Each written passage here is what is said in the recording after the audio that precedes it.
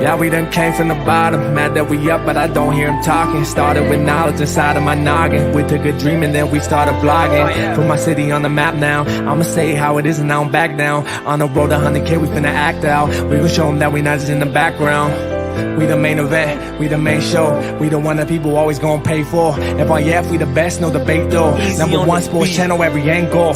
I'ma show them all how we ride. Best sports talk show, we not like them guys. We playing it safe while they feather the lines. We switching the narrative all the time. Like who to go in the game is not MJ. Kobe Bryant top 10, not what we say. Hakeem Olajuwon is very overrated. Keep it real, if it ain't fact, we don't say it. Now it's stable, we won't be ignored. We #1 special when coming to sports. FYF bringing the heat here, of course. Where everything backed up with actual source. Everything backed up with actual source.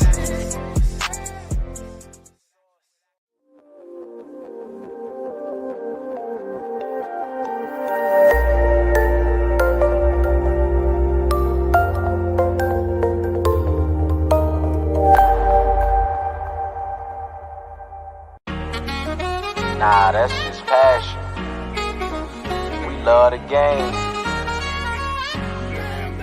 You already know what it is. FYF. You don't got tough skin. Might as well not even come on in. Talk to 'em. FYF, blow the whistle, man, we too official. Better check the film, we not one of them.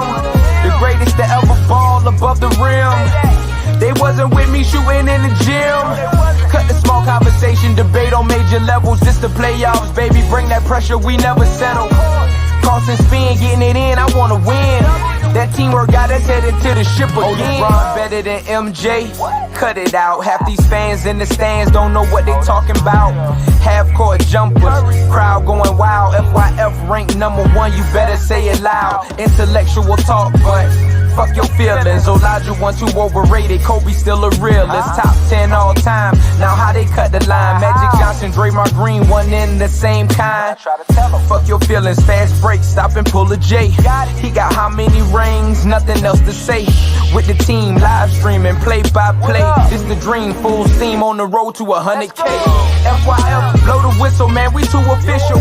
Better check the film, we not one of them.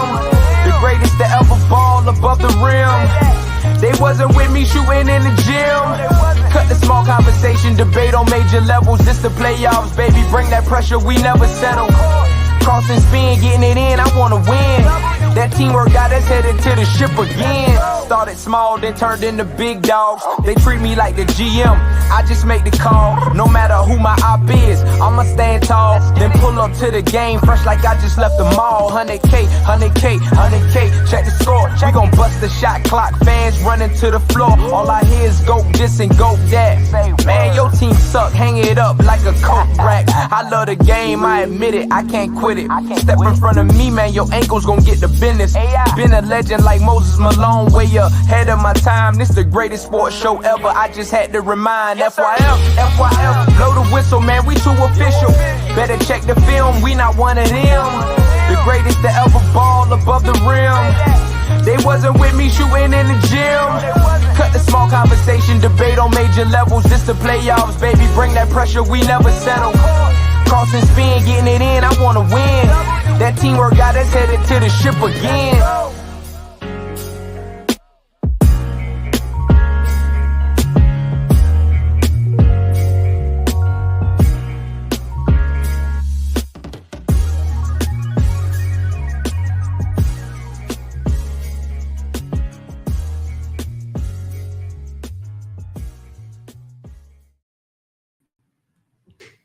FYF Sports, man.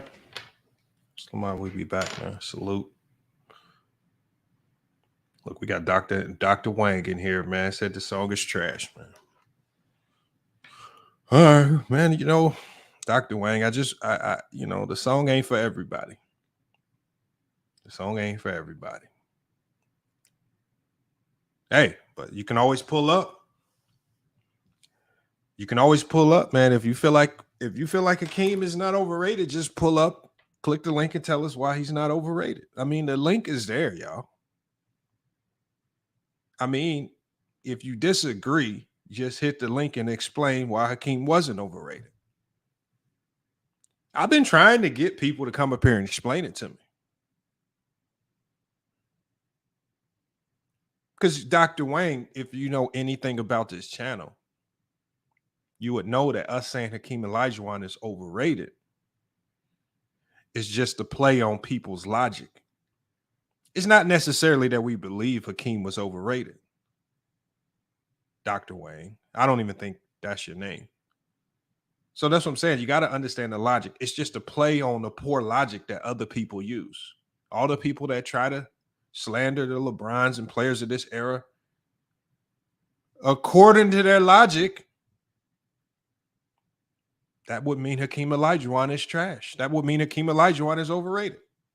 Dr. Wayne. That's all it means, Dr. Wayne. Yeah, you see, but that's the old head logic, right? That's that old head logic. Everything that they hear, they take it literal. Right? They just run with it. Come on, man. I gotta grow up, man. It's just a song. Anybody that knows basketball knows Hakeem Olajuwon was a great player, irregardless of the wins and the losses and the off the court stuff. And that's the same thing that I want to give players of today's game. And that's the same thing that I want to give some of the young players that we're going to be talking about today. So when we talk about these young players, right, the Jordan Walshes, the Victor Wembanyama's, some of the young players that are coming into the league, the Keontae George, are we going to be able to give them the same due diligence? Or are we going to simply judge these young players on flawed criteria, especially the winning bias narrative, that really isn't truly fair for everybody? Like, for example, a guy like Jordan Walsh. Jordan Walsh got drafted to the Boston Celtics, a team that's already primed and ready to go to win an NBA championship. Will they get it done? I don't know.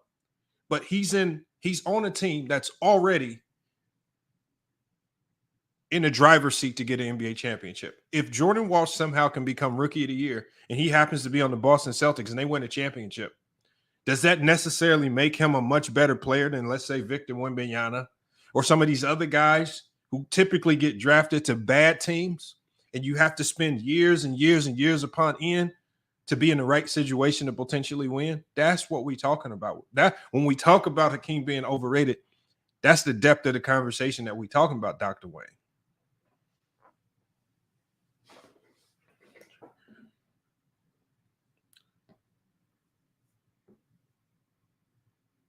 So that's all we're talking about. So the main thing is just giving these players a fair shake, judging them based on who they are, judging these players based on their own game and their own merit, and really not punishing these players because, you know, when you got guys who get drafted to the Houston Rockets, are we truly going to punish these guys because they don't lead the Houston Rockets to the championship in the next 5 years?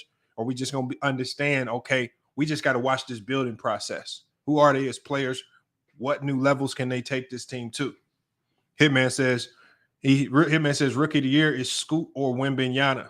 You know, that rookie of the year conversation, I believe this year is not going to go to the guy that we think is going to go to.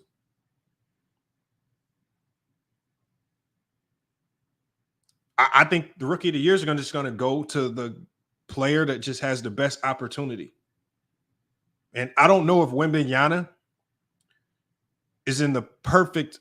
I don't know if Wembanyama's in the going to have the right opportunity with the way the makeup of that team's constructed around him. It's just going to make it extremely difficult for a guy like Wembanyama to succeed and have consistent success in the league. But when you talk about the Scoot Hendersons, who I think he's in a much better situation. Not much. He's not a lot is not going to be asked of him coming right in the gates. I think he can do it. I think I think the opposite of you when we talk about Brandon Miller. I think Brandon Miller is going to be in a really good situation to thrive, primarily because he's a catch and shoot type of player. He can go off the dribble in a few dribbles and score, but he doesn't need to dominate the ball to be effective. And that's going to be beneficial playing next to a healthy LaMelo Ball.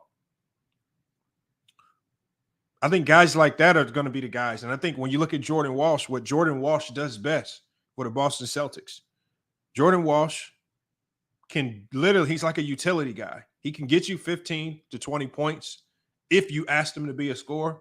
He can always bring good defense. And I think it's going to probably take him half the season to adjust to the NBA defenses. But I think once he adjusts, he's going to be one of the best defenders on that team. He's going to find his way into the rotation. And I think he was one of the biggest steals of the draft. Like, if you had to ask me, if things go perfectly for Jordan Walsh, he should be Rookie of the Year. DePope B. Frank says Brandon Miller's fragile-minded little kid. You know, we can say that now. It's so easy to say that now. But I'm not in the gym with those guys. You know, I haven't seen him grace the floor with real NBA players. I haven't seen him grace the floor under a system with good players around him that's going to allow him to thrive in what he does best. The only thing that we've seen of Brandon Miller is a whole bunch of bad summer league basketball. And that's why I really veered away from watching too much summer league basketball, because summer league basketball is going to give you a flawed perspective on a lot of these players. It's going to trick you into believing that some of these players are much better than what they were. DePope B. Frankie says, yes, but I also heard Derrick Rose talk in interviews. Some people are just not good talkers in front of cameras. Doesn't mean you cannot play. Derrick Rose spent half his career learning how to talk in front of a camera. And it's not because he was slow or anything. It's just because some people are just better at it than others. It's not easy. It's not easy as an 18-year-old, 19, 20-year-old to be thrust in front of the whole world. Remember, you're already getting, all of these kids' dream is to play in the NBA. Now you get here and you don't have any time to adjust mentally. As soon as you get drafted, microphones are thrust into your face, interviews getting blasted all over the world. Every time you say something, it literally goes viral. And all these kids are really doing are just hooping. When you look at the Thompson brothers, when you listen to those guys talk, it almost sounds like they media trained already. These guys is getting on. They know how to be in front of the camera. Some people are naturals at it. But once you step on that basketball court, after the first couple minutes, once them jitters go away, basketball is going to be basketball. And then that's when we're going to really see the true mental makeup of these guys. So that's why I like to try to evaluate them on their game. Because it's a lot. I mean, it's a lot of people just in the chat here. Sometimes y'all come up on the panel and y'all sound like y'all a little bit more nervous. I mean, when you have to come up on a bigger stage, but then once you guys get comfortable, then we hear y'all cooking.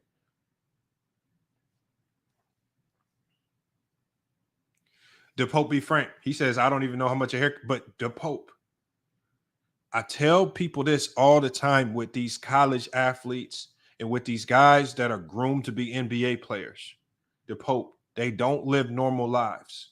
Did it surprise me that he said he didn't know how much a haircut costs? No. To make it to the NBA, these guys are literally living in a gym. The majority of these guys don't even have driver's licenses. The normal life that most of us have, going through high school, going to proms, and kicking it with people after practice, they don't live those normal lives. They in the gym from 5 to 7 in the morning. They go to class. They got practice with their teams. After practice, they got another workout. And then they're hitting the reset button. And so this is why some of these guys who, when you give them all this money and freedom, they don't know how to act, or they get in trouble, or they run to their nearest strip club or to the first IG model that responds to them. Right? And what do?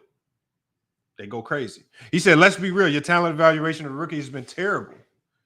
Nico Mannion is a good player. He's still a good player. Nico Mannion, Hitman X, can literally come back to the NBA whenever he wants. What did Steve Kerr say? Steve Kerr said we wanted to have him back. They were grooming him to be Steph Curry's backup. Nico Mannion chose to leave the NBA and go play in Italy. He could literally come back at any time. You got to stop there, Hitman X.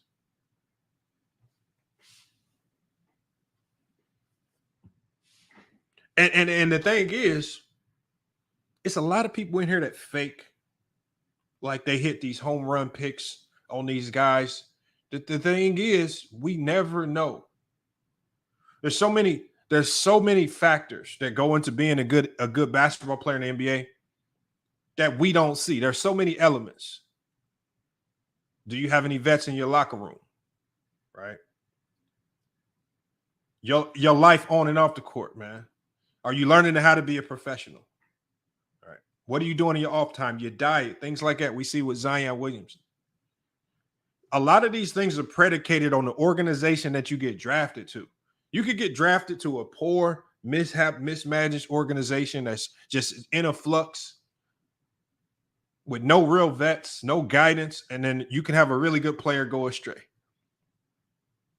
But you can take a guy, get thrust into a very disciplined situation, and you can see him thrive because he learned the NBA lifestyle. He put in the work. He had a good work ethic because he's sitting behind good vets, and he can move forward from there. It's not as diluted down as some of you guys make it. And when we talk about today, we talking about some of the guys that have stood out so far, just based on what we've seen, the guys whose games outside of what we saw in Summer League, some of the guys I'm thinking, okay, how well will this translate into an actual NBA game? I'm not necessarily wowed by the guys putting up 20 and 30 points in Summer League. Those are the guys generally sitting at the end of the bench. Remember, this is the same Summer League where we saw LiAngelo Ball have big games. So again, Summer League and the real deal is two completely different things. So you gotta take it for what it's worth. King fits it, Amari Bailey. Like Amari Bailey. Hold on. Hitman X says, wait, hold up, I'm faking. I don't know what you mean right there. Oh, Hitman X. Maybe you thought I was referring to you and I'm not. I don't know what your track record is, Hitman X. I don't know what your track record is. What track record of young players have you hit home runs on? I don't know. You can come out now and say you said it. I don't know. I honestly don't even remember what rookies I said would be good last year. I'm sure I said something. I don't remember.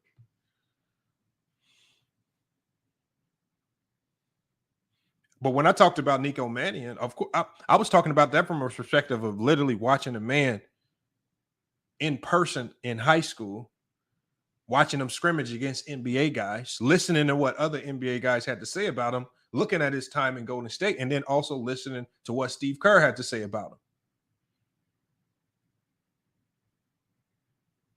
Oh, now Hitman X is he the one that let us all in on Tyrese Halliburton. Come on, man. Stop it, man. Stop it.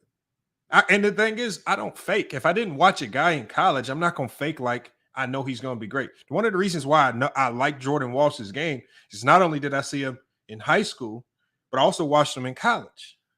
Some of these guys I just didn't watch enough. I truly don't believe you were watching Tyrese Halliburton college games and enough of them to where you could confidently come in and say, yeah, I think he's going to be next up. No, you didn't.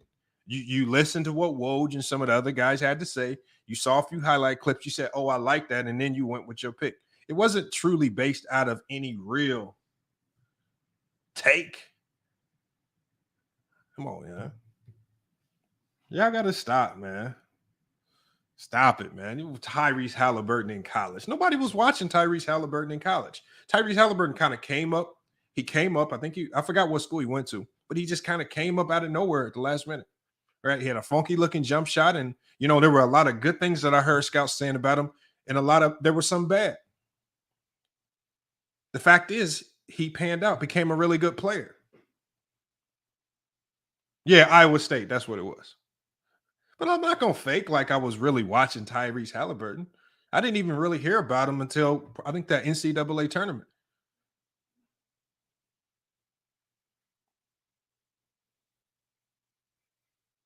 That's what I'm saying. We don't have to fake. The reason why most of us even know about Victor Wembanyama is because he's been thrust into our faces for the last 2 years. But then on the flip side of that, Scoot Henderson is really only fed us highlights because he was buried down in the G League Ignite. But see, a lot of people don't realize that over the over the last 12 months before the draft hit, it was a ton of scouts who were saying that they didn't think Scoot Henderson had the discipline or the work ethic to be a good NBA player. It wasn't until about a month before the draft that there was this massive campaign that Scoot Henderson is going to be next up. These are marketing media pushes. Because the way people talk about you can change in an instant just to push your narrative. And then even after we watched Brandon Miller light it up in Alabama for an entire year, I mean, we literally watched it. Alabama it's very rare that you have an Alabama basketball team sitting at number 1 in the country, right? Put that program back on the map, right? He's at the forefront of it. We watched him be elite. I mean, he did have some bad games at the end in the NCAA tournament. We literally watched him be elite for a whole year. But then now we have people coming in and telling us that he might be timid, even after we watched with our own eyes, watched him dominate. So again, everybody's just making guesses right now, right? I have a good feeling about both of the Thompson twins. I just feel like they're just naturals on and off the court, but they could pan out to be bust.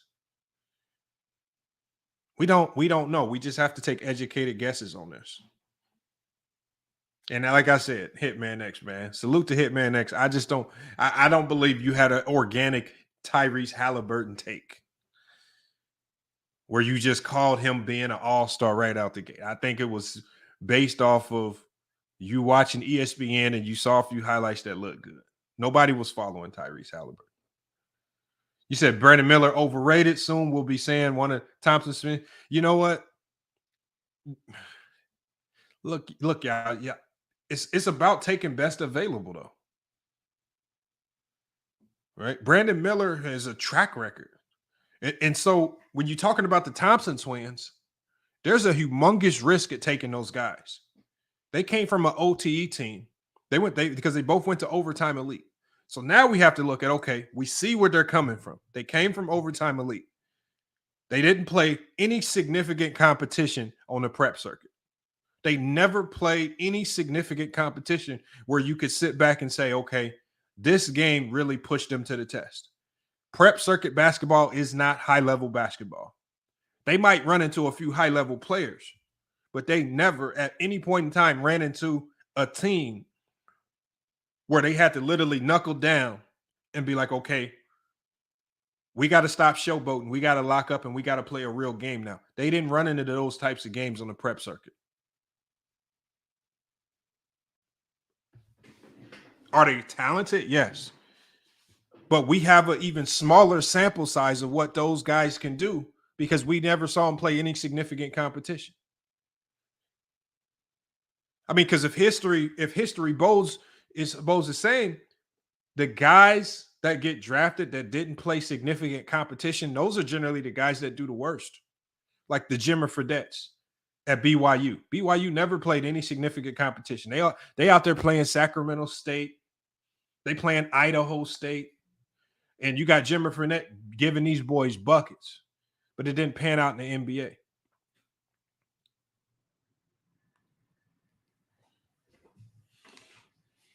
Come on, y'all. So I don't know, man. It's hard to say.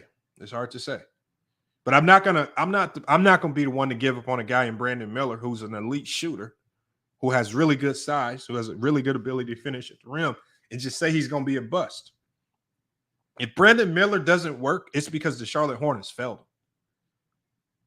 That's really truly the only reason why. If it doesn't work, it's because the Charlotte Hornets failed him.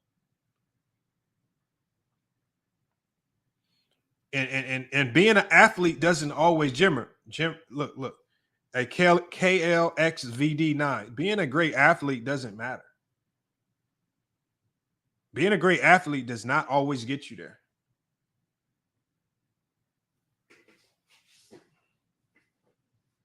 We'll see.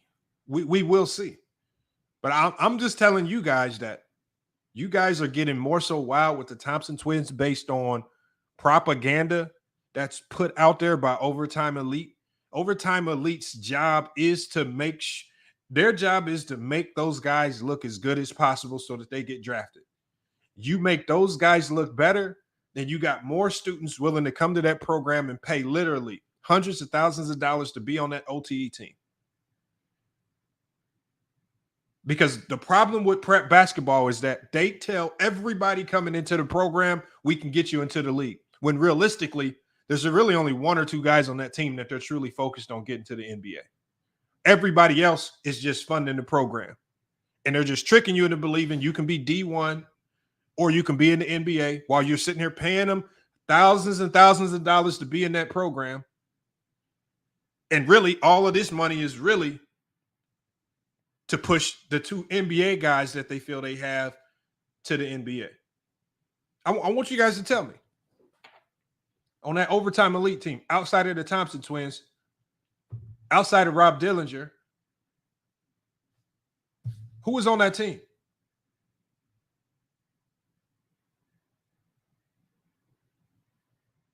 That's all I want to know.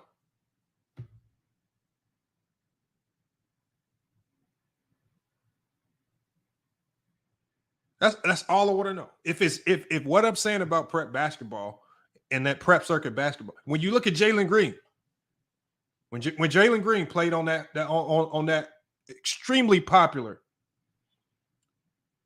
prep team, they even had a TV show. I want you to tell me who else was on Jalen Green's team.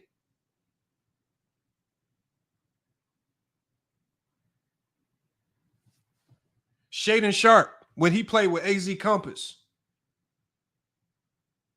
another prep school. I want y'all to tell me who else was on that team.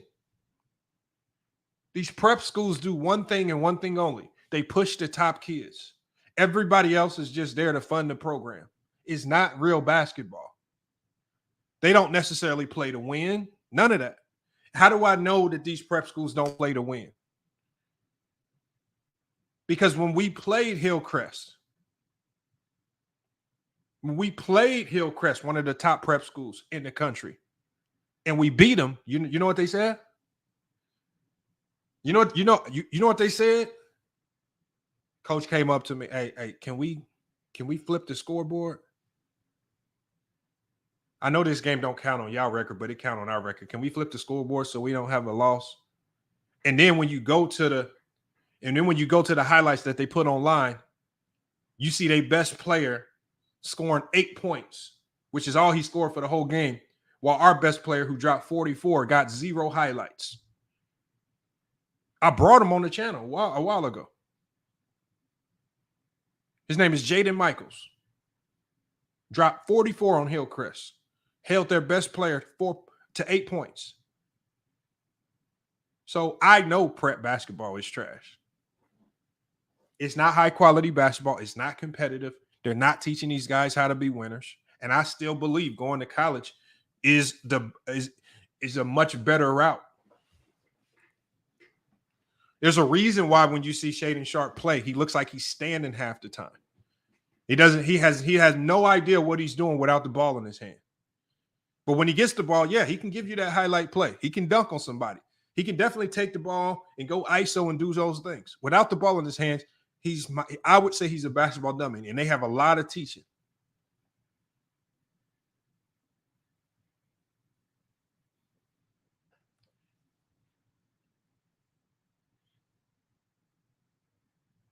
Keep telling you. There's a reason why when I talk to Gilbert Arenas, he's sending his son to a regular high school. As good as his son is, a regular high school. There's reason for that. Public school at that. Not no prep this, prep that, fake game here and there. No, not real basketball. You're not really going to get better.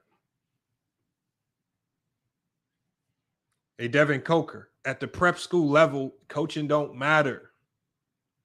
They have one job and one job only. Showcase their top players and get them to the league no matter how. That's it. When we talk about overtime elite and all these teams, y'all don't see no videos of these guys playing in no high-powered, high-level championship games. I want to know why.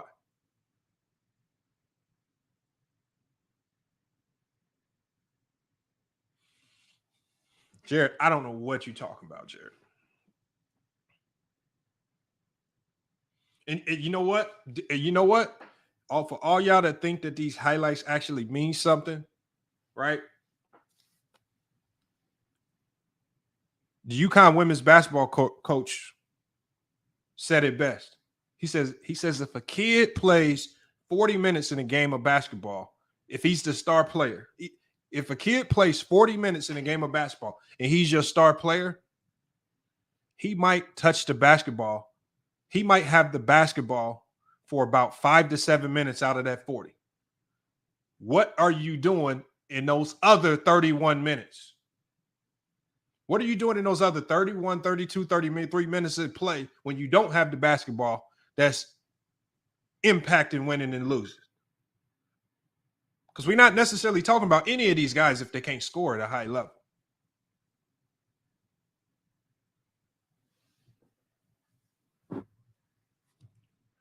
IMG Academy. IMG Academy is the same. Look, y'all. Y'all can, I don't care what prep school y'all talking about. IMG Academy.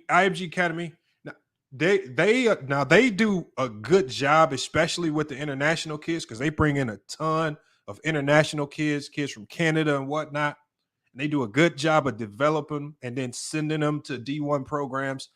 IMG Academy is one of the better ones at it. But at the end of the day, it's still a money grab for them. IMG Academy, I think they did send the guy that plays for the Blazers, Simons. I think Simons went to IMG Academy. And then he went straight to the NBA after that. But IMG Academy has always had a really good reputation of balance.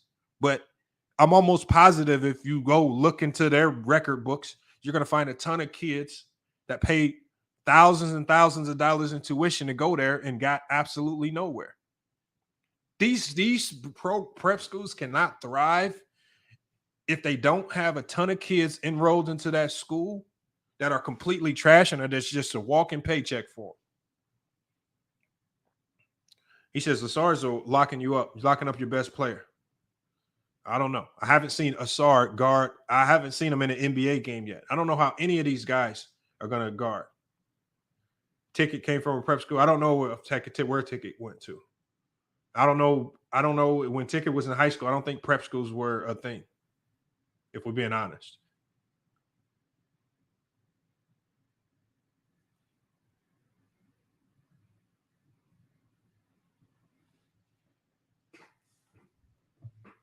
Look, y'all, it's not the fault of the school.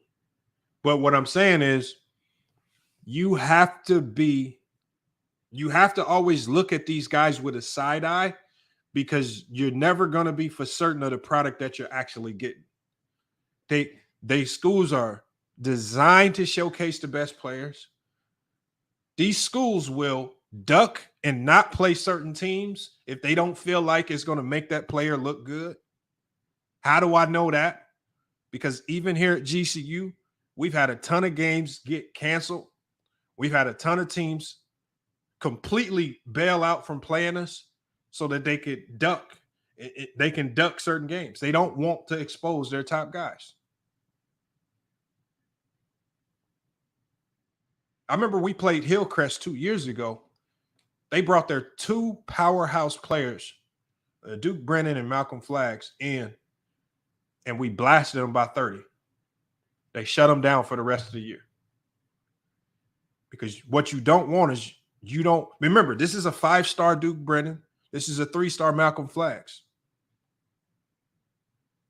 As just the GCU Grand Canyon University Club basketball team, we smacked them by 30. They shut them down for the rest of the year. When Duke Brennan goes to Arizona State, I want y'all to tell me, what did he do his first year?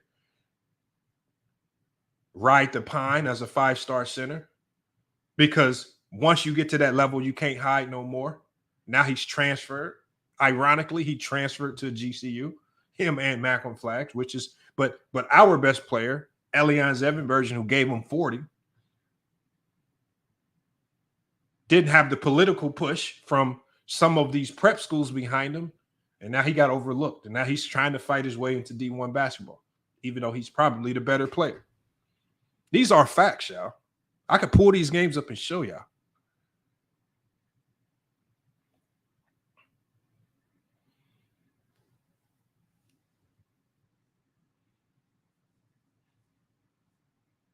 Yeah, but at a public school, it's not pay to play. Prep schools is pay to play. But the best players don't have to pay. The Thompson twins didn't have to pay to go to OTE. All the other people on that bench did. So y'all were funding them, pushing the two top guys. Twigs, I can show you. I can pull the game up. Here, I can pull the game up and show you. I'm going to drop the link. I'm going to let y'all in. I'm going to drop the link too and let y'all in.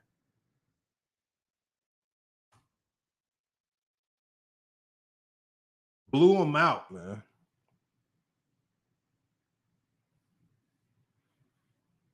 What year was that? Oh, here it is right here.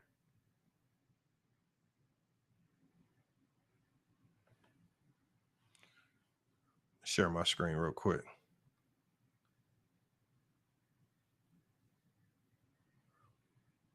Look, here it is right here. First game of the year. This is 2021-22 season. We play Hillcrest Prep. 69-39. Smacked them. Made them shut their two best players in their program down. Because they wanted to hide them. We can't have y'all out here getting exposed, because once them players start getting exposed, it puts the reputation of the entire program at stake.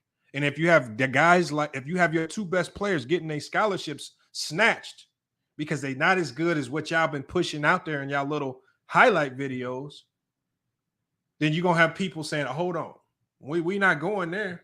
We going to this other prep school. No, this was a good year for us. This was a good year for us, y'all. Look, we had a shaky stretch right here where we lost 4 games in a row. And see, look, this game right here when we lost to Hillcrest Prep, this is the game. See, this is the game where they didn't bring their two best players. They said, we're going to bring our best team. They completely brought a whole new team to play us on this November 16th game when we lost to them. They said, oh, them boys at GCU be really playing basketball. So we got to bring our best team. They left Duke Brennan, but they brought some hoopers. They brought the real D1 guys. And they got us by 5. But the rest of the year, we were smacking everybody. I told you, it was our player right here. Elion Zevenbergen. Told you, monster games. 35, 13, and 4. Crazy, but getting slept on. You know, it is what it is, man. That's how it be on these circuits right here. So we don't.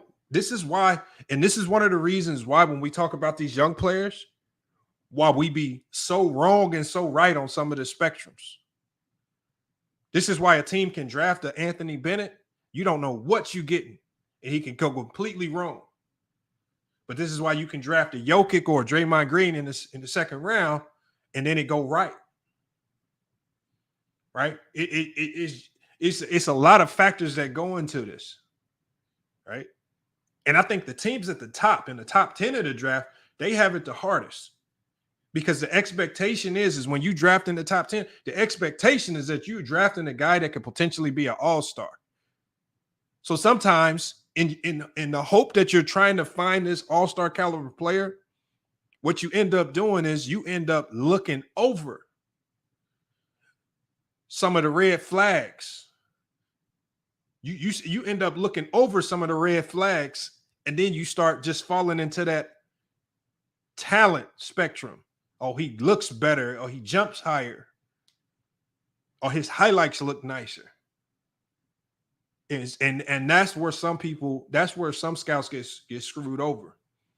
That's why I say drafting in the top 10 in NBA drafts, especially from like 4 to 10, it's difficult.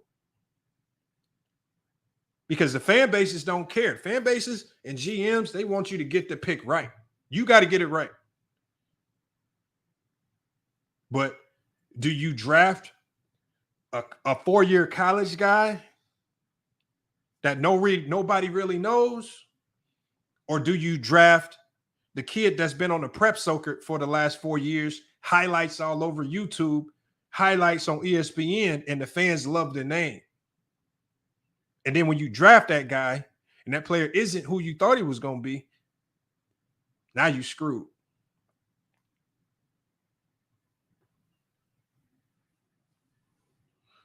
It's, like I said, it's tough. But this was us in 21, 22. And it was just a tough. I mean, it's just tough because we could play all these teams. You could do all this. You just never know what you're gonna get. Hold on, let me take this off. I'm gonna drop this link, man. I'm gonna let y'all come up and cook, man, because I want to hear y'all thoughts on who y'all think is gonna shine. Because like I showed you guys on one of my posts. We're getting to that. We're getting close to the point where reality is about to hit a lot of us in the face. And the reality that's going to hit us in the face is the fact that all the stars of the 2000s, all the stars of the 2010s, they getting phased out. In the way we see basketball and the way we saw basketball and some of the things that we cheered and applauded, it ain't gonna really be there no more.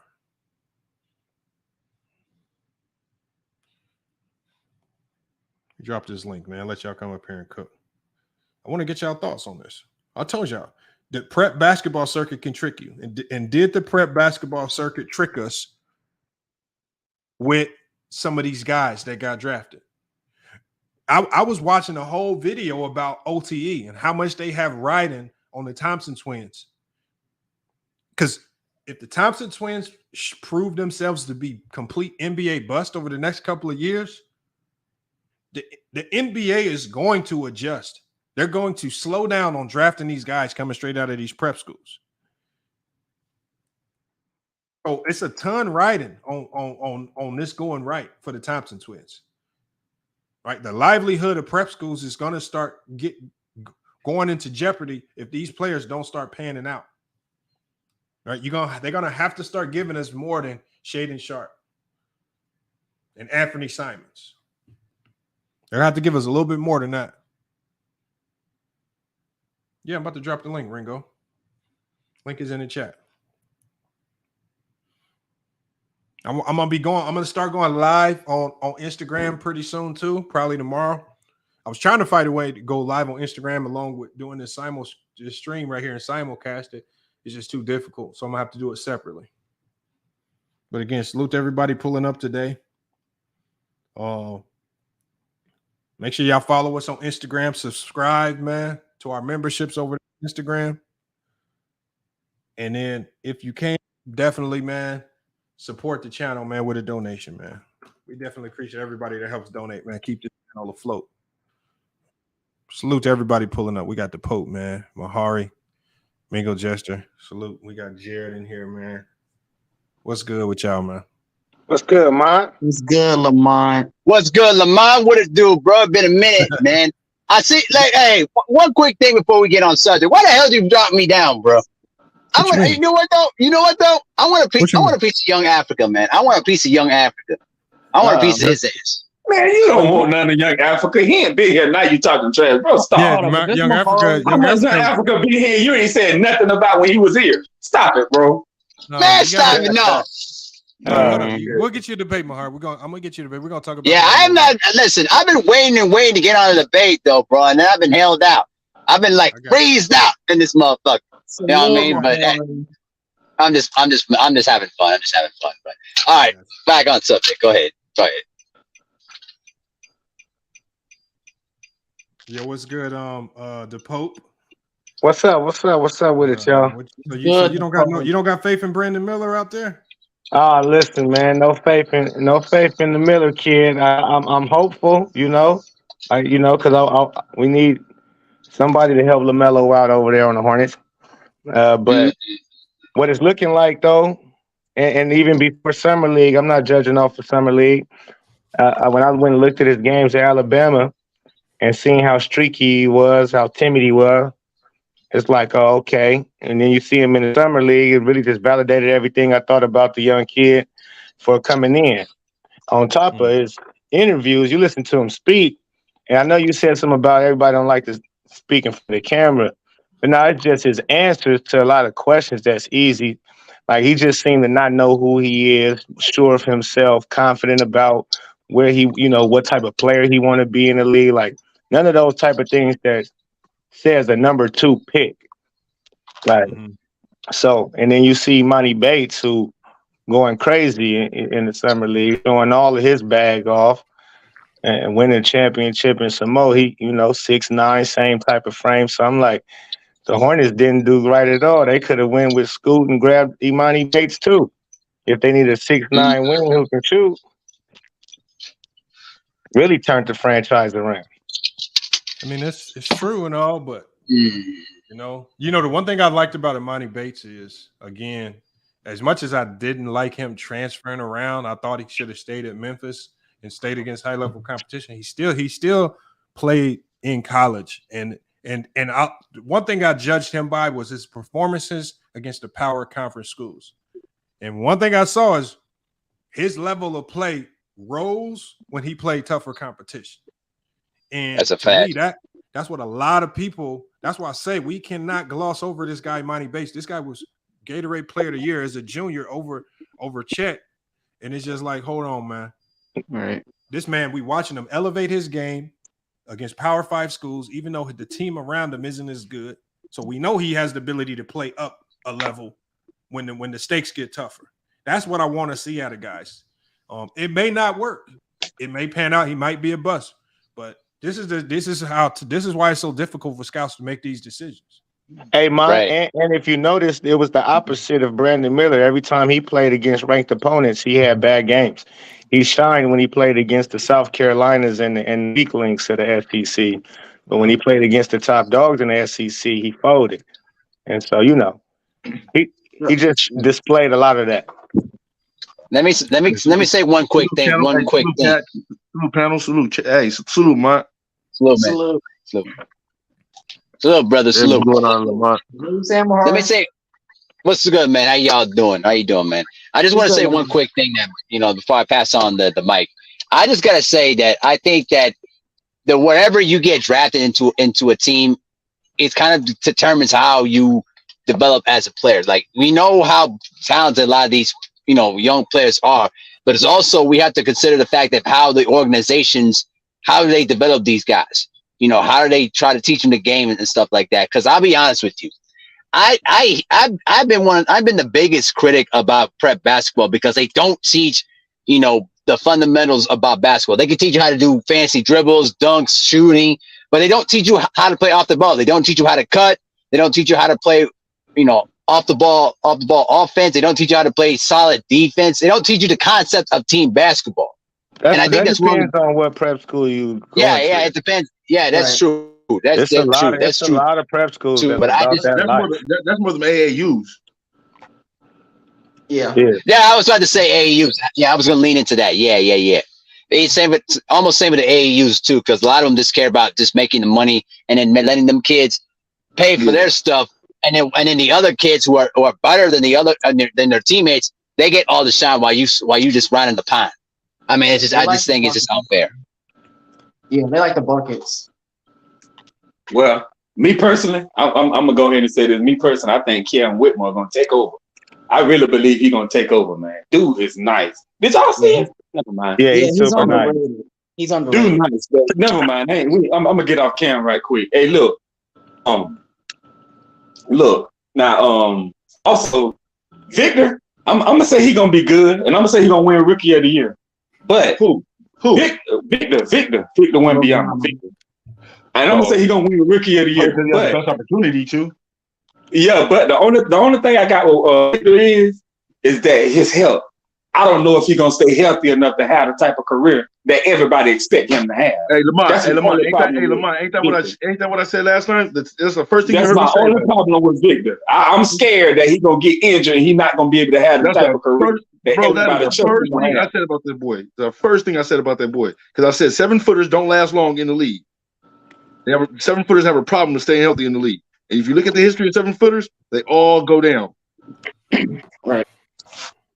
I don't know about Brandon Miller. I'm still up in the air about Brandon Miller, by the way. Yeah, I don't know what to say about him. I don't know. Brandon Miller is pretty skeptical to me. I don't know what to say about Brandon Miller. Yeah, but so you saying so if Brandon I don't know. Miller I got to see more. I guess if I can came see a out his little more. He can't handle. If he would have came out his first couple summer league games and scored 35, would that have gave you faith? Because I don't think what you do in summer league, none of it ever correlates to the real NBA. No, but Lamont, it's not even about the scoring and the numbers. If you just looked at his game, if you looked at how he played, coming out, dribbling the ball, putting the ball on the floor, he wasn't comfortable. He wasn't fast enough to get around defenders, especially the good defenders. The good ones, it was in his chest. He couldn't get to none of his spots. And then he's not strong enough to bounce somebody off of him, play physical ball. And so when you see that, it's like it ain't even about the numbers. It's about how he played his game. To me, I'm looking at his game, not his numbers. Yeah, he can't ball handle. But why does nobody say? Because we're gonna talk about that. Right before summer league started, the man's coming off a serious case of mono. He couldn't work out. He couldn't do nothing. Nothing to do with ball handling. No, come on, right? Listen to what I'm saying. You can't handle the rock. You just can't handle the rock. Here's the thing right here. Chance. You don't play D1 high level basketball averaging over 20 a game if you can't handle the rock. He didn't average over 20. First of all, don't give him that. He only averaged 17, 18 points. But he averaged 18. What I'm saying is he was a prolific scorer in college. That's what he. That's not prolific. Yes, he was. That's not prolific. A lot. It's smooth, but that's prolific. 18 in college is like 28. You know how many people? Okay, James Bouknight was averaging 20 in college. Like, come on, man. Yeah. These days and age, it's a little bit different. If you want to talk about prolific, what Kevin Durant was doing in Texas was prolific. What Steph Curry was doing at Davidson was prolific. Like, they was putting up 30s, averaging 30s over there in college. Like, that's prolific. That's something to be like. Averaging no 30 in college, man. No, he wasn't. He never averaged 30 at Davidson? No. Okay. I think he averaged 28. Right, like Lamont know what's up, bro. Like, just like he should have tried to give 2 more points to Brandon Miller and say 20 when he knows it's 18, and I just gave 2 more points to Steph Curry. He was averaging 28. But like, 28. Stop it. So we just average it out. You want to say 30, cool. 28. But that was prolific. 18, you know how many players came through the college ranks and averaged 18, even 38% shooting from the 3. That's not like the NBA 38% shooting from 3. Well, here's the thing. That's a problem. Your success in the NBA is predicated on how well the team you have can complement your weaknesses. So we know that when we talk about these guys, let's say the top 5 picks, they all have weaknesses that we can run to. Of course. So when we're talking about their weaknesses, now it's about, okay, how can we supplement and complement their weaknesses so that they can primarily focus on doing what their strengths are? Because none of these guys got drafted because of their weaknesses. They got drafted because of their strengths. So if you talk about Brandon Miller's strengths, right? His strengths, with regards to scoring the ball, are his strengths. And I said before they even drafted Brandon Miller, Popo, I was on your show, and I said Charlotte needs the player next to LaMelo needs to be a guy that doesn't demand the ball all the time, but can still score at a high level. So that means Scoot Henderson is not going to be your natural fit because he needs the ball in his hands. But Melo doesn't though. The only natural fit as far as the top 3 prospects is Brandon Miller because he is much more of that 1-2 dribble attack type guy, catch and shoot type guy that don't demand and need the ball a ton. And you have to have the mentality of you have to think about when he's not scoring, what is he also doing? And I think when Brandon Miller was having those bad games, like y'all say, did y'all pay attention to what else he was doing when he was having those bad games? If he wasn't scoring. Yes. Of course. I don't know if I don't know. Nothing, but it's. Can I put something in there? Yes, please. Go ahead. Yes. When I look at it, I'm like, I allow the NBA to do the work for me. They have the best scouts in the world. Once the players make it to the NBA, I'll make my judgment based on those players and what order they fit in. And instead of us speculating, because I'm pretty sure these guys do the work, they know what which players are good at what they do. So me looking at it, I don't want to debate on which player is what, but looking at the top pick, Wembanyama, there's a lot of things that I would say are not proven. There's a lot of things that, like, we haven't seen a 7-footer handle the ball, someone over 7 foot, not someone just reaching 7 foot, someone who's over 7 foot, handle the ball, get through injuries. So this is something, in my opinion, that I'm the most spectacle about Wembanyama more than any other player, honestly. So if I was looking at Brandon Miller, I'm more confident in Brandon Miller because I've seen players his size, contain themselves. I haven't seen a 7-footer, 7'3", 7'4". 7'5". I have, 7'5". I just haven't. So that's where I'm at with that. But there's a lot of players from 1 to 20. There's a lot of players that are really good at what they do, in my opinion. And I like Dawkins. Grady Dick. I'm from Toronto, so I'm just amazed that we got that pick. I had no clue that he would have been on the board by the time we came up, but I'm happy about that. Cam Whitmore, I'm surprised he got picked at 20. I hope he gets some burn because I think that's the thing that really stunts players' growth is them not getting that playing time or their confidence, So it'd be nice to see him get some playing time. But yeah, that's how I feel about that. Now, Lamont, the Victor thing, right? Now you already know my stance on that. We already talked about that. I already told you I don't think he's gonna last. Now, do you think he could be that Kevin Durant that everybody's talking about? I believe Wembanyama is going to be as good as what the Spurs put around him. Okay. And when I look at that San Antonio Spurs roster, with Zach Collins as his other big next to him, with some of the guys, I don't know if they've surrounded him with enough complementary talent where teams can walk in the door and then have to say, okay, there's not enough in there to take pressure off of him. They literally put Wembanyama in a situation where he has to kind of replicate what LeBron James did his first year. And that's a lot to ask of any player. Lamont, that first year, can I ask Lamont a question real quick though? Because LeBron did help me out that first year though. He did. Wait. He did can I ask? help. I don't want to forget this. I just want to ask Lamont a question. Go ahead, bro. My bad. How do you think Wembanyama will get his though in the NBA? Because what I see him doing, I don't know why. I just don't think he'll be able to get his the way he got it in the NBA. So do you think like all the spin moves, all the little dribbling, the shooting, you think he's gonna? I want your opinion on that. Like what his offense would look like. Like, because I know he's gonna get rebounds. I know he's gonna give you some blocks, but he's gonna give you 20 points a game. With that,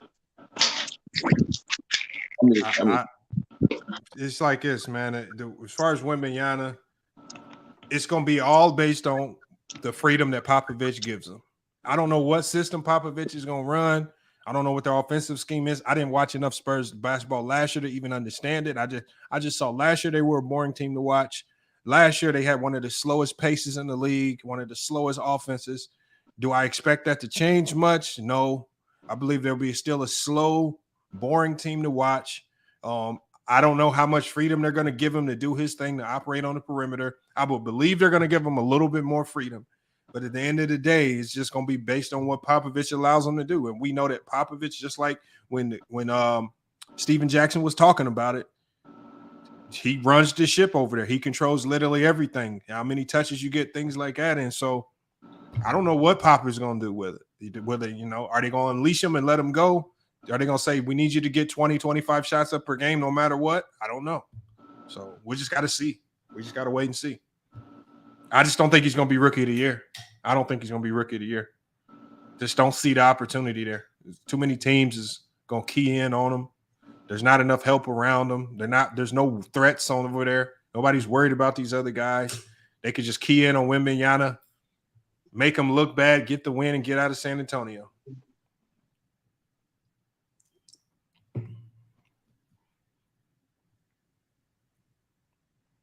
So what does that look like with Wembanyama's numbers? Like, what would you say? I think he'll be 21. I could see 15 to 18 a game. Yeah, 10 rebounds or so. I mean, but he could have he could explode. I don't see, that's the thing. It's so many. All of this is all predicated on Popovich.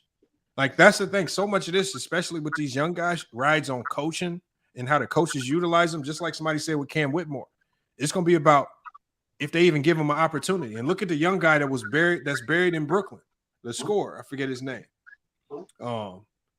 What I'm saying is, when he gets opportunity, he scores, but half the time the coaches are suppressing his opportunity. So we don't know what some of these guys can do until they get with a system or a coach that just allows them to thrive.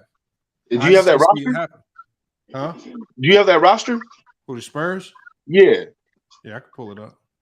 Well, I know they got what's his name, Vassell. They got who's the other guy? They got a decent front. Keldon Johnson. Yeah, Johnson. They have a horrible team. They got some Scorshan. What do you pronounce that? Scorshan? I can tell you their roster right now, bro. Look at this and this, man. All right. So I'm only going to read the names of the guys that are probably going to be on the opening day roster. All right. You got Kim Birch. He's probably going to be on opening day roster. Reggie Bullock is probably going to be on the opening day roster. Zach Collins, Devontae Graham, Keldon Johnson, Trey Jones, Romeo Langford, Doug McDermott, Chetty Osman, Cam Payne, Jeremy Sochan, Devin Vassell, and Victor Wembanyama. Those are the realistic guys that are probably going to be on the roster. Okay. So out of those, right? You got Payne. You got who was McDermott? McDermott can hit shots. Bro, you have a team full of eighth men, not even six men. You're right. But I was trying to help. I was trying to help something. Lamar, I was trying to help something. Give some kind of maybe. Devin Vassell at best is a backup point guard in the league. Cam Payne is always. You got Graham. Vassell plays shooting guard anyway. Vassell is shooting guard. He's not point guard. You think Graham gonna help him out a little bit? No. Devontae Graham is not a point guard. He's a shot He's shocker. Yeah. Or Devontae Graham would play point guard though if he started. No, that point guard is gonna be Trey Jones. I would not base my team off of what Devontae Graham is gonna do at the point, bro. I'm sorry, fam. No, but he'll be back off the bench. Graham would probably come off the bench. Yeah, for sure. Trey Jones. He probably got a decent contract. It would be Trey Jones, Vassell, Keldon Johnson, Scorshan, and Wembanyama. Who do you? Oh yeah, Scorshan. And then Zach Collins coming off your bench. Who else just said coming off? Zach will start. No, that's just he just basically read off the starting squad. Right. Well, you guys all keep on talking about these players are all coming off the bench. No, these are their starters. Oh no, Sochan. He said Sochan gonna start over Zach Collins. Yeah, Sochan starts, man. They got some talent. Oh, look! I'm not up on the game. Talking about, man. Hey, look! I was trying. They're a good young team. Hey, the man said, man, they got a bunch of eight people on the bench. No, but they've shown they can play in the NBA. No, for sure. Wait! How did they show that? Wait! When did they show that? No, Keldon Johnson can play. No, he can give you 20. He can give you 20. Yeah, but these players that you guys are naming, right? All these guys didn't do nothing on the team. Hold on. These guys didn't really do nothing on the teams that they were on before, right? They weren't like some of the good guys that were on the team. They were literally off the bench players already. So you brought all the players to start. Who are we talking about? All the players you just named. Starting lineup. They've been on this team, bro. Johnson is the Spurs. He's from the Spurs. Yeah, they all drafted to this team. What are you talking about? All these players are drafted? Yes, the whole starting lineup. Oh man, it's the same situation as last year. It's a wrap. No, it's not. It's definitely not. When you're talking about all of them is young. First of all, these is all young dudes who all gonna get better. Who all got to see. Lamar, how long has it taken Detroit now? Good experience. And 3 you feel years? me? What was it? 3 years with Yeah, and the Detroit? fact that they were drafted to the Spurs, that matters. You have to count that. No. But a lot of players, okay. But a lot of players were drafted to Detroit, right? And everybody thought Detroit was going to be that shit too. And they're not working out. I don't think when so. you have the what? They just got to grow together. They're calling Wembanyama what the best, supposed to I be don't the care what best they player call him, ever. bro. It's what he's going to do in the league. They call Yao Ming. Yeah, I agree with you. I agree with you. But people are saying he could be the next LeBron. Yeah, I don't want to hear all that, bro. I'm not hopping on the bandwagon. One at a time, Chance. Hold on. Let me hear Right. from Chance other guys. going crazy. Well, what I'm saying about the squad is they not. I don't see them making the playoff and nothing like that right now with this roster they have. But they're not terrible. I don't see them being like back in the lottery as far as number 1, 2, 3 selection. I think they could because you got a lot of young, smart talent too, and good players.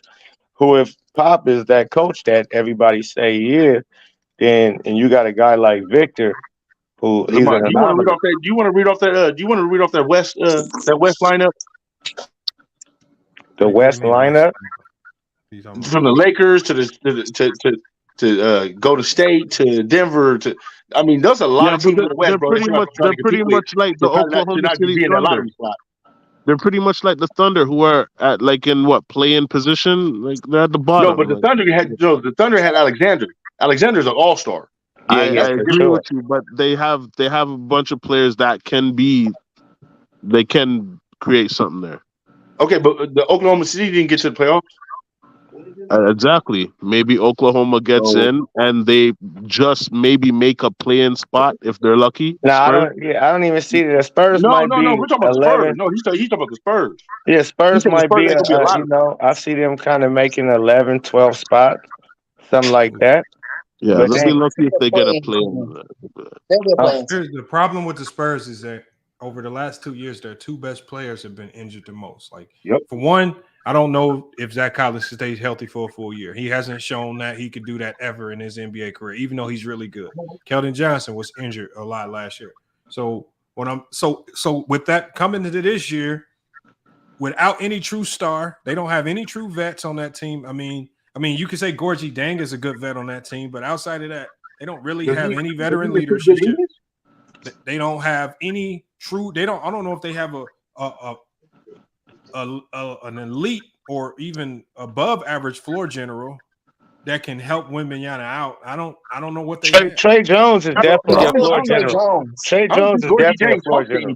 I wouldn't consider Trey Jones an above average floor general in the NBA. Yeah, I think he is. No, he's not an elite. He's not an elite floor general, but he's a very smart. He one of those point guards what coaches love, bro. Like he gonna really run the show how it's supposed to be ran as a point guard. He's an all-school point guard. I don't know. I think it was a team that he played on that made him look better at a point guard position than he actually is. Because I didn't like him at Duke, and I don't like him now. Oh yeah, you just don't like him then. But he was definitely a player at Duke, and he was a player on Memphis Grizzlies. He was a big reason why it seemed like they didn't take no big dip when. Talking about the Trey, is that the same Trey Jones? I'm talking about Tyus Jones. I'm talking about his brother. Yeah, you're talking about Tyus Jones. Oh, you talking about his brother? Oh, okay. Yeah, Trey is not as good as Tyus. Tyus is way better than Trey. Hold on. They got the cat from Memphis, right? Spurs. No, they got Trey Jones. Trey Jones. Oh shit! Oh, you had me fool, man. You had me fool talking up over talking stupid. Yeah, my bad. He said Memphis. I was like, that's a different player. That's a different. I got the wrong Jones. My fault. Because the brother not up to standard. Yeah, I see. I was talking about that Jones. So I was on the other one. So I was when mine was on. So yeah. Damn, I thought they had the Memphis Jones. That would have been good for Victor. I was like, I don't know, but I think you're right. I think you say 15 points a game, average about 15 points, maybe 10 rebounds. 3 blocks, maybe 3 blocks. That's pretty good, though. 3 blocks. I think he can lead the league in blocks. And one thing I saw in summer league is that I said the man can impact shots at the rim without even trying. Like I just seen him just jump in people's vicinity, and he was just completely changing their shot, like how they even. So I was like, he gonna change some shots. He gonna have an impact defensively, immediately just because of how tall he is and how he's super active to be that big. He will on that weak side help. He's always gonna come whether he jumps or not. He gonna change your shot. Hey, they said the same thing about Rudy Gobert. Until he met that man. They said the same thing about Rudy Gobert until he met that man. What you mean? Until Terrence Mann dunked on him, and then everybody else after that dunked on him after that. Like the whole league started dunking on him. The thing is, in NBA, if you don't get dunked on, you're not trying. If you don't get dunked on as a big man, you're not playing. Let me ask you this: how many times has Aiden got dunked on? Mutombo blocked more. But Mutombo blocked more than he got dunked on. You know what I mean? A lot of blockers back in the day, they blocked more than they got dunked on. Yeah, but Chance, we can't compare Mutombo that didn't have a defensive 3 seconds to just stand at the rim all day. We talking about guys that got moved. You do got a point. Gobert is kind of overrated on the line. Well, we all know Gobert was overrated. You don't win multiple defensive player of the year. Yeah, here y'all tripping. Yeah, Gobert can play come on, defense. Draymond Green should choking in the playoffs, Solomon. Hold on. What do you mean choking? So what is he supposed to do? Get the ball, bring it up the court, shoot threes, and score? He didn't choke. His team didn't help him. Y'all don't understand. Y'all be taking these players off 2K, walking up the court with 7-footers, shooting threes, thinking Gobert was supposed to do that. Man, no. I'm not saying that, but he can't move.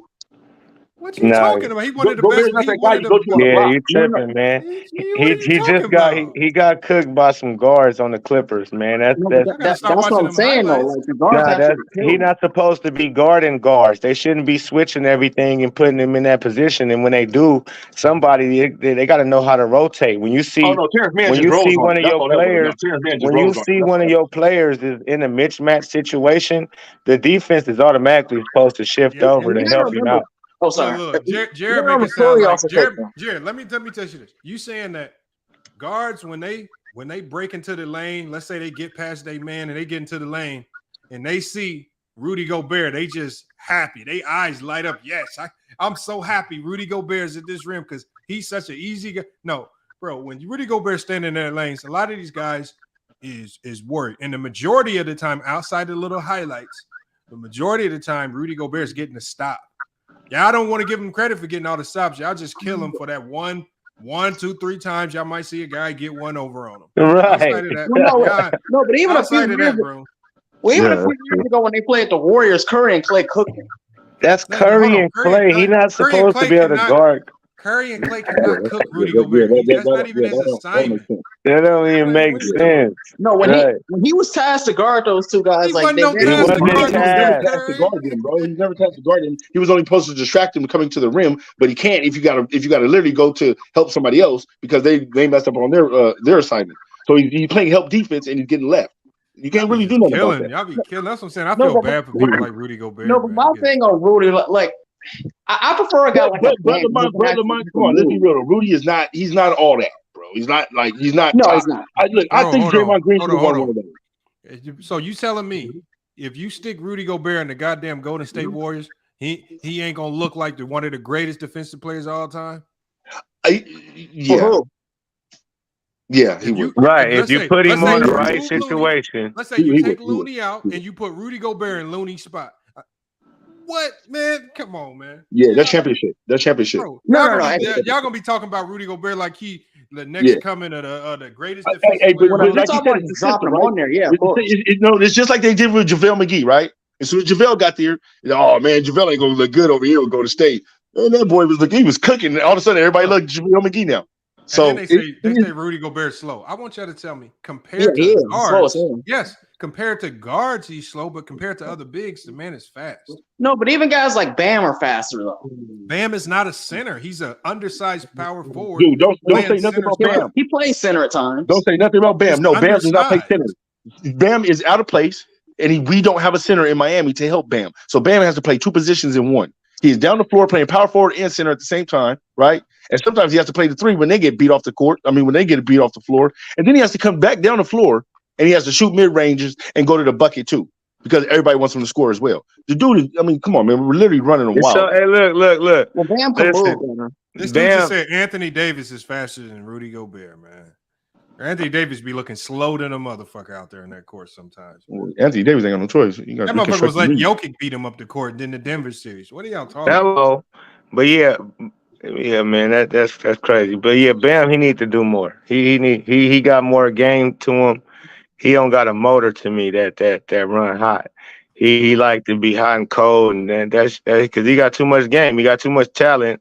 He's sitting there wasting talent. He should be a Maury Stoudemire type nigga, but he not, and that's a problem to me. But it's not necessarily his fault because the only thing Bam is doing, he's playing in the system that Miami is given. He can't go outside of the system and be like, "Fuck you, coach," because in Miami they just gonna bench you. Miami don't care. You start getting outside the system. I don't care how good you are. They just gonna look what they did to Duncan Robinson for a year and a half.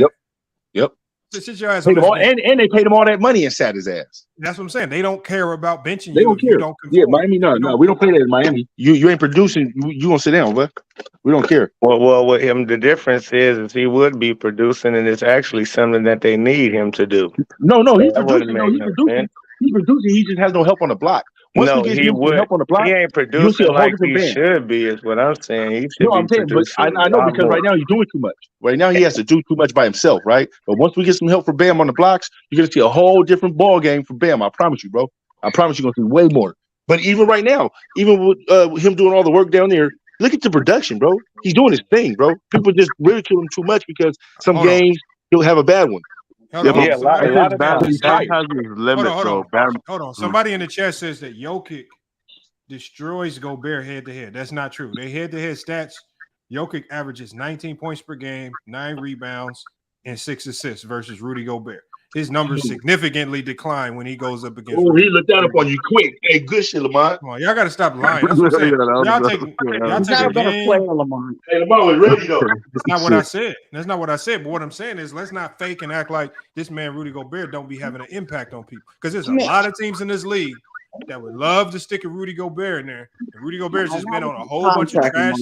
He's been stuck on teams with guys on the perimeter that don't want to try to defend. Hey, let me ask y'all a question. What rookie y'all think they got drafted is gonna have the most impact for a team that's gonna actually, convert into win? What rookie went to a team that you think is gonna make it happen? Walsh, man. What team you on? Yeah, probably Jordan Walsh. Celtics, Boston Celtics. We can't say Wembanyama, right? I just don't think they're gonna win. They're not gonna win. No, but you said impact. You said impact. I think. Can we use Wembanyama? Because I'm gonna say Wembanyama. You can, you can use whoever you feel will have the most impact on their squad. I think they'll have the most impact on his squad. Yeah, I regardless whether they get how many wins they get or whatever. Yeah, and you say Jordan Walsh, Lamont? I think he's gonna get like 21 and 10. What'd you say? You said Jordan Walsh. What position he played? I didn't get to see him. I saw him in college. I'm not basing off nothing I saw in summer league. I just saw the Jordan Walsh's game. So Jordan Walsh reminds me of because he has length, he's super active, and he can score. But being going into a Boston system where you got Brown and Tatum, it's not going to be a lot of scoring opportunities for him. So I'm looking at He everything that he does well, he does it without the basketball in his hands, as far as cutting, defending, running in transition. He's a wing. He can play multiple because he can defend multiple positions. You can stick him at the 2-3, and if you wanted to go small, he could be a small 4 for you. If you wanted to go small, I don't see them going small, but you could. He's kind of like a utility guy. It's unfair because he's on the Celtics. So he not gonna have the most impact then for the squad. So they are a championship type of team. So if he come in off the bench and give him viable minutes and whatnot, you mean impact as far as turning around the team? Yes, sir.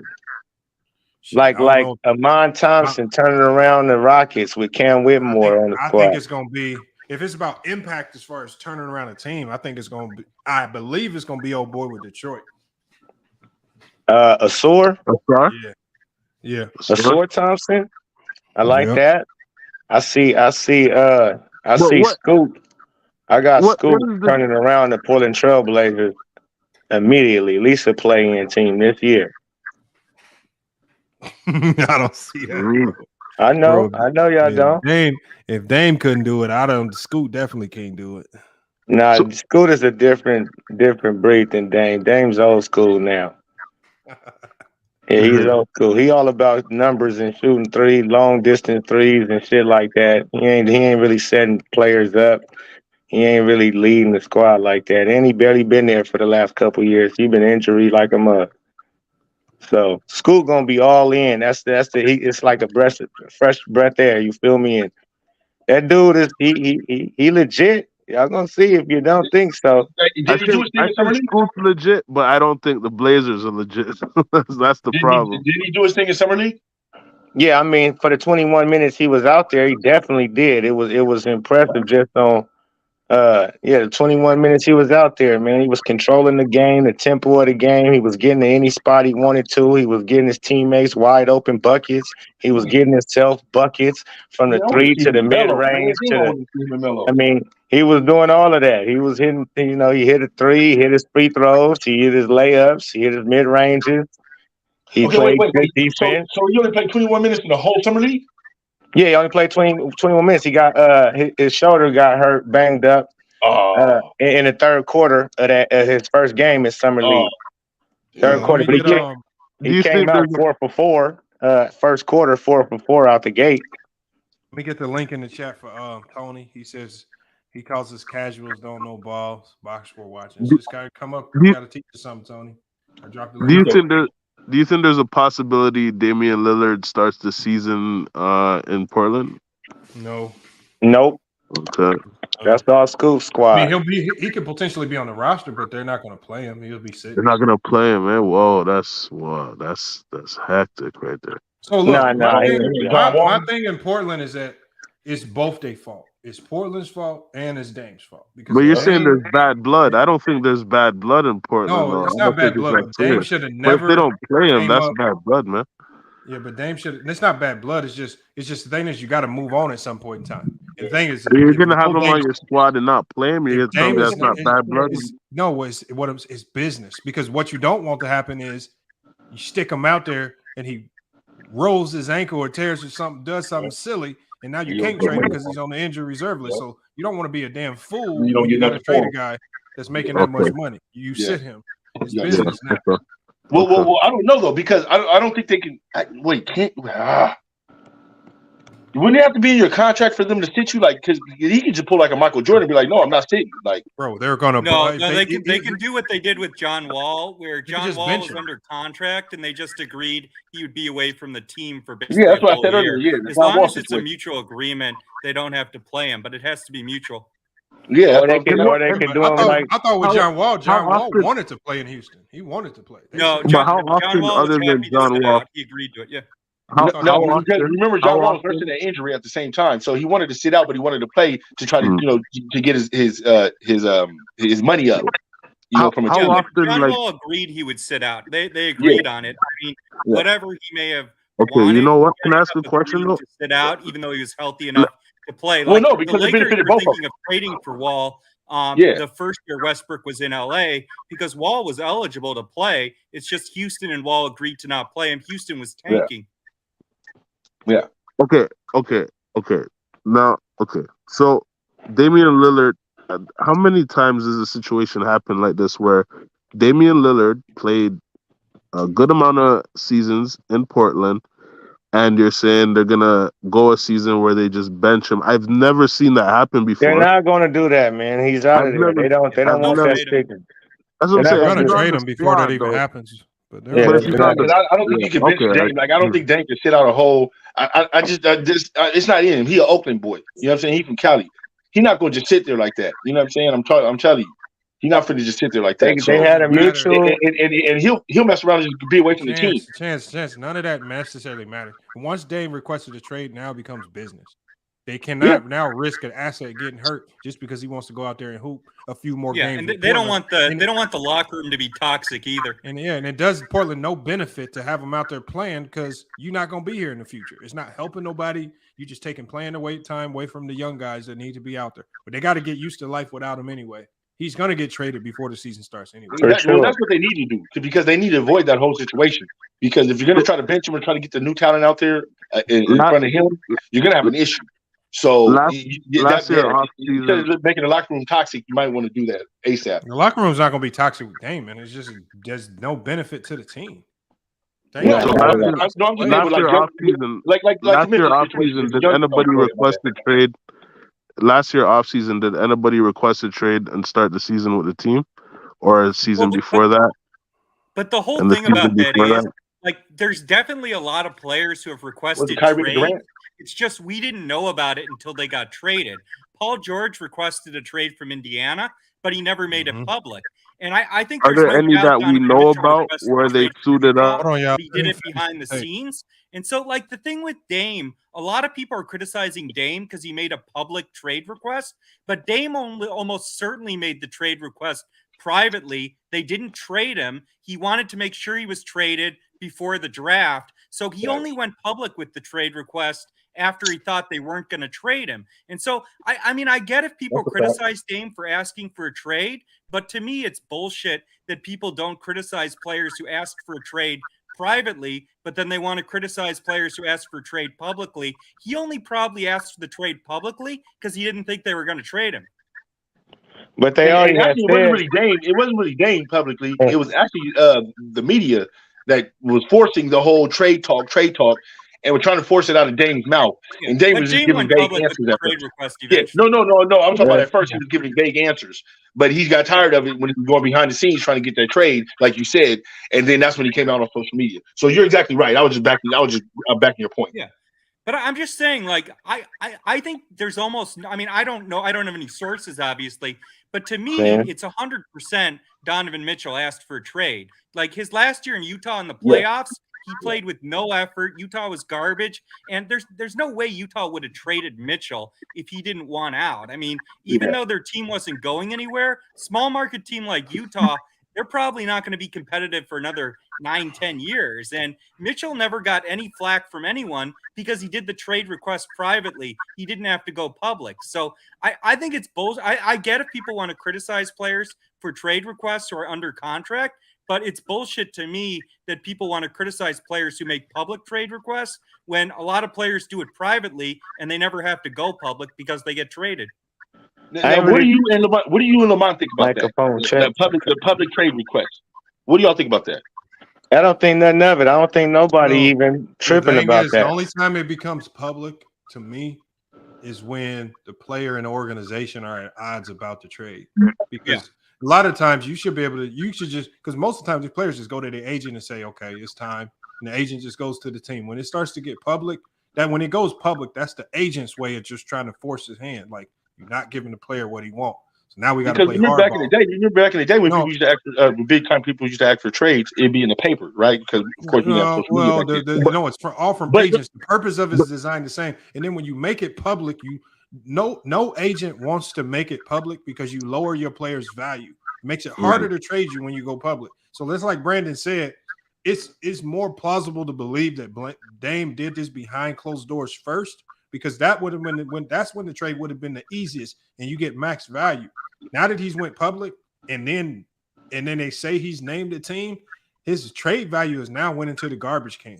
So no, that's not what I'm talking about. No, I know that part. No, we got that part. I'm talking about what do you actually think of this whole trade? Requesting trades, either before contracts or during your contract. Because back in the day when they used to do that, back in the day they used to do that. The teams wouldn't request. I mean, the teams wouldn't do it. They would tell you sit your ass down and pay out the contract. Because God, that just tells me right there. We are in a day and age where people claim that these guys don't care about winning.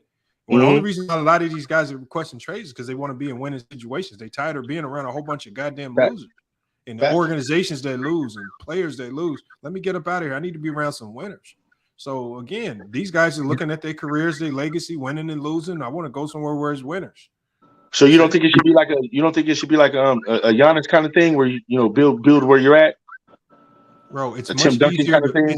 It's easy to say that when you have an organization that goes out and get a Drew Holiday. You see them go out and get a Chris Middleton. You see them go out and sign a Brook Lopez. It's a lot of these teams, you sitting in desolation somewhere and they ain't getting nobody. They ain't trying. They ain't making no moves. Like the Hornets.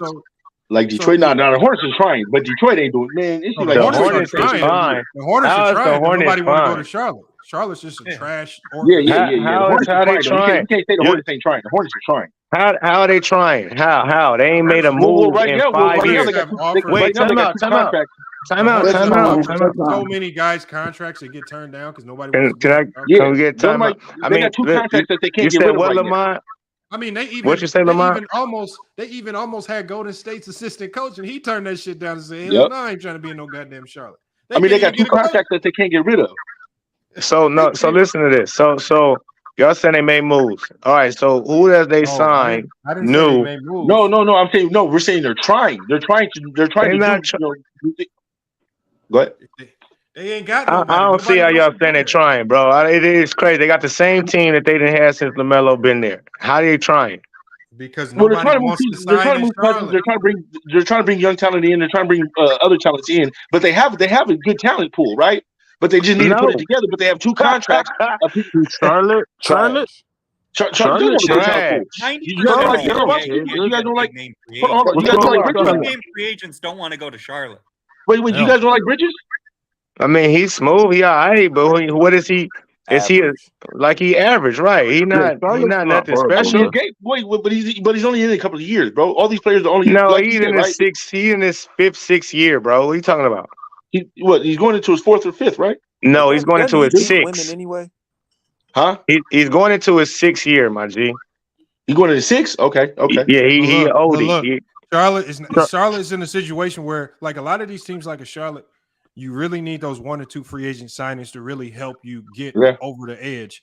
And they haven't had the talent there to really go out and trade because, unfortunately for them, whenever they think about making a trade with Gordon Hayward, the man goes down with an injury. So the thing is, the one asset you do have keeps getting injured, so you can't really trade him. He loses value every year.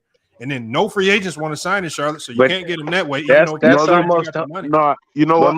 Hold on. Can I say this, bro? Because I actually watched Charlotte, and you know what? I actually like them this year. I think they make a play-in spot. But they got that Terry Rozier. You said they make the play-in for the 4th year. Okay, so look, Lamont. This is what I'm saying. By the time make the playoffs, the Pacers wanted to trade for Gordon Hayward before he got hurt with Miles Turner, and they didn't do it for whatever strange reason.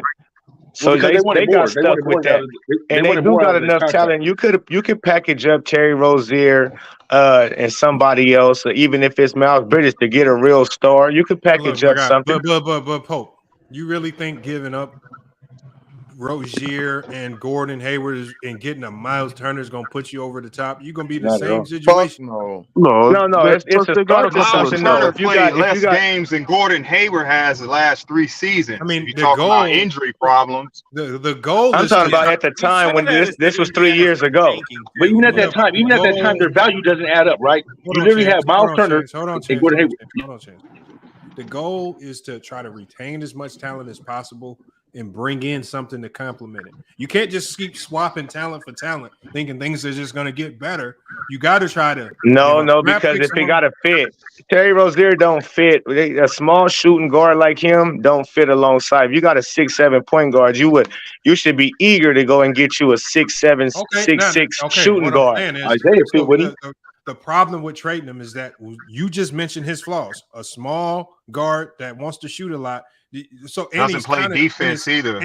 Don't play defense. Yeah, but okay, you keep mentioning all his flaws. Now, why should another team give up their best goods to get him?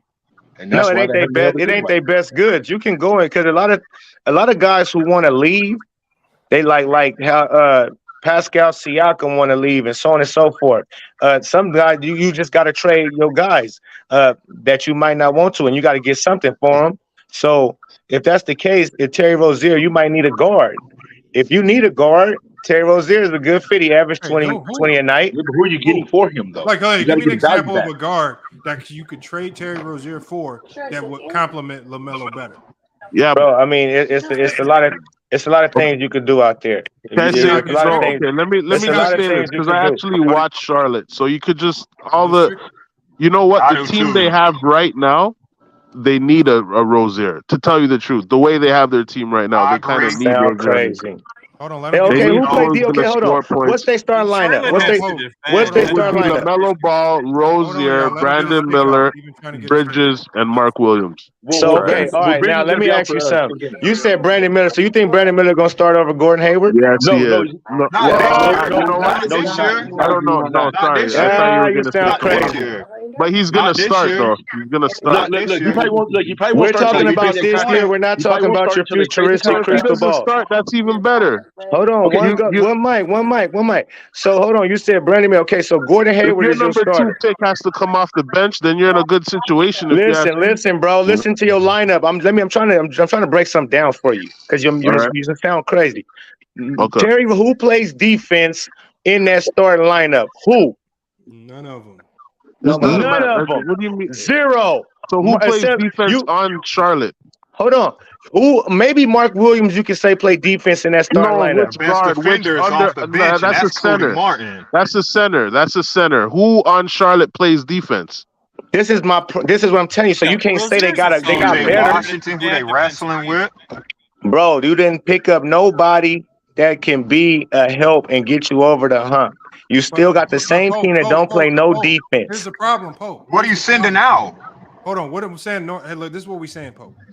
You mentioning all the problems of the Charlotte Hornets. We know these. Now, we know that they have problems, or they wouldn't be in the cellar every year. What I'm saying is, how do they within the bylaws of the CBA go get these players? Like, you can't just force a team to take care of Rozier you can go make it work.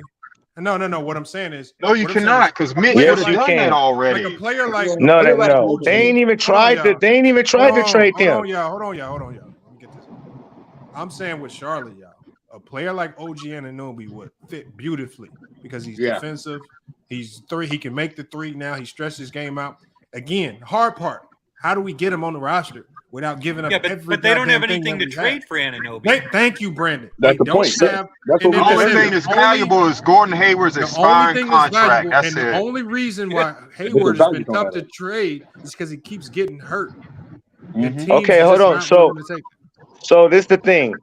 I'm trying to tell y'all, they haven't even tried to trade for Hayward or Terry Rozier or PJ Washington or none of them. You don't think behind the scenes they tried? Why would you trade PJ? What do you mean? He's an undersized power forward who can't rebound. That's your best. He was your best two-way player. What are you talking about? He don't play no defense. He was doing his thing, bro. I think that's their best two-way player. Why would you do that? You said you want Charlotte? Really? Yes, for sure. PJ is not a defensive player, homie. Look, you guys probably see one bad game, right, from a PJ. And think, oh man, he's not good enough. He's not good. The boy can ball. It's just like Adebayo. Yeah, he can. He's their best two-way player. What are you talking about? What's the dude talking about? He's a good player. The Charlotte Hornets are running the squad they have right now. Period. And they're going to be back in the play-in. Last year, their second leading scorer missed the entire season. They're running the squad they got. They're running the squad. This is the squad they're running. And what they going to be? So whatever, you can pull up their squad right now, look at it, and this is the squad they're running with. But what are they running? But we still got trade deadline coming up in the middle of the season, so you never know what they might do. The squad they got. That's what they're doing. That's what I just said, and they're gonna probably make a play. You said this is a good roster. What are they doing? 8th seed? It's not a good roster. 7th seed? Yeah, the bottom. They're scratching to make a playoff spot. Yep. Well, so they're the same. So they basically. So wait, time out. Damn, everybody. So you telling me they the same team that they've been since Melo was a rookie, bro? They're not the same team. Hold on, they was a play-in bottom. Hold on, bro. They was a play-in team. Melo's first 2 years. They only didn't make the play-in last year because he was hurt all year. And you keep talking about Gordon Hayward, and he didn't play in none of those games. It don't matter. They was a play-in team. Why are you saying it don't matter? And you talking about he's valuable to trade him? You're talking out of both sides of your neck. Nobody. They had nobody. Bridges wasn't there either, bro. Like Bridges was going the whole season last year. We talking about Melo's first 2 years. They was a play-in team. Bridges Gordon Hayward was not available. Why do you keep leaving that out? Because Gordon Hayward. Okay, Gordon Hayward changes everything. Yes, he does. No. Yes, he does, sir. What are you talking about? What are you talking about, dude? If Gordon Hayward is that nice, you don't know what you're talking about, sir. You Gordon sound Hayward, retarded if you LaMelo think Ball, Gordon Hayward changes Brandon Miller. anything. Hold on, quick takes. I He want to hear from. does. I want to hear from North No. on the. What are your thoughts on the Charlotte Hornets, North, man? I want to get your thoughts. All right. Salute, Lamont. Salute to the panel. Salute to the chat. First time I've only been listening to y'all for a long time. Appreciate you. Look. Listen. The first thing the Hornets have to do, we all know, we ain't gonna argue. It's not a free agent destination. That's no argument from anybody's rational. The first thing you got to do is re-up your own guys. I'm talking about you just letting PJ walk for nothing. That was your best two-way player on the squad. And then, oh boy, talking about Gordon Hayward's nothing. The 2 playing games they got blasted in, he wasn't available. Now you want to trade him like he's valuable? That doesn't make it don't make I'm sense. talking about from years. He's been there for years, bro. I'm not talking about now. I'm talking about they could have been tried to move him. I believe. How would they move him if he was hurt? Hold on. Lamont just told you. Lamont just told you they PJ's a tried. good stretch 4 with LaMelo. They didn't PJ try. did well with this lineup. Man, PJ don't grab you no rebounds. When your point guard is your leading rebounder on the team, that's a problem. Don't hit me with no P. All he can do, all he good for, man, the boy can't even jump off the ground that much. Y'all sound retarded, bro. Sir, okay, to what would you get rid of PJ for? You tell us. Man, listen, don't try to hit me what I get rid of PJ for. The nigga's not like that. Period. He not like that. So don't try to sit here and act like PJ is so good. He's the best two-way player. You saying you watch? That's not saying a lot, sir. That's not saying a lot on a team that don't play no defense. That's saying a lot on a team that isn't a big free agent spot. That does say a lot. All right, bro. All right. That's why Milwaukee Bucks can sign people and other players. Hold on, bro. Look, listen to this, though. The guy is the third option on his team, though, right? You do know that, right? Who is? PJ. No, he's not. What? It's Melo, Terry Rozier, Gordon Hayward, Miles Bridges before PJ Washington. No. I'm talking about look. Rozier is probably. Oh my God. Look, Gordon Hayward never plays, right? So let's just get that out the way. No, he does actually. He actually plays 40 games. Man, it don't seem like it. He plays 40 games. Hold on, y'all. I don't want to harp on the Charlotte Hornets too much, man. But again, it's just when we summarize it about the Charlotte Hornets, all we said was their biggest problem has always been one, similar to Portland. They're not a free agent destination. Absolutely. They unfortunately got stuck in a situation with a bad contract in Gordon Hayward. I'd be a fool to sit here and act like I believe that Charlotte's not trying to move Gordon Hayward. I believe they've tried. It's just, you got to try to find a team willing to take on $31 million, and then also they have get some back. Like, it's not one, you have to get rid of $31 million. You got two things. That team has to have something that you actually need, and then that other team has to also have a need for taking on that $31 million, whether it's to actually play them or waive them, whatever. There has to be a need both sides. So it's not sure. And then the same thing with Terry Rozier, who's making $23 million. Yep. And so again, it's not as easy as what some people try to make it sound. If you wanted to package up Gordon Hayward and PJ Washington for OG Anunoby or whatever his name is, Toronto's not doing that. Toronto's not doing that. They're gonna hang up the phone. They're gonna hang up the phone, man. Okay. Look, man. What is OG doing for Toronto? What is OG doing for Toronto? I'm from Toronto. What was the name you said? I'll help you with that. Anunoby. Gordon and PJ. Gordon? No. If you said Gordon, just forget about it. Which Gordon? You must be out of your mind. If you said Gordon, Anunoby has a lot of trade value. If you said Gordon, just forget about it. I don't even know who else you said. No, he said Terry Rozier and PJ Washington. First of all, the money. Terry Rozier, PJ Washington. You can make that. You can package that up. Don't tell me you can't package up Terry Rozier and PJ Washington and get a good player and with some draft. If you told me with some draft pick, hold on, y'all. As soon as I start talking, it's like 5 niggas want to start talking. Like, can y'all? Pope, calm down. Pope, there's no such thing where you pack. There's never going to be a trade in NBA history that includes Terry Rozier and Gordon Hayward. That's $50 million in salary. I didn't say Terry Rozier and Gordon Hayward. I said Terry Rozier. That's why I show y'all ain't listen. That's too many niggas talking every time I talk. So if y'all listen, I said PJ Washington, Terry Rozier. That's worse. First of all, the problem with that's PJ not Washington, worse. PJ Washington ain't even getting paid like that. He's a restricted free agent. Man, I'm not even, bro. Y'all really not listening. I'm talking about all the years they didn't have these dudes. They could have been packaged up. Terry Rozier, PJ Washington, 2 years ago. For what? This shit been ain't working in Charlotte. So they ain't never tried to make moves. Okay, hold on. Give us your who we getting back? What package makes them better? What do you mean? What package? They got a lot of different packages, bro. Ooh. So you can keep saying it. Like I said, I already gave you an answer. I just told you. You can either want to package up whether you want to do Miles Bridges, PJ Washington, Terry Rozier. Anybody can go except for Melo. When Melo got there, and they see after their first year and their second year. Hold on, time out. Because this is what y'all don't understand. Hold on, time out. When Melo got there in the first 2 years, because nobody thought the Hornets would get in the play-in. Right? Nobody expected it when they drafted Melo that they would at least be in the play-in. And then once you see, okay, this dude is for real, Melo for real, we can put somebody around him. Now let's start packaging up and see what we got. They have never even seen what they could go and get if they try to package up a Miles Bridges. So they shouldn't extend Miles Bridges. That's what you're saying? They shouldn't extend Miles Bridges has no trade. I'm not even talking to y'all. Y'all see you missing the point. I'm not just I get what you're saying. No, I see you missing the point. I'm talking about before, even before this year, bro. Basically, what you're saying is there's packages that they have. They can put two people together and put a package together. Right. Name the trade. That's the question I want to know. He doesn't know who. He doesn't know. Oh, my nigga, listen. I'm not about to just come off the top of my head and tell you who exactly what player. That's what I'm saying. You sound stupid. What I'm telling you is you're babbling. Hold on. What I'm telling you is those dudes you can package up and somebody just would package take them and I don't know who it is. That. Just package them. Somebody will take it. All right. No, you gotta go shopping, dummy. You gotta go shopping, stupid. You gotta go shopping, dumbass. What the fuck are you talking about? Calm yourself. Your blood pressure. Your blood pressure. You're fucking retarded. Like you just supposed to say anything.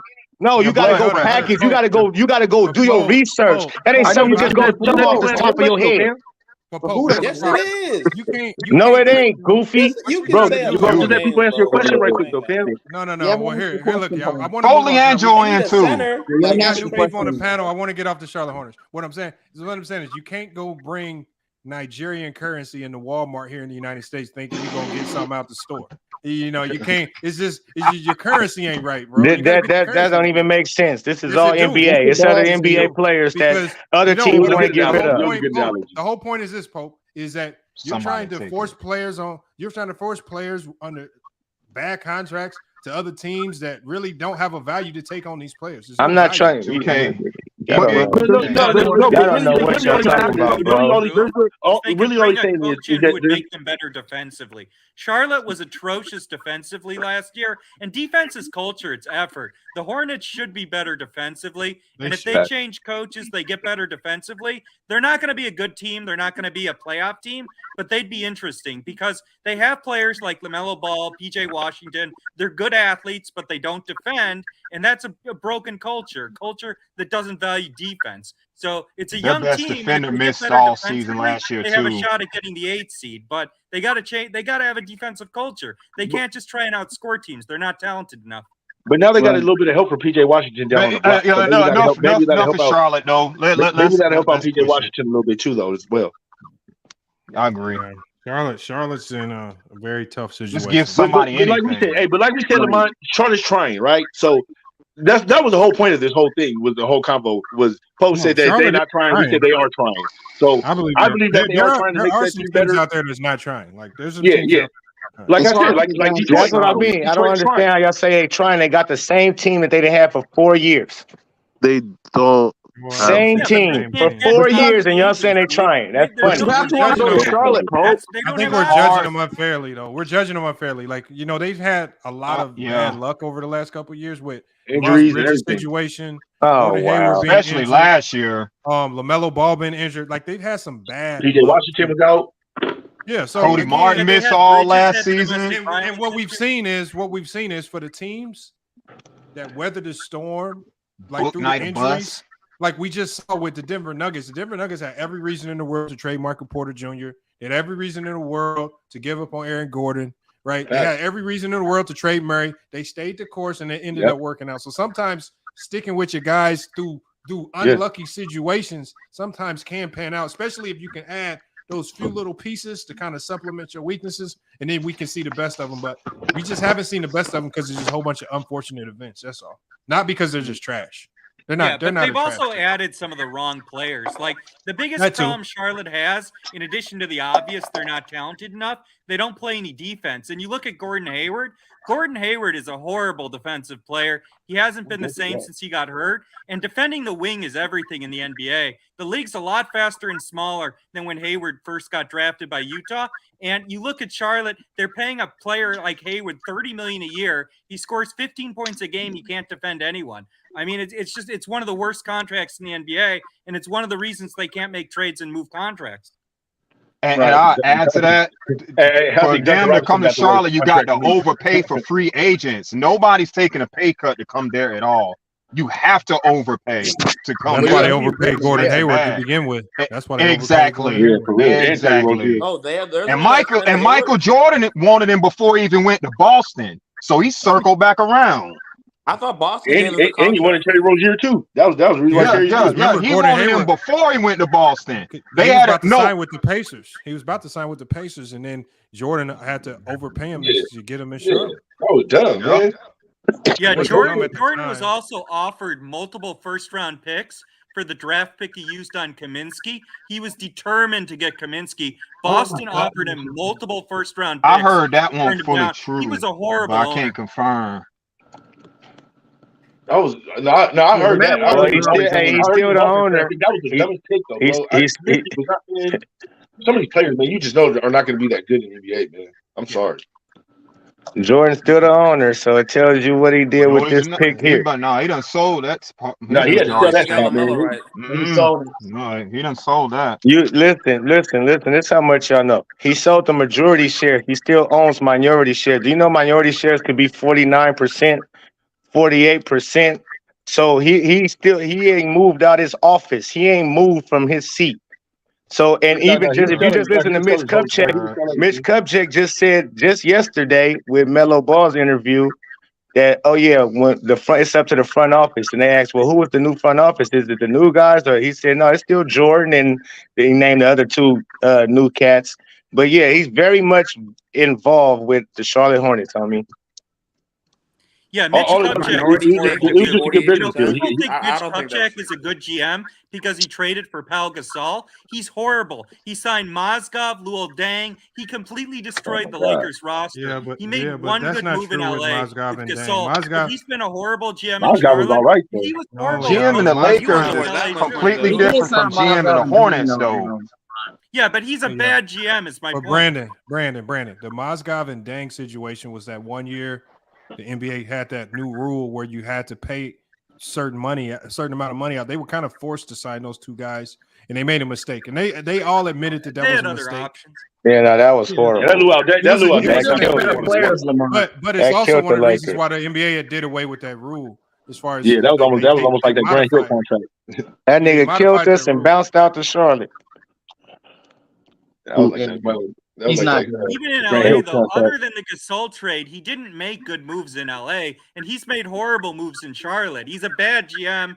Jordan was a disaster too. I mean, it's a bad front office, and because it's small market, they can't get top free agents, but they haven't drafted that well either. And I think with Terry Rozier, it's tough because Rozier doesn't really play any position in Brad Stevens' system in Boston. Stevens was a flawed coach, but he had a good system, and he got the most out of Rozier. Rozier is not a point guard. He doesn't play make, but he's not a shooting guard. He's not a good enough off-ball shooter. So he's not a bad player, but his best role is probably he's too small. He's not a starting point guard or shooting guard in the NBA. Rozier's best role is sixth man. He's not a starting 1 or 2.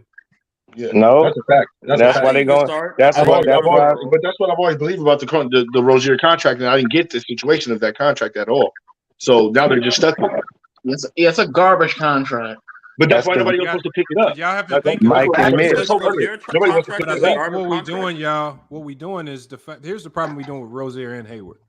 The main thing you have to think about, you have to look at is you have to look at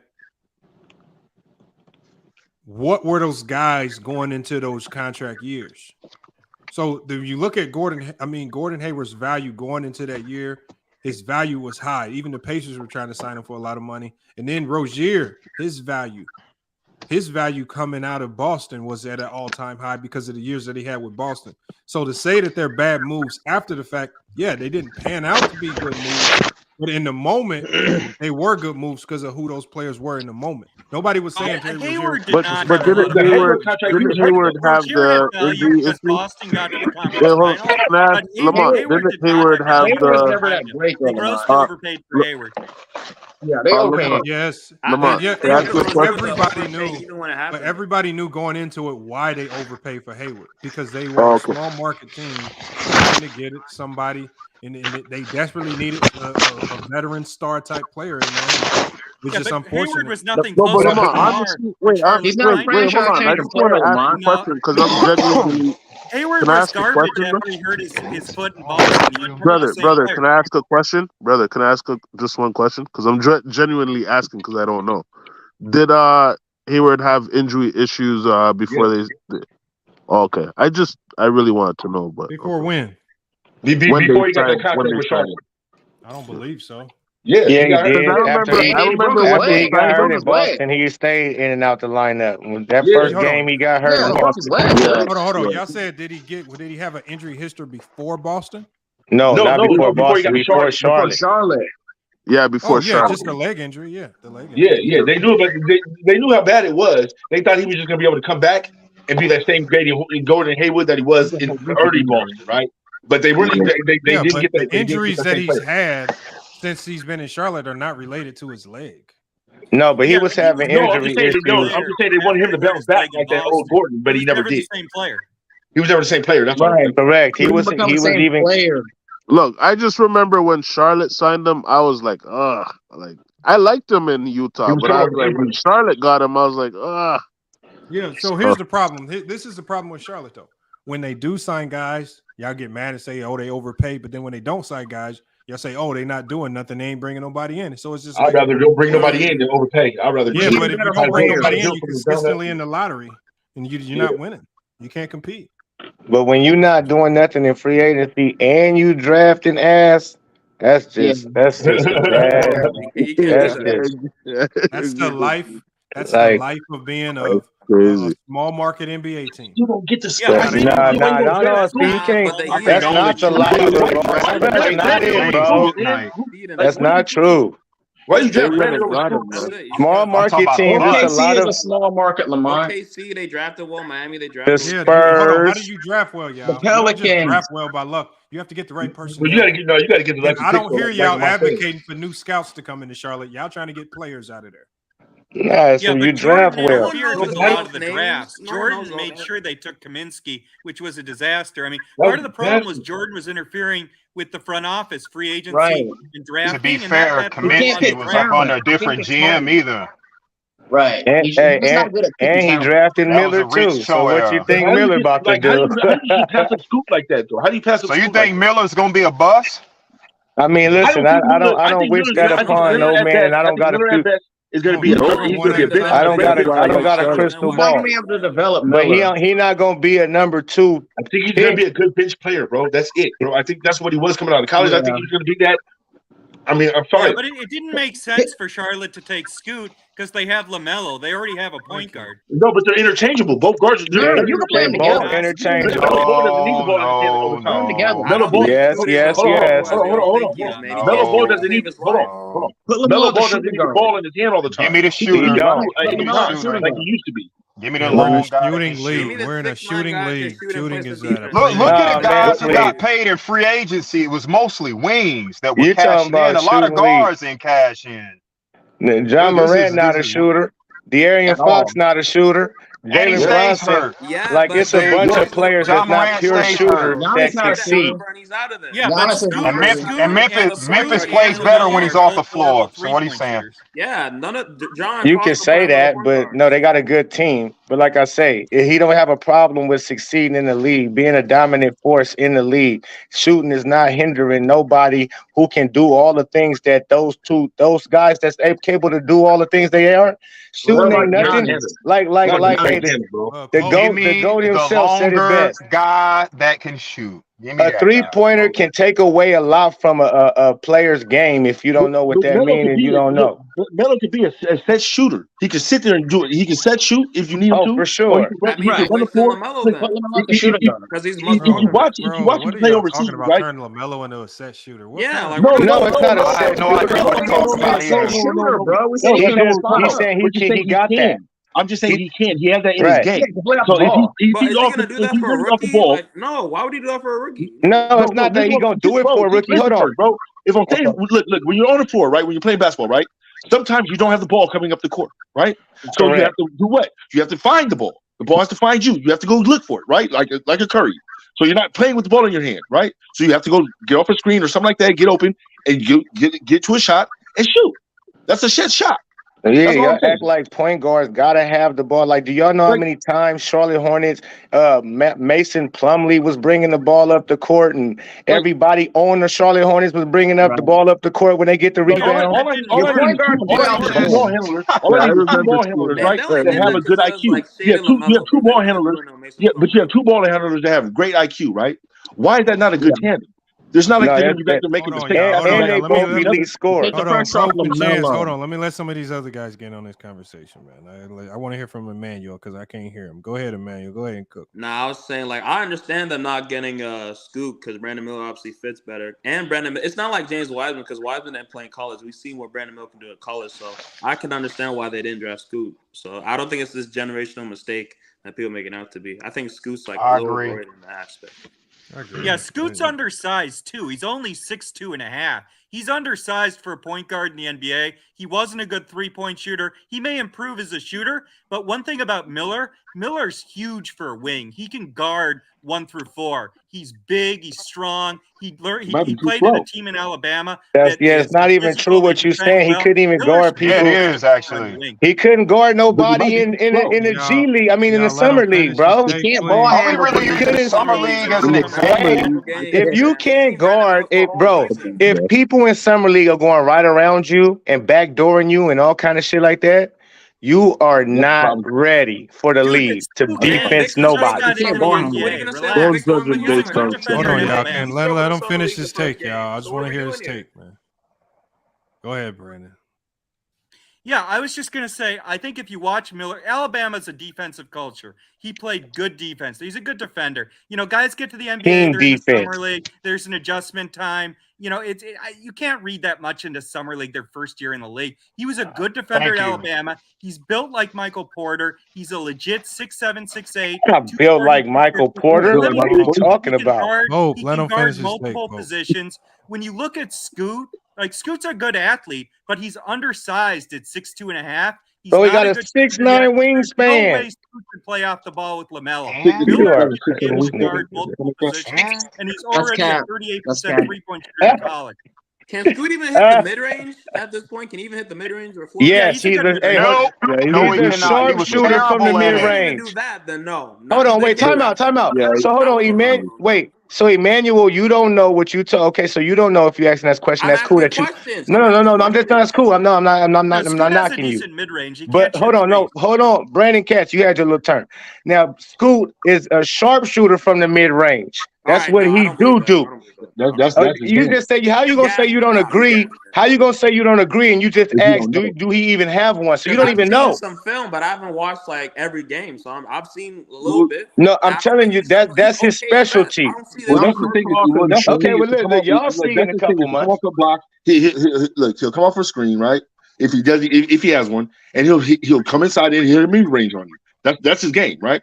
Now that's his main part of his game.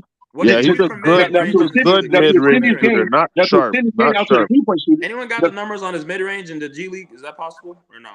Listen, you can go with numbers, but like I say, just off his first game in this summer league, like shooting not a problem. He went 4 for 4 out the gate, first quarter, with all the eyes, all the pressure that was on that first game and that debut. Do you understand what it like the young dude, and it was all jumpers. They was all jump Yeah, shots. One was a And if you're gonna, gonna but if do you're it gonna though. base, hold on, but if you're Middies gonna aren't base gonna do Scoot it off though. of his, So if you're gonna base Scoot Why y'all off gassing this summer league? Y'all gotta no, come no, on. no, it's not about it's not If about They're that. I'm doing just it real heavy, you're gonna man. base Scoot, hold on. If you're gonna base Scoot off of what he did in the G League, it's not gonna be accurate of what his game is, right? Because in the G League, he had other players, I believe, on his team that were buying for time and ball. So he was literally deferring to other teammates a lot and passing off the ball. You know what I mean? And just running and doing what he needed to do on the court. So you're not going to really see him dominating like Scoop does, right? But I'm trying to tell you, the boy is bad, right? And as soon as he extends his game out to the 3-point line, like Brandon was saying, he doesn't have a good 3-point shooting. Jason Kidd didn't either. He was one of the worst 3-point shooters you ever seen in your life. But now look at him. He's one of the best 3-point shooters of all time. So he got that when he was older, though. That's different. So it took him like damn near a whole decade just to get shot like in the Give me the long. Like it Scoot took him in the until he G got League. in He shot Dallas. 27% from the 3 and 42% from the field. I like that. Okay. Right, I like that too. Just Hold on. He like 27% from the 3. No. I don't expect no. Yo, he said a lights out mid range shooter though. 42% is light. That's not his game. It's not lights out. His game is not lights out from the 3. So I don't expect that. Mid range, 27, 30%. I expect that from him. From correct. But from the mid range, from in, he's 42. Now, just starting out in the G League and playing with players that's been around the world, played in the NBA or not, I like that. Yeah, I do kind of like that. See, hold on, but wait, hold on. Wait, time out. Let me put it in a real proper perspective. Bro, this is what you gotta understand. The nigga was supposed to be a senior in high school, and he was over with grown men like in the G League, bro. Like it's first rounders that come out of college that be in the G League. Do you understand what I'm saying? From all types of players like the Mobleys. I mean, the list goes on. You know who be in the G League. Hey, let me read. When you talking about 17-year-old who giving niggas 14 a night, I'm gonna read when he's supposed to be in high school. Look what Imani Bates did in Memphis when he was supposed to be in high school. We got you. Yeah, all right. His scouting report is.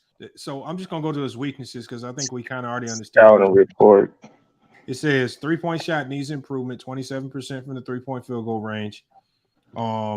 It says he says if he adds range and consistency, it will make him a more dangerous player. He says he's currently more comfortable with taking low percentage shots off the dribble than open with his feet, and he shot 42% from the field with the G League Ignite. It says will inevitably be dared to shoot mid-range and deep shots, and he has to prove that he has to be guarded in the screen game to keep defenses honest, which will have an impact on spacing, given how often he operates in those types of actions.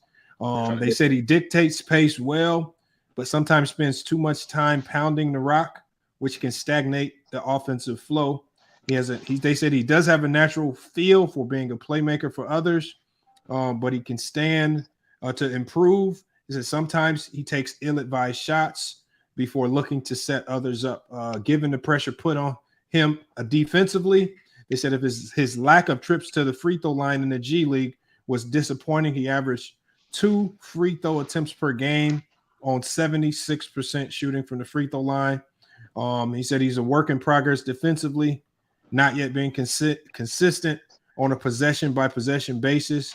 They said he got washed out of ball screen actions too easily at times. Last season with the G League Ignite, needs to improve his ability to navigate switches, doesn't deny dribble penetration as effectively as someone with his tools should, and he doesn't use his length to contest or resist when guarding taller players enough, as his coaches would want to work with him on his fundamentals, understanding principles at that end, and they said he was often late to rotate or out of position when off ball, which led to too many open shots his past season with the G League Ignite. All right, that's so can I ask a question? But he was 17 though. So go ahead, Emmanuel. Wait, so basically Pope lied because he said he was a knockdown mid-range shooter when they don't even respect him. So that was another lie. Second of all, he can't even play defense. And you don't want him with LaMelo? Yeah, right. That's not even true.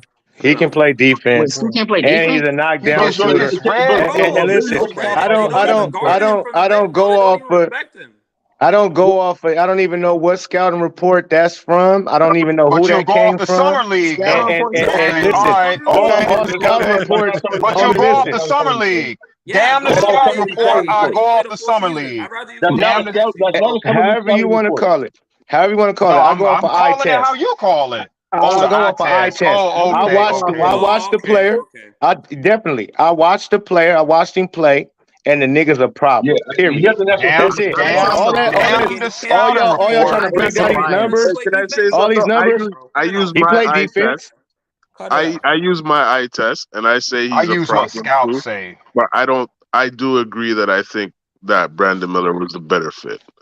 How? At first, I Dude is thought. Dennis Smith Jr., At bro. first, I Like, cut it thought out, A bro. Scoot You better and was Dennis fit more. with a Smith, bro. play-in Why do we team. waste our time with him, bro?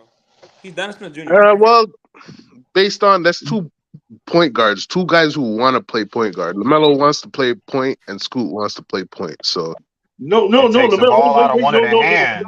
LaMelo is a Kid point likes playing guard. off the ball too. Scoot's trying to You be can a ask point guard. LaMelo Ball's dad. You can ask LeVar. LeVar said it too. He likes playing off the ball as well. That's all I'm saying. For Is there sure he interchangeable does. guards? They are 1 and 2 guards, hand in hand. Right? They can play said the he 1. likes. They can play the And 2. he's not even a He's a better defender. I don't know why he prospect said and better He's not fit. even No, a but defender. who did you say likes playing off the ball? I said LaMelo.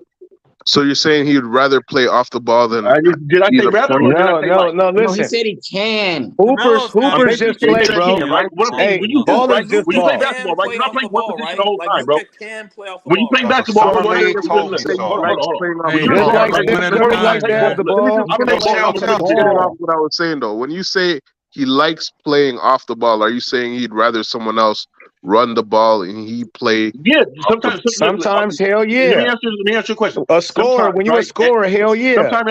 Sometimes as a guard, right? You don't always want to have to bring the ball up to the floor because you want to try to find an open position for yourself on the court, right? Because when you're bringing the ball up, you have to think about like You 4 or have 5 to different set things the at one table. time. Nigga, So, you got to right, be the so when point you don't have guard the when ball you in your bring the hand, all ball you up. think about at that moment when the guy bring the ball up is how can I get the ball and get the best shot for me at this moment. See, sometimes that's even better. It's less pressure on you. Yeah, So but yeah, I'm sometimes it talking is. about No, that's not. that That's point guard dog mentality where I'm the point on this team. Yeah, Like you still have I that. No, think they both have that no, attitude. bro, you don't have, bro. When I could you're be the point wrong. guard, bro, you don't have that problem, bro, because everybody's going to defer to you anyway. You can bring the ball up whenever you want, just like a Chris Paul. But sometimes Chris Paul don't have to bring the ball up, right? He can when literally get you're the ball. in He it. can have So court and run Scoot it and in. LaMelo can play at the same time. Is that what you're saying? But Bro, listen. When you're in two elite bad score, defenders on the floor.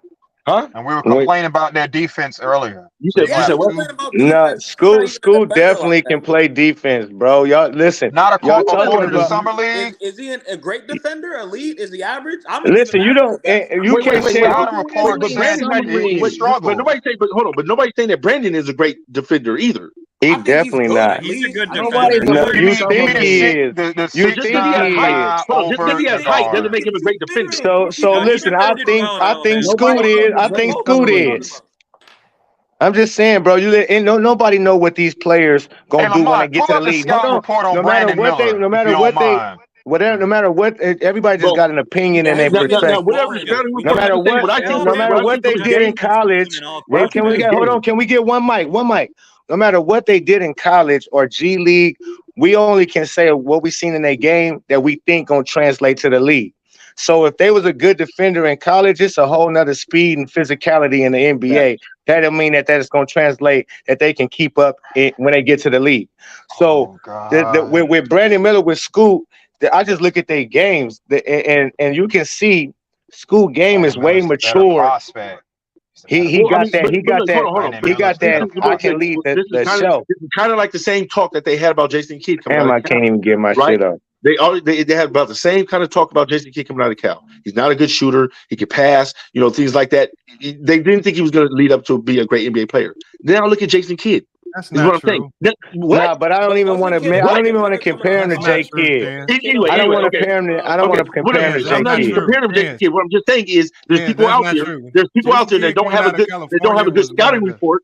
There's people out there that don't have a good report but then when they come into the league, they actually bang off. No, for sure. That's an anomaly, though. Yeah, telling but the truth about there's two Jason Kidd problems coming with out the of college. comparison. He was one of the best NBA prospects. Scoot has two weaknesses. The first is 3-point shooting, but the second is, and this is why the Kidd comparison doesn't work. Kidd was a big physical guard. He'd back players down. He finished after contact. Scoot is not a physical player. He doesn't finish after No, he wasn't. contact. He's That's why 6'3". it doesn't not surprise 6'3".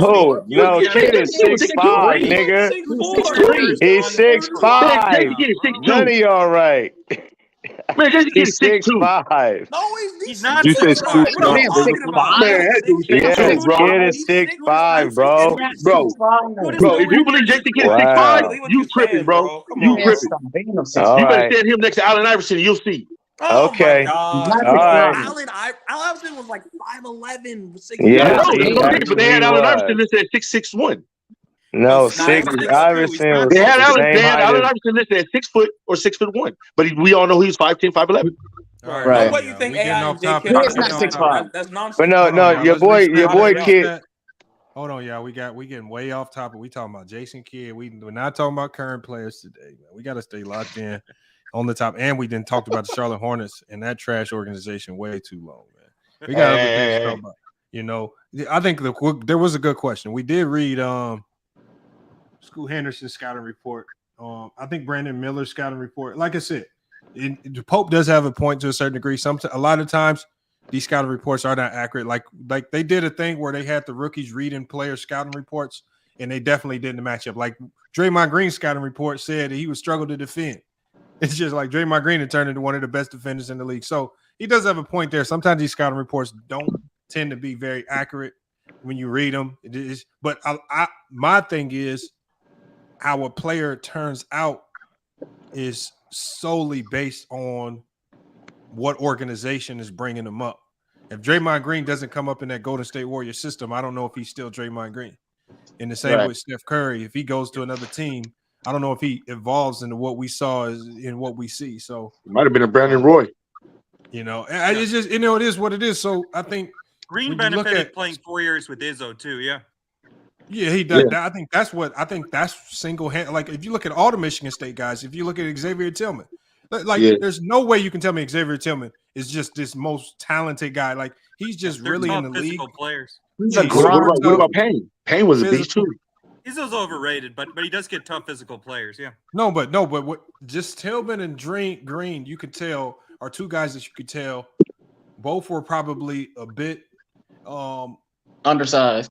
I wouldn't say they're undersized. Skill wise, talent wise, they don't feel like you're a prototypical NBA type of like guy. Like a Zach Randolph. Make up for it in all the intangibles. Like a Zach Randolph. And when you talk about Scoot Henderson Zach and Randolph Miller, got skills, no, Zach Randolph had talent. No, he was talented. I'm just saying when you talk about, but he was an under the rim shooter. When you talk about the two guys that could potentially have a ton of flaws, to me, it's going to go down to the intangibles, and I just think that Scoot has a lot more holes to fill than Brandon. To me, we can't shoot. Well, Scoot has a good mid-range game. He's not a three-point shooter. But Scoot's only 6'2". He can hit threes. Doesn't finish well in the paint. He don't gotta, y'all. That's what y'all kill me with this 3-point. Y'all, you don't gotta shoot 3-pointers when you can constantly get to the rim and get to your spot. If you can get to your spot,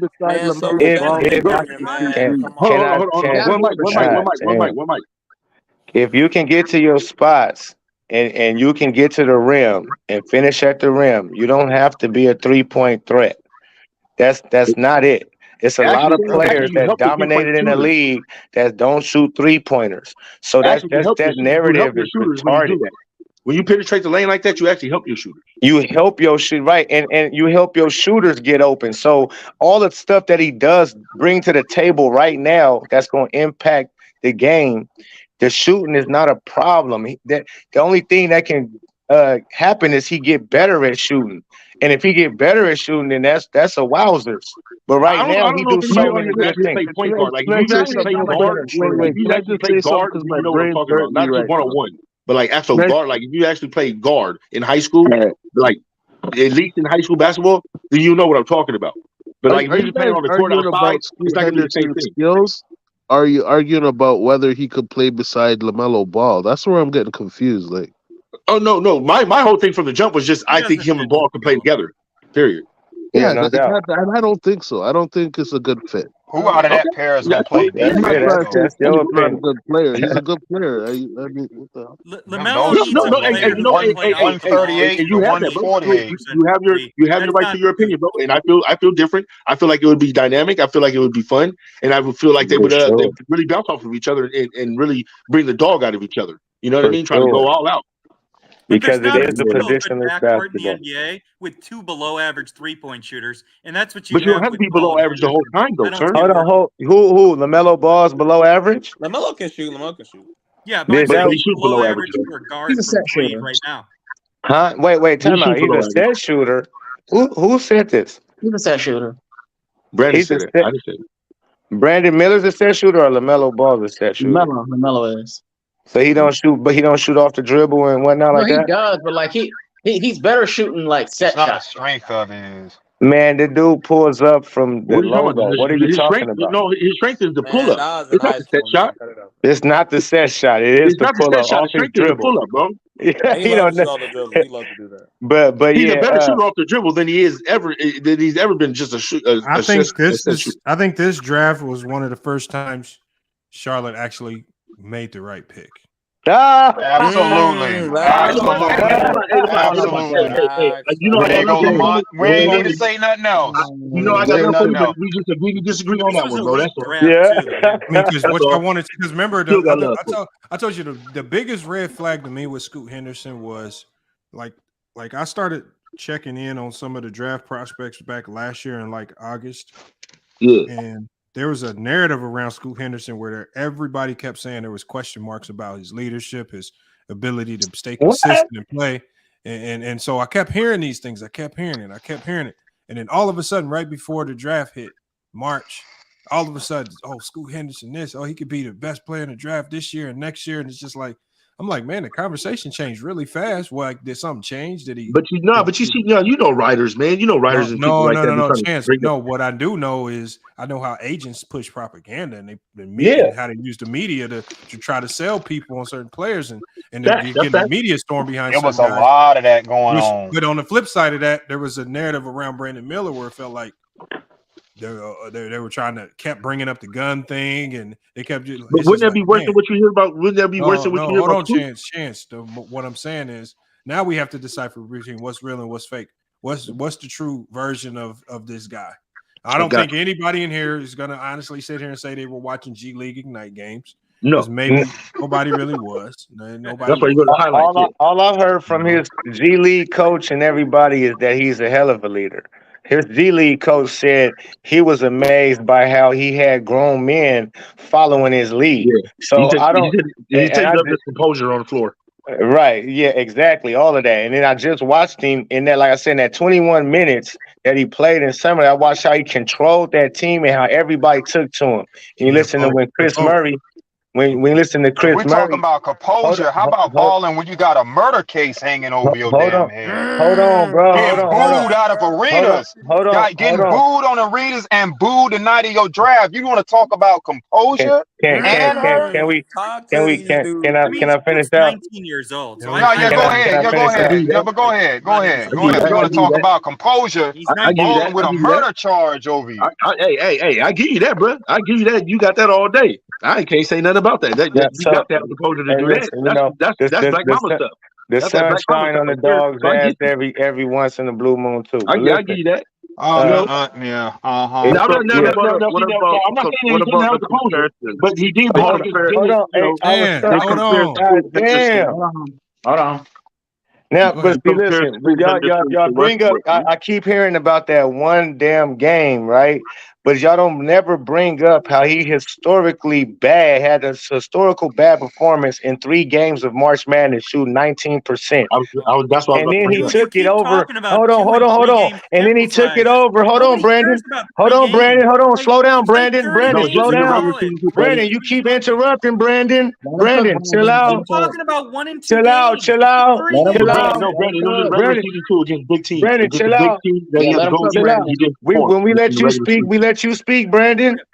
He played in the SEC. Played well. Brandon, Brandon, we let you speak, I son. know, but against the tough competition, Brandon, he didn't do what he's supposed to do in the regular season. Correct, and that's Wiley out there too. That he did not perform when he played against ranked opponents and when it came to top talent. And under the pressure of March Madness, when they need you the most, is win or go home. You shrink up, go scoreless in one of the games. Too, but go ahead. Okay, all right. And listen, I was always taught and raised, if you on the court, we don't give you no excuses on that hurt shit. You hurt or you injured. We don't give you no excuses on that. Hey, either you hurt or you injured. So yeah, right. You hurt or you injured. Because if you on the you on the court, you on the court. I don't want to hear that. So oh yeah, I was that type of player too. If I'm on the court, I'm not about to blame it on the rain. I don't want to hear nothing. Anyways, y'all like to skip over that. Y'all like to bring up the 41 points, but y'all don't like to bring up how he had a historically bad NCAA tournament. And then he go into the G League, and then he go into the Summer League, and he has horrible games. Okay, that's 3 games. Then he go into the Summer League, and he go into Stop doing that. Hey, goggles. Summer League is still NBA type of basket. Still G League. It's still matters. Slow down, though. Hey, slow down. No, what I'm saying, what I'm telling you is this is what I'm telling you. Hold on. No, because I gotta understand what I mean when I say this. The Summer League is definitely hold on. The Summer League is definitely better competition than what college is, than what Brandon Miller came from. Yes, it is. This is everybody in Summer League is G League players, people that already been through college. They already smashed college. Everybody in Summer League has already been there, done that, homie. And they already got drafted into the NBA. And you also got second-year players. Bunch of guys that won't play. Crazy, bro. What are you talking about? No, he's just talking about as far as plays, as far as players, the level is higher in the summer league than it is in the for sure the competition. One thing we know for sure. The one thing that we know for certain is that summer league can trick the shit out of you because it tricked. But it can. Yeah, sometimes. Pope said that LeAngelo not really on the NBA roster, the off of summer league. So not off of no summer league. It wasn't because of summer league. It wasn't because of summer league. And if you based on summer league, he's a LeAngelo ball advocate. We got a LeAngelo ball advocate. No, for sure not. He was. Hold on. So since Lamont tried to throw me under the bus, I see you, Lamont. Hi, motherfucker. He a dirty dog. I tell you. Listen. So when Jello had the good performance, I liked LeAngelo before he came to Summer League. And when he showed up after 3 years of not playing organized ball, I thought he was smooth. I said, okay, he got action. But when he didn't do nothing in the G League, and when he went to the Drew League and had them horrible performances, I'm like, okay, well, he ain't good enough. Period. You know, they said Summer League for me to know LeAngelo wasn't good enough. It didn't take the Summer League. Wait, hold on. In the Summer League, he was balling, right? How do you literally put him in at the end of the games after he just balled out? Or you don't put him in at all. Or then when you do when you do put him in, now they're not passing him the ball. You know why? It was weird, bro. He's not that good. They set him up not that good. I didn't need to watch the Summer League to know LeAngelo was not that good. Chance, most coaches don't need to see you in game to know if you nice or not. I know some coaches can watch you in 10 minutes in practice and tell you if you trash or not. For sure, bro. Jello was not trash. Hold on. No, but that's he got in. Hold on, bro. Trash, bro. That roster, trash. With that roster, you gonna tell me Jello's trash? Can't make the Hornets roster. All right, bro. He's trash. He's not gonna make the Hornets. Bro, I can't even agree with y'all on this one right now, bro. The only reason you're saying he's not trash is he got the last name ball. There's no way that Jello's more trash than the 12th man on your bench. You say there's no way that Jello's more trash than the 12th man on your bench after all he did in high school and which was all or nothing. Okay, a bunch of nothing. All right, all he did was in overseas. All that. Okay. If his last name was Jones, you would not be advocating for him. No, bro. I'm watching the game, bro. I'm watching the game, bro. Jello had one of the best all-around games out of all the brothers. He's a garbage time. What are you talking about, bro? Like, come on. He had the best all-around game, and he can't stick to no NBA roster. Really? So everybody else Bro, is he's getting a fair wrong. shake, bro. He's not even getting a fair shake. Do you not see what's going on? He's not that good, bro. Bro, how is he not that good if y'all ain't even seen him? If y'all ain't seen him ball out yet, how is he not that good if y'all ain't seen him He's ball? not that good. If He y'all can't ain't even seen him ball out ball, on how is he not that 2K. good? What are you talking about? He You can't said, play wait. defense. What you say on 2K? Brandon Miller had 36 points against Gonzaga. He had 20 points against Kentucky. He had many good games against tough Bro, Kentucky wasn't even that good, bro. He didn't play well Kentucky in the wasn't tournament that good, Kentucky homie. wasn't that good Kentucky because everybody scores against Gonzaga. Nor was Gonzaga. Hold on. Everybody Nor was scores against Gonzaga. Gonzaga. Gonzaga's one of the worst.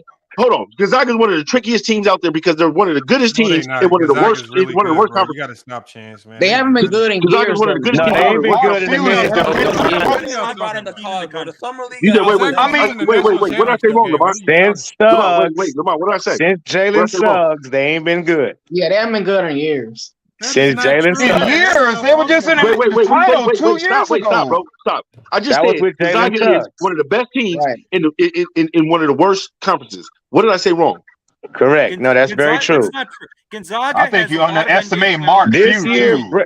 Gonzaga, just because Gonzaga's in a weak conference doesn't mean they're not a top 10 team. They don't have a lot of talent. And Miller had a good game against Kentucky. Miller had plenty of good Am I games just against heard what I'm talking to you? That's not so true. strong to say didn't play He's well. saying No, it's very Gonzaga's true. overrated. Didn't I just literally just say Gonzaga's one of the best? Never mind. I'm a shut No, up. he He's heard saying you. Gonzaga's overrated. Can But I ask yeah, a question though? but Like, this year what is Gonzaga wasn't hot. what They is what I'm wasn't trying hot to say? this Is year. Gonzaga always gets scored on regardless. What is the Gonzaga's point not a you're gonna defensive team. prove with Brandon Gonzaga's Miller not built though? on a Like, defensive team. get to a point of your argument though. What are you saying? What is Brandon Miller then? Is he garbage? Like, I don't get it. What is he? Okay, What are you let gonna me Oh prove yeah, with he those is arguments? bust. What I'm saying He What are is you gonna the prove that he had a SEC is bad the game? toughest. So what Let does him that mean? talk. Let him finish his point. Okay. The SEC is the toughest, most physical conference in college basketball. It's the best Oh, defensive bullshit. conference They the by far. No, fourth on the that's list. in football, And Miller Brandon. played Bullshit. well. Right. This SEC ain't football, basketball? man. Yeah, that's What? not bad. But what does That's it not mean? What not does it all true. mean then? It is true. What does it mean? Brandon, What that is is it? not true, It sir. is That's true. The not true SEC at is all. basketball. Yeah, The that's not only bad. argument you can Give him a make for is the football. Big Ten, Whoa. probably. Whoa, I've never heard that in Is basketball. you crazy? Yeah, No, that's no, No, that's Leo, the can case someone in ask the last couple of years. All right, can I ask a I'm in question? ACC country. Don't say Bro, that. the back, they're not better bro, than the Pac SEC, the basketball. ACC. The ACC Lamont, was trash can I last ask year. a genuine question though? Oh my Yeah, God. go ahead. They're not The, better the than thing is that that. I'm not You good lost at, because I'm a Canadian, right? So I'm not good at just listening to arguing and shit, man. So I'm trying to figure out, right? If someone's point is right, what does it mean? Like, if one person's right that Brandon Miller did this and that, what does that mean? That means he's gonna be No, here's the this thing. type of Like, player, That or means that your type of assessment. player. No, we're And if all he had a speaking. bad Let game, Lamar answer. Let Lamar let answer me quick. just Let get Lamar this off answer quick. though. If he had a bad game or he did this in this game, does that mean he's not gonna be a good player? Like, no, that's what I'm trying to figure no, out right because again, there's so many factors. Like Brandon Miller going into the NCAA tournament, he was coming off an injury, so like we have to be honest there. And then even going into summer league, where he probably didn't play up to everybody's expectation, he just got off of fighting a case of mono, and he couldn't work out, he couldn't do anything. So obviously, and then on top of all that, you join a team that you've never played with any of these guys in your life, right? You've never been under this coach in your life, and they're just throwing you out there. And then what they also do out there is they're giving you a whole bunch of systems and stuff that they're asking you to go do. And so a lot gets thrown at you in summer league. And the only guys that kind of look good in summer league are usually the guys that are scraping, trying to make a G League roster, right? The stars really don't. They get so protected and shielded in summer league. They really don't have an opportunity to do a ton. So I don't really use summer league to judge it. So I think Brandon Miller, like I said, Brandon Miller was the correct pick for Charlotte. And they finally, for the first time in a long time, instead of going with their feelings, they made the smart basketball decision, which was a better fit on the basketball court. And they went with the best fit on the basketball court. That's going to ultimately prove out in the long run. It's going to be more beneficial. So you think they're gonna be a Michael Pippen kind of? You think they're gonna be a 1-2? What do you mean? It's not. It's about fit. Like I said even before the draft started, I said you need to get a guy in there that can space the floor, that can shoot the ball. Yeah. But also a guy that's willing to not care about not getting all of his touches. Like there are going to be some games where Brandon Miller maybe only gets 5-6 shots off. There might be other games where he might hit 6-7 threes and have a big game. And you got to have these up and down performances because of your point guard is LaMelo Ball. LaMelo Ball can take over the game and score 30-point triple-double, and your shots might be down.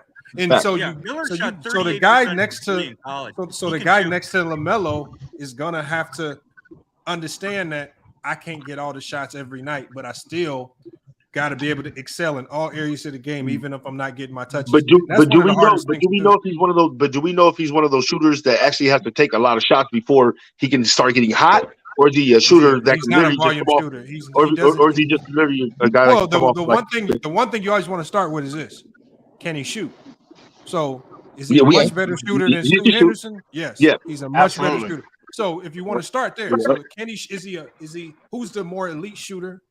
Yeah, we got that. It's Brandon Miller for sure. Scoot Henderson, you have to bring him in, hoping that you can coach him up into being a good shooter. And you got to get a good shooting coach. So you say he fits, okay? But this is better defender too. This is what kills me. How he fit when he can't even create his own shot, and that's what the Hornets got a bunch of. Hold on, I just said two things, and a bunch of people talking. He can't create his own shot, and the Hornets got a bunch of those type of dudes. The only guys that can really create for others is Melo, Miles Bridges, maybe. Terry Rozier he don't look for others when he's trying to create. He's looking to create for his own self. But that's really it. It's like Melo got to get everybody involved all the time, and if it ain't him, then the team is stagnant. So if you bring in Scoot and you thank you, Pop. That was what I was going to say next. You interrupted me, bro. I appreciate that. I was done. I believe with his size, I think he can ultimately. I think it's easier to teach a guy how to get separation and get his shot off as opposed to teaching a guy how to shoot all over. Like, so the thing is, he knows how to shoot. Helping him. I don't believe that though. Who's to say he know how to shoot? I don't know about that, Lamato, because I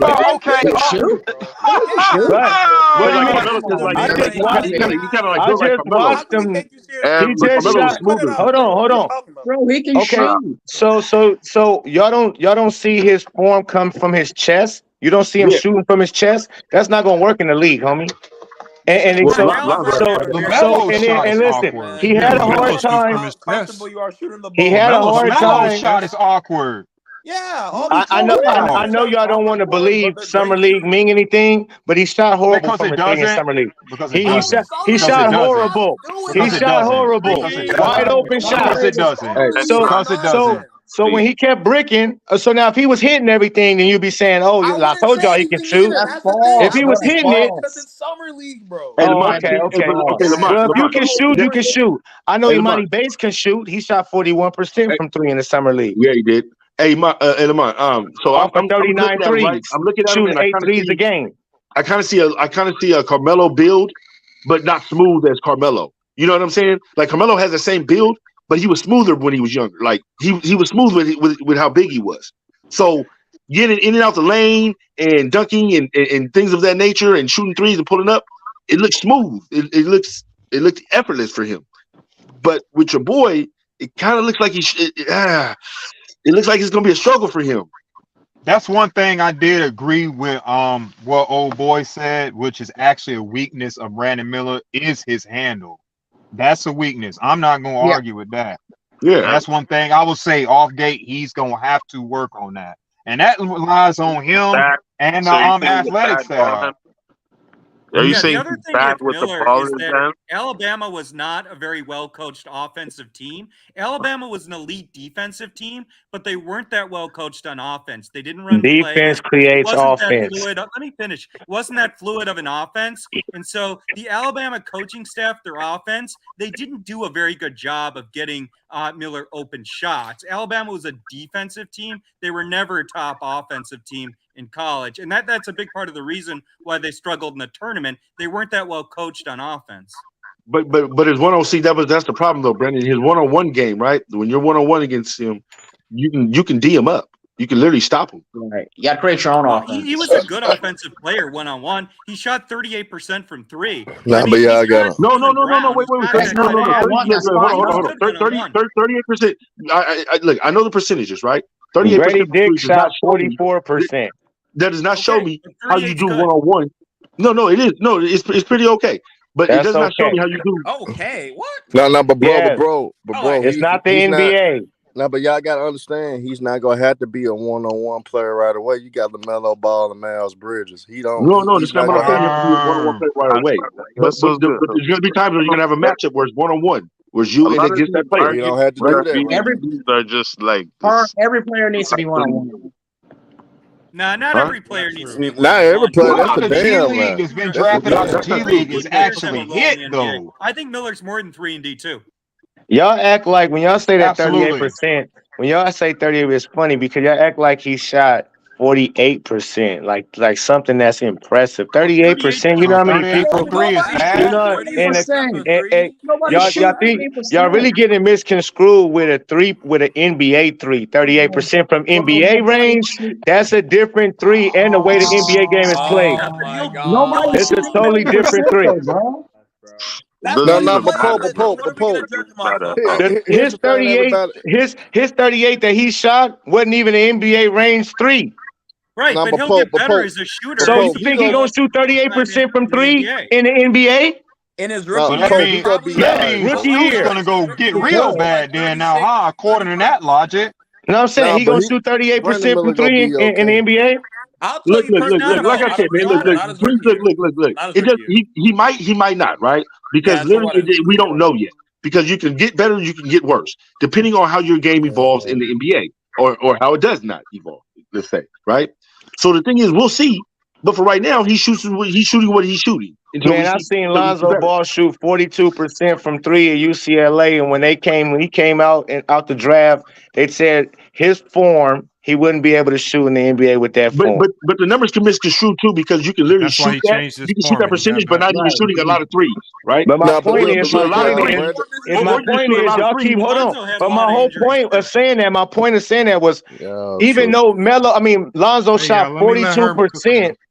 Y'all still ain't nobody like 38%. Didn't nobody steal of his threes. Yeah, Come he's still on, homie. questionable shooting three. Yeah, I get it. yeah. Shoot 42%. He shot 42. Yeah, but we're saying that Brandon is skilled and he's at 38. No, He's shooting from his chest. All we're saying But is how's the shot release? How's the hold on. How All we're does that saying, go? look, it's very easy. What I'm saying is college 3-point shooting generally correlates to the NBA. It's very rare that you have a poor college 3-point shooter go to the NBA and then all of a sudden turn into a good 3-point shooter. Shooting translates into the NBA. If you can shoot, you can shoot. So again, if you're a good 3-point shooter in college, it generally Lonzo. That's not true. Lonzo shoots 40%. It is That's true. not true. It's a lot of people that develop into a 3-point shooter. Come on, y'all. There's a lot of good college. There's a lot of good college players that were Hold on shooting. 1 second, Chance. All I'm saying is it's very rare. Remember, Lonzo Ball shot well from the three in college. It was only a matter of time before it started to translate in the NBA. And when he finally got on a team where he could actually work on his game, we saw his 3-point numbers really start to skyrocket, and he became a much more competent 3-point shooter, especially when they allowed him to operate off ball.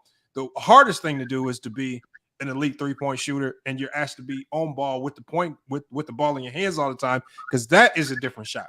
Those are the pull-up jumpers, those are the contested threes, those are the pick and roll threes. That's a different type of shot. Brandon Miller's not being asked to do that. He's been asked to go into the NBA, essentially do the same thing he was doing in college, which is play off ball, right? Be a wing guy that plays on the wing offensively and defensively, and a lot of the times he's going to be relying on the playmaking ability of LaMelo Ball to get his shots off. That's why it's a seamless fit. It's a perfect fit because he don't have to change.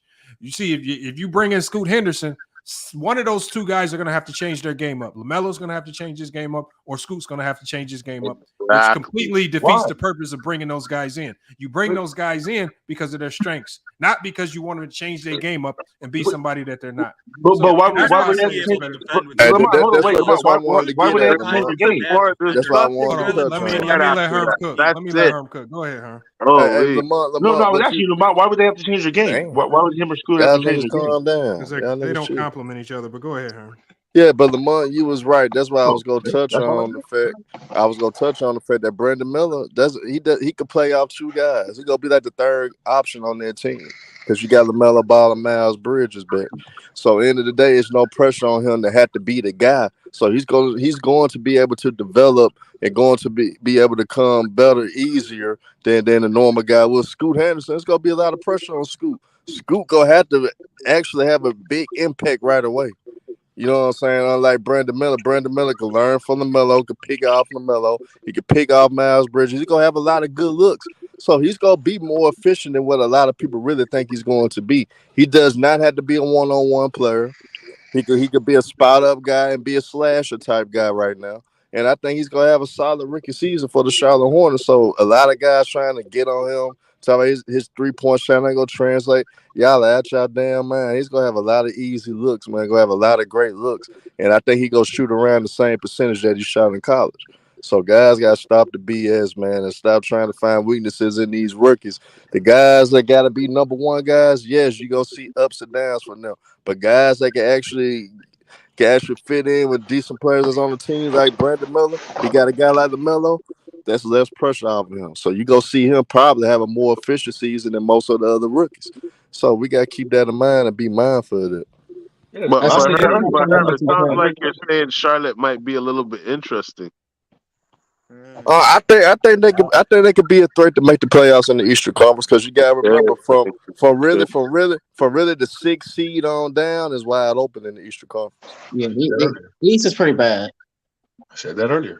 When y'all said he wasn't gonna make the playoffs, I said they can literally make the playoffs in the ACC. I was getting laughed at when I said they could make the playoffs. Yeah, oh my god. And I don't know how y'all look at him. Miles Bridges, if he end up playing the way that he did before he got into the trouble that he got into, and LaMelo is playing at 100% and being healthy and play off how he was playing, the Charlotte Hornets gonna be a good team, and Brandon Miller gonna fit right in with those guys. So Brandon Miller gonna see a lot of success this year as a rookie, and hell, he might. Y'all basing it. Remember, y'all basing this off of what Melo does, though. That's what y'all keep saying. Y'all keep saying if Melo is Melo, but y'all not saying 20 points a game. But y'all didn't say that about how would that change? Why would that change with whoever they drafted though? Why would that change? Yeah, no, because they're not saying that about Scoot, right? They're saying Scoot needs to do this. Scoot needs, but Brandon, they're just saying, well, Brandon just needs to feel off Melo. But if it was the other way around, they're saying that Brandon, that Scoot's gonna have to basically, come in and do this and do that and do that. I'm like, wait, why can't Scoot learn off Melo too? Like, what's going on here? They literally play the same position. He can learn. So I'm gonna put it like this: y'all forget about a guy. Y'all forget about a guy like Kawhi Leonard. He came into the NBA with one of the flattest shots that you can even think of. Coming but Kawhi Leonard was consistent at San Diego. Now listen before y'all listen before you speak. Listen before you speak now. Kawhi Leonard was able to develop and able to work on his game because he didn't have to be the number one option. They had to be the number two option. He was able to develop because he was like the fourth or fifth option on the Spurs, and he was able to develop his game, able to fill in spots. He didn't have to play one-on-one. He didn't have to do ISO ball. So he was able to develop, and that's why Kawhi Leonard ended up becoming the player that he became. So gotta give Brandon Miller the same type of opportunity because he do not have to do a lot of ISO ball. He do not have to take 18 plus shots a game. He don't have to do that right now. He has the luxury of having a guy on LaMelo and having a guy like Miles Bridges on his team to the point where that now he could truly develop and he could truly work on his skill and harness his skills. And he could be an addition to what the Hornets But you're putting it off have. on Melo. You're putting it off on Melo and Miles Bridges like they're veterans. But LaMelo is the highest. LaMelo is a franchise. He's the highest paid player. I get that. What I'm saying is they're still learning themselves. They're still learning the NBA. They're still learning. LaMelo was playing high caliber type of ball before he got hurt. So that's what Scoot was doing, though. But Scoot was doing that too. Scoot was doing that too with the G League. Melo was playing overseas. He was not playing high level ball with the G League, man. Yeah, he was struggling. I didn't care about the G League until they. No. I'm saying he was playing against high level ball. He was very inconsistent. Hold on, Chance. He was shooting poorly from the 3-point line. He was shooting poorly from the field. He was averaging 4 turnovers a game. He was averaging 4 turnovers a game. Yes, he was shooting poor. And he was only averaging 14 to either 16 points per game. So 42% is not wait. Hold on, Lamont. So how many shots was he For a taking? rim running guard, that's pretty bad. Hold on. How many shots was he rim running guard? I think he took more. I think he averaged around 15 or more shots a game. I think he was shooting a lot of shots. How many shots a game was he shooting? Yeah, Is that what you wanna know? that's what I was asking. I'll tell you right now. So I think it was over 15. On average, he was taking 15 field goals a game. Yeah, that's what I'm saying. I mean, yeah. And wait. What is that, like 40? What is that, like That's even worse. That's even worse. He was averaging 16 points on 15 shots per game. That's like not efficient. That's even worse. He was shooting more. That's like 30. Wait, hold on. That's like 42%. There's no way. I got it right here. He averaged 16.5 points a game. It's right here in my face. Yeah. No, I'm saying that's like 42%. That's not the right stat book then. And he shot in the lower 40s from the field, man. It is the right All y'all gonna see. Wait. The average shooting. Hold on. The average shooting in the NBA from the field is 43. I mean, is 45, 46%. He was below that. He was below he's a 17-year-old kid. What I'm saying is he's at 43. He's at 43%. He's at 43% from the field at a 17-year-old kid, right? Playing against grown men. Y'all don't understand. Y'all silly, bro. Field goal percentage is a lot lower. Y'all need to stop saying the G League is full of grown men. The G League is full of a whole bunch of young players. Just like That's not true. Man, the G League is like semi-pro, man. Hey, that's not true. I don't even think it's that. I don't even think it's that. Where you think the Max Strasses and the Gabe Vincents and the Jordan Pooles and the so on and so forth come I from? don't think Jordan Poole can play defense in the Listen, hey, hold on. You named outliers. You named outliers. Listen what I'm telling you. Hold on, y'all. What he's doing is he's playing a bunch of naming guys. guys. In the Hold G on. League, So all the guys that he's talking about, all you're doing is naming guys that teams already had their eye on. Just send them to the G League to develop them. It don't matter. It's to develop them. You don't think that they not playing defense and not playing hard against whoever they playing against? If they there for a reason and they trying to get, if they trying to get onto the NBA roster and get solidified and get an extra contract, they playing hard for sure. So hold on. So if y'all don't understand, man has lied to me, bro. If y'all don't understand, not the NBA. If y'all understand that Scoop being a guy who's supposed to be in high school playing against grown men that's already been there and done that in college, whether they play one and dones, whether they was there for 2 years, 3 years, they already been to college. Scrape on an NBA roster. It ain't like the G League. It ain't like the G League on his team, though. Bro, y'all keep acting like the G League. He wasn't the man on his team, though, guys. He wasn't the man on his team. There was other people on his team that were first choice, so he had to defer. So this generational process wasn't in the back. Y'all niggas acting like the G League. Not generational. Pick up bums. Are you trying to make it seem like he was just another guy on the team? He was taking 15 shots a game on 16. He was getting his shots up. Let's not act like he was just another guy. The man was 30 minutes a game. No, for sure. I mean, that ain't chucking. What the hell? 15 shots, that's chucking? 15 shots to get 17 points is in not the G good, League, bro. that is chucking. Is you crazy? It's not good, All right. bro. Like, And then you still don't account for the 4 fouls a game and the 4 turnovers per game. Wait, hold on. Now that's learning, right? He's literally learning on the job. 17-year-old kid. I'm gonna chop that away. Don't do that because earlier when it was Brandon, it was all kind of excuses for him with injuries and this and that, SEC and all this other stuff. But now when I'm saying this guy, hold on, y'all. Hold on. There were excuses. There's a big difference between talking about your average for an entire year as opposed to y'all complaining about Brandon Miller over the course of 3 games. Brandon Miller's averages over the course of his entire season were really good. You can snatch 3 games and try to say he was bad. When I talk about the 3 most important games. Those other games don't mean anything. When I talk about Scoot Henderson, I'm talking about what did he do over the course of an entire year in the G League. And I'm telling you what he did over the whole course of the year, not 2 so or 3 if you games. if Scoot Henderson was playing on Duke or something in college, you don't think he would have destroyed them? his efficiency would have been much better and everything else. That's No, all right. absolutely not. All right. Absolutely not. All right, I guess. Absolutely not. Yeah, You got we me there. backing up No, Scoot I Henderson, guess. bro. That dude is Yeah. Dennis Smith Jr., bro. Y'all heard it here Okay. first, bro. He's Dennis Smith Jr., bro. Y'all heard it You here first. think college is more competition than the G Man, Dennis League? Smith Jr., man. I said it right now, bro. He's gonna be Dennis Smith Jr. in the league. You think college is gonna man? You ain't even watch school, so you just hating. You not watching the G League at night, bro. Stop it, bro. You did not no. I watch wouldn't. I don't need to watch. I don't need to watch a full season. Did you just call Scoot watch the Henderson G League Dennis at night, Smith bro. So Jr.? stop I it, bro. didn't. You I watch didn't. highlights. Yeah, he Y'all did. watch highlights of Scoot Henderson. Like, No, I didn't just watch highlights, sir. No way you was Sorry. watching. You don't even, bro. You were not watching the G League, bro. I know. You know what I was watching. No, I watched. I watched a You few were games. watching the G League game. Nobody You watches sat the G I League. definitely watched a You few sat School down. Henderson games.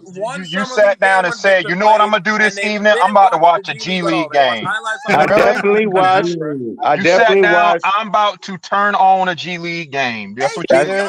I sure did. I definitely Oh, did. okay. All right, sir. Hey, I got some beachfront property I want to sell you in Idaho, man. Yeah, right, man. Get out of here, man. Wait, time out. This is a test. Name the G League starting five Scoot Henderson play with. Name his teammates.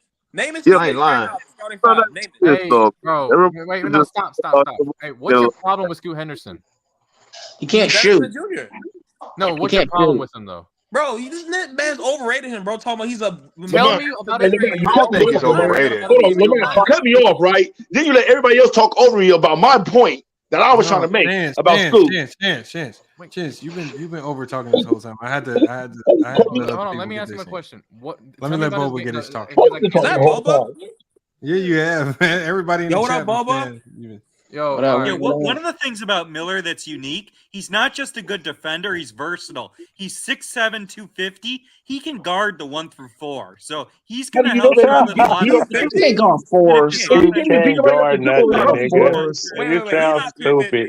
He couldn't even guard nobody in the summer league. Great guard. How's he a great defender? Cannot guard fours. He couldn't even guard nobody in the summer league.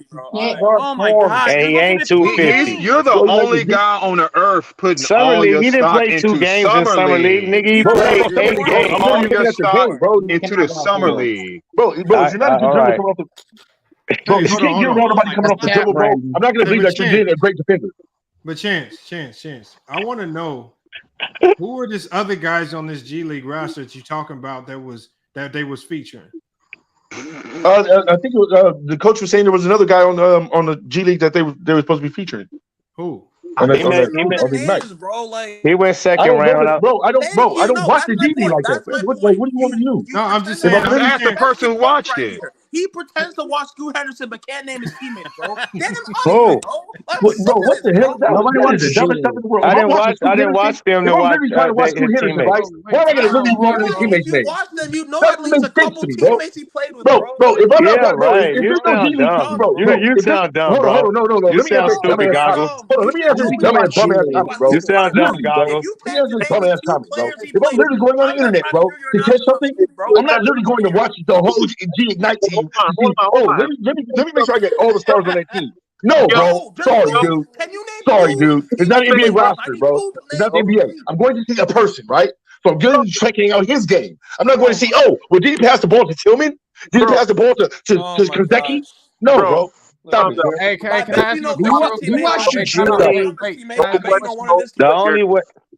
The only way, let me explain something to y'all. The only way you gonna know somebody else's name if you tune in to watch one player, they got to be balling out, and you got to hear the announcers say their name over and over. They got to be doing so much in that game, so you say, "Damn, who the hell is that kid?" And you learn his name like that. Like they be following these dudes from high school and college and overseas and back. So if a person not falling out, your man if a person not falling out, you're not gonna know his name. Stupid. I'm sitting here telling you I've been following school. That does not mean I know school high school teammates, bro.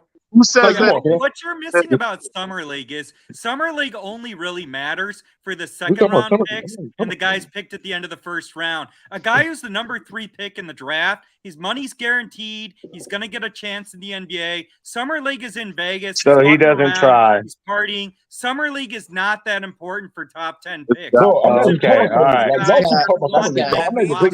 We got niggas saying they watch G League games. Thank you. Like You go on the internet. I didn't right? say And I you watched really G type it League into games. what I you said I watched Hey, Scoot Henderson. No. Nigga, you You said a stupid. while ago that I watched G Dude at League the bottom. Hey, games. dude at the No, bottom. I said I sat Watch down and tuned games. into a G League game, which you Hold watch on, it. featured I'm y'all. telling you, Hey, you y'all. gotta Scoot Can do we it. go one at Henderson, a you time? dumbass. Hold on, y'all. Can we go one at a time? There's too many people just talking the same. Let me let Blood pressure. let me let Boba go real quick. Go ahead, man. Yeah, bro. Dude at the bottom that hates Scoot Henderson so much. You're saying no one up here has watched G League games. How can you be so sure that he's going to be like a guy like Dennis Smith Jr. if you haven't watched it? I think I don't think he'll be like at his best. If I'm no tone aside, at his best, I don't think he'll be Dennis Smith Jr. But I think his floor is Dennis Smith Jr. Real talk. Oh, what's the? That's his But floor. How can I you watch say him, and that he knows more than when me, you right? just said you Hold ain't on, watched y'all. him? Let Boba. You didn't watch him in the either, main. so we're both in the same boat. No, Let nigga, I Boba in the did main. watch him. That's the You didn't. difference. Bro, I Why watched you Scoot and I saying watched that if Brandon. you don't Fool, even that's the watch him? point. Like, stop it, bro. Come on, y'all. Can That's y'all just your let? opinion. Can y'all let? I'm just trying to let Boba and Emmanuel get it because he had a conversation for him. I wanted to see where it was. Yeah, bro. All right. So you say I walked into the room and I heard you say first thing Scoot Henderson is Dennis Smith Jr. And Yeah, that's a little troll. That's his floor though. That's his floor. oh my gosh. All right, what's his ceiling? Stealing, Eric Bledsoe. Huh? That's still bad. Bro, I look, said it. Yeah, I said it. Eric hey, Bledsoe. hold on, It's man. still Why is it bad. okay for him to talk out of his ass? Okay, But when I'm saying real tell me, comment, I so get tell me since you've man, watched you since you've watched Scoot don't Henderson. even watch right? nobody. Hey, I'll be honest. I watch highlights, bro. Like we all do. Bro, Well, can then y'all how let can you Boba Eric get his Bledsoe thoughts off off, of highlights? man? Because I can actually tell you the type of player that he is. Yeah, he's a rim running guard who can't shoot the three, and his mid No, range he's is not a rim running guard. Scoot Henderson is a great Oh. playmaker. Scoot Henderson is a great playmaker. I think he's actually the best playmaker in the class. I think he has a high ceiling defensively due to how great of an athlete he is. I think he's got good, long arms, really good mid range shooter, can really run the offense well, gets the rim quite easily. And even though the shooting isn't there, the mechanics aren't too far off to where I don't think it's impossible for him to get a shot.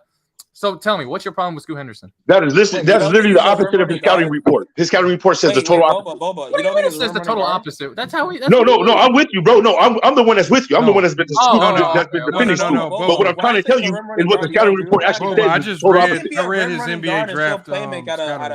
Lamont read it. You know what I It mean? says the total opposite of what you said.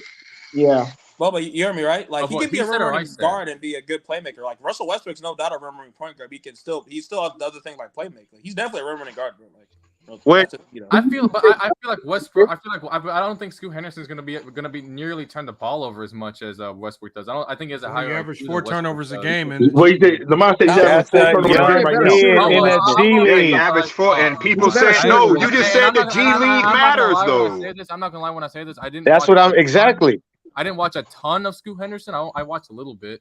None but I of haven't us watched did. him as, Thank you. No, but I've watched. But no, but I think I've watched enough to at least draw somewhat of a general Exactly. player. It don't take you to need to watch a whole season of somebody to evaluate their talent. I ain't trying to hear. You can't name a teammate you played. So if you want to evaluate talent, like I said, Goggles. against great Boba, talent. can you name at least one? Like I said, I bet Goggles. you can do it.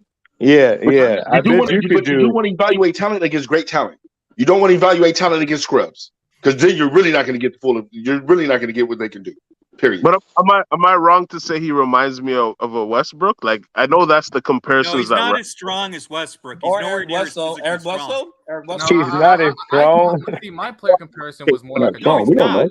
He's A shorter 6'2", John Wall. 195. That's the player He's that not I remotely Man, you close. I sound, have a hey, question. bro. I have a question. What's wrong You with Eric funny. Bledsoe? Bro, Bledsoe was a Westbrook is pretty good player, 6'3". man. He was pretty good. Right, Hold on, y'all. Westbrook is Hold on, 6'3". y'all. I wanted to hear what Yeah, Bro, it's y'all not trying to much tell me difference. Jason Kidd is tall as Westbrook's built Westbrook? physically That's what much y'all telling me right now. Playmaker that's good. Shut up. I don't know what. This nigga said he's not as strong as Hold on, Westbrook. Boba. He's Who'd not you say the close to as NBA strong as comparison Westbrook. was? I said I could probably compare him to maybe a shorter John Wall. He's a really good playmaker, not a great I could 3-point see shooter that. as of right now. Oh, that's a Or Eric good comp Bledsoe. right there, So, actually. Boba, we're I agreeing right now. I think him at his best in this league is with him being a guard that consistently scores. Like I don't see him being his best in behind the LaMelo ball, and you're asking him to play off ball and work off potential catch and shoot opportunities or split point guard duties with LaMelo. I just think more like that a would have Chris been. Paul? That would have been. I think that would have been a bad situation for. I think that would have been one of them situations where we could have easily said, "Man, well, if he had the opportunity and at somewhere else, what could have been?" That's why I had Brandon Miller going too. And another thing I just want to say about my John Wall comparison. John, like okay, there's a worst case scenario, there's a best case scenario, and then there's like a or like then there's like the player that I expect you to be. I expect him to be a John Wall caliber player, maybe All NBA a few times, All Stars. He might make an All Defensive team, maybe if the guard defense kind of falls off over the next few years. But I feel like the worst case scenario probably would be a guy like Dennis Smith Jr. If he's the worst, they're the worst. If he never develops a jump shot, then he just kind of has struggles getting to the spots on the court like Dennis Smith Jr. And just kind of doesn't really fit. And if the Blazers and it doesn't really fit next to the other perimeter players that the Blazers have, then yeah, I could definitely see the floor being a guy like Dennis Smith Jr. The ceiling, I'm still thinking about that. I haven't thought about that yet. But the problem with comparing him to John Wall was the fastest player in the entire NBA a couple years. He's nowhere near the athlete Wall. Wait, Boba, he has good handles, good mid-range shot, but he's nowhere near the athlete Wall. But that was also John Wall's downfall. Wall was literally the fastest player in the Yeah, but that was also his downfall, though. That was also his downfall. That was also John Wall's downfall. Well, yeah, I mean, shooting. No. He was no. Sometimes he was too fast for the play. Sometimes he was too fast for himself, like Westbrook. They would move too Wall fast kept getting for the hurt play. because of how fast he played. Yeah, he slipped on his own back. Yeah, but sometimes you're playing too fast for the ball. Sometimes you're moving too fast for the ball. You know what I'm saying? Like if you don't know what that means on the court, then you don't. You know if you play ball, you know what that means. Let me ask. Too fast, basically. Sometimes you got to throw the ball Can there. I ask you a question? A shorter John Wall, right? Is Eric Bledsoe not a shorter John Wall? No, he's not a shorter John Wall. No. Wait, bro. 6'2", John Wall. No jump shot. Like, come on. Like, no. Stop bringing up Eric Bledsoe. Stop. Come on. I mean, so was what's called it in Sacramento? All defense, Eric Bledsoe. No, stop. You know what? I gotta ask you though. Because it's not fair, because you gave like pretty much a floor and a mid. You got to give a ceiling, man. That's not fair. I'm trying to think about this. I'm saying what honestly be not Westbrook. That's not possible. A high energy guard who could develop a jump shot, great playmaker, could be a really good defender. Okay. His game's a little similar to Terry better Eric Bledsoe. You're describing a better Eric Bledsoe. I'm sorry. No, I'm not. Probably the first name that comes to mind is maybe he's not the athlete that D Rose was though. I think you guys forget who Westbrook was. Like maybe I don't know. Maybe he is a Westbrook. He just won't be able to rebound as well. Maybe. But he doesn't finish after contact the way Westbrook did. I'll have to think about it. Hey, people, I think John Wall. I think you hit it on the head with John Wall. Watch it, bro. You gotta watch some. I think John Wall is really good though. I think John Wall is before he got hurt. The easy comparison there. You feel like he got too many feet in Westbrook. Man, I want to hear though if y'all believed Brandon Miller should have gone 2 over Scoot, because I did have Miller going 2. Absolutely. I had Scoot going to Charlotte. Yo, even worst case scenario, I see Brandon Miller as Otto Porter Jr. So that's a pretty good floor. Some people were saying you shouldn't draft. I think it's tough because like people say draft with the best player available. I think Miller, like if Brandon Miller could develop, like if his handles could get better, I feel like 6'8", 6'9" wings with long arms that can shoot the ball. If they can develop handles and maybe develop a shot, like a way to create for themselves, I feel like players like that just have higher ceilings than smaller guards. I don't think Brandon Miller was better than the guy from Missouri. That was I forgot his last name. What's the old boy's name from Missouri? Number 24. If you don't know his name, he can't went number be that 30. good. He went number 30. I don't know. He went number 30. I forgot his name, but if he was that good, you know his name. I'm just saying. I mean, the issue with Missouri though is their conference was so horrible. It's hard to evaluate Missouri's players because they play nobody all year. I mean, Miller played in the SEC all season. He played much tougher competition. Missouri's in the SEC though. The SEC was it was the best conference for basketball this past season. Yeah, and Missouri. Wait. Missouri played in the SEC too? Yeah, Missouri's in the SEC, so. But Missouri's schedule was much weaker than Alabama's. It was much weaker. I talking about competition with Alabama and Missouri playing the same conference.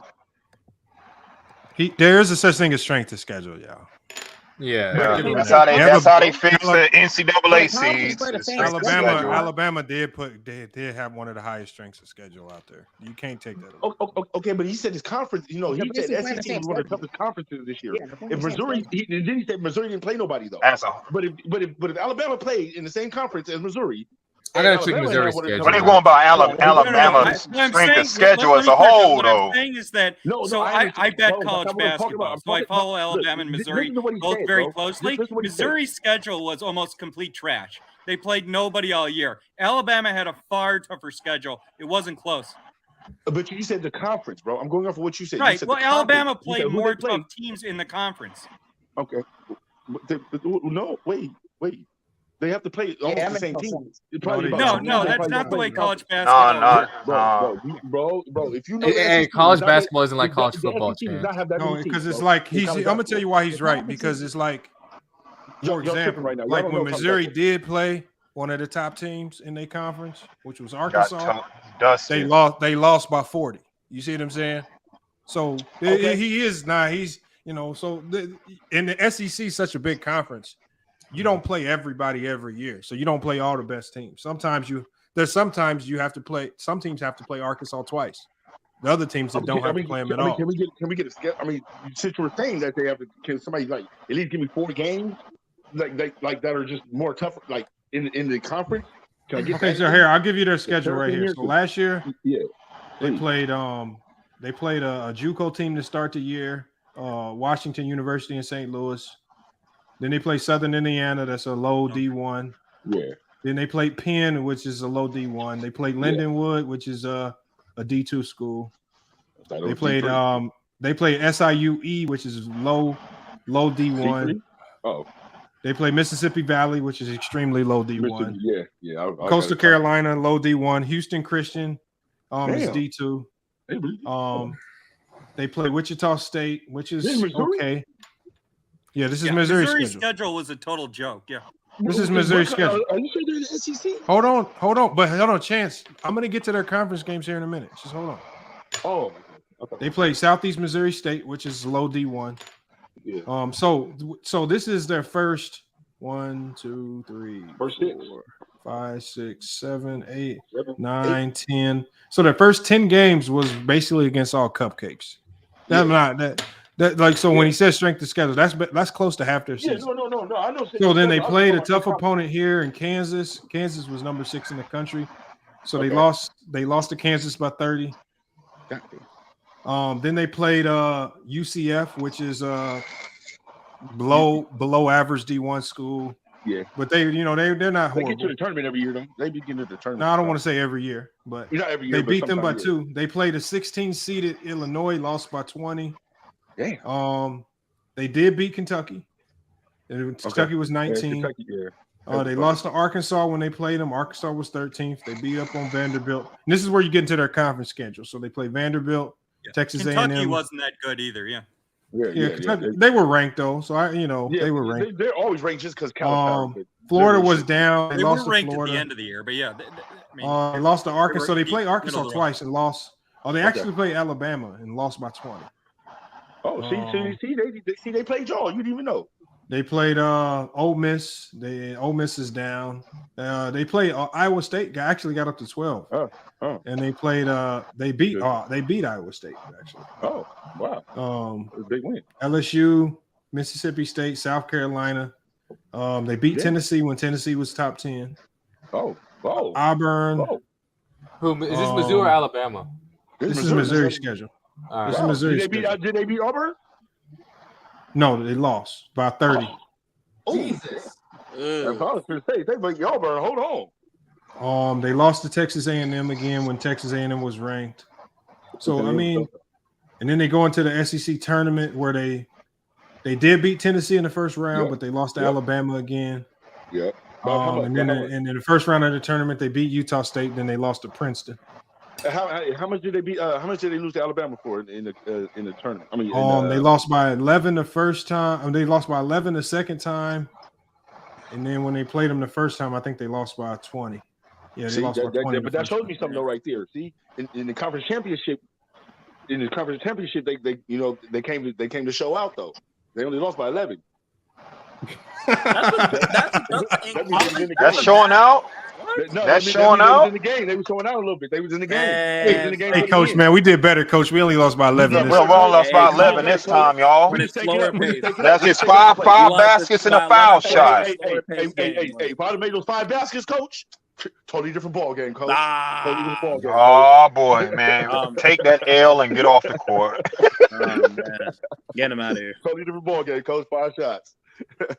But what it shows is that they did a little bit better this time. So they wouldn't dogged out the whole year. Generally, when you lose by 11, it probably means you were down about 10 to 15 points most of the game. Yeah, you was fighting. Or y'all was neck and neck, and then at the end of the game, they stretched it teams out. Get tired, bro. Teams just get tired. We see it all the time. Yeah.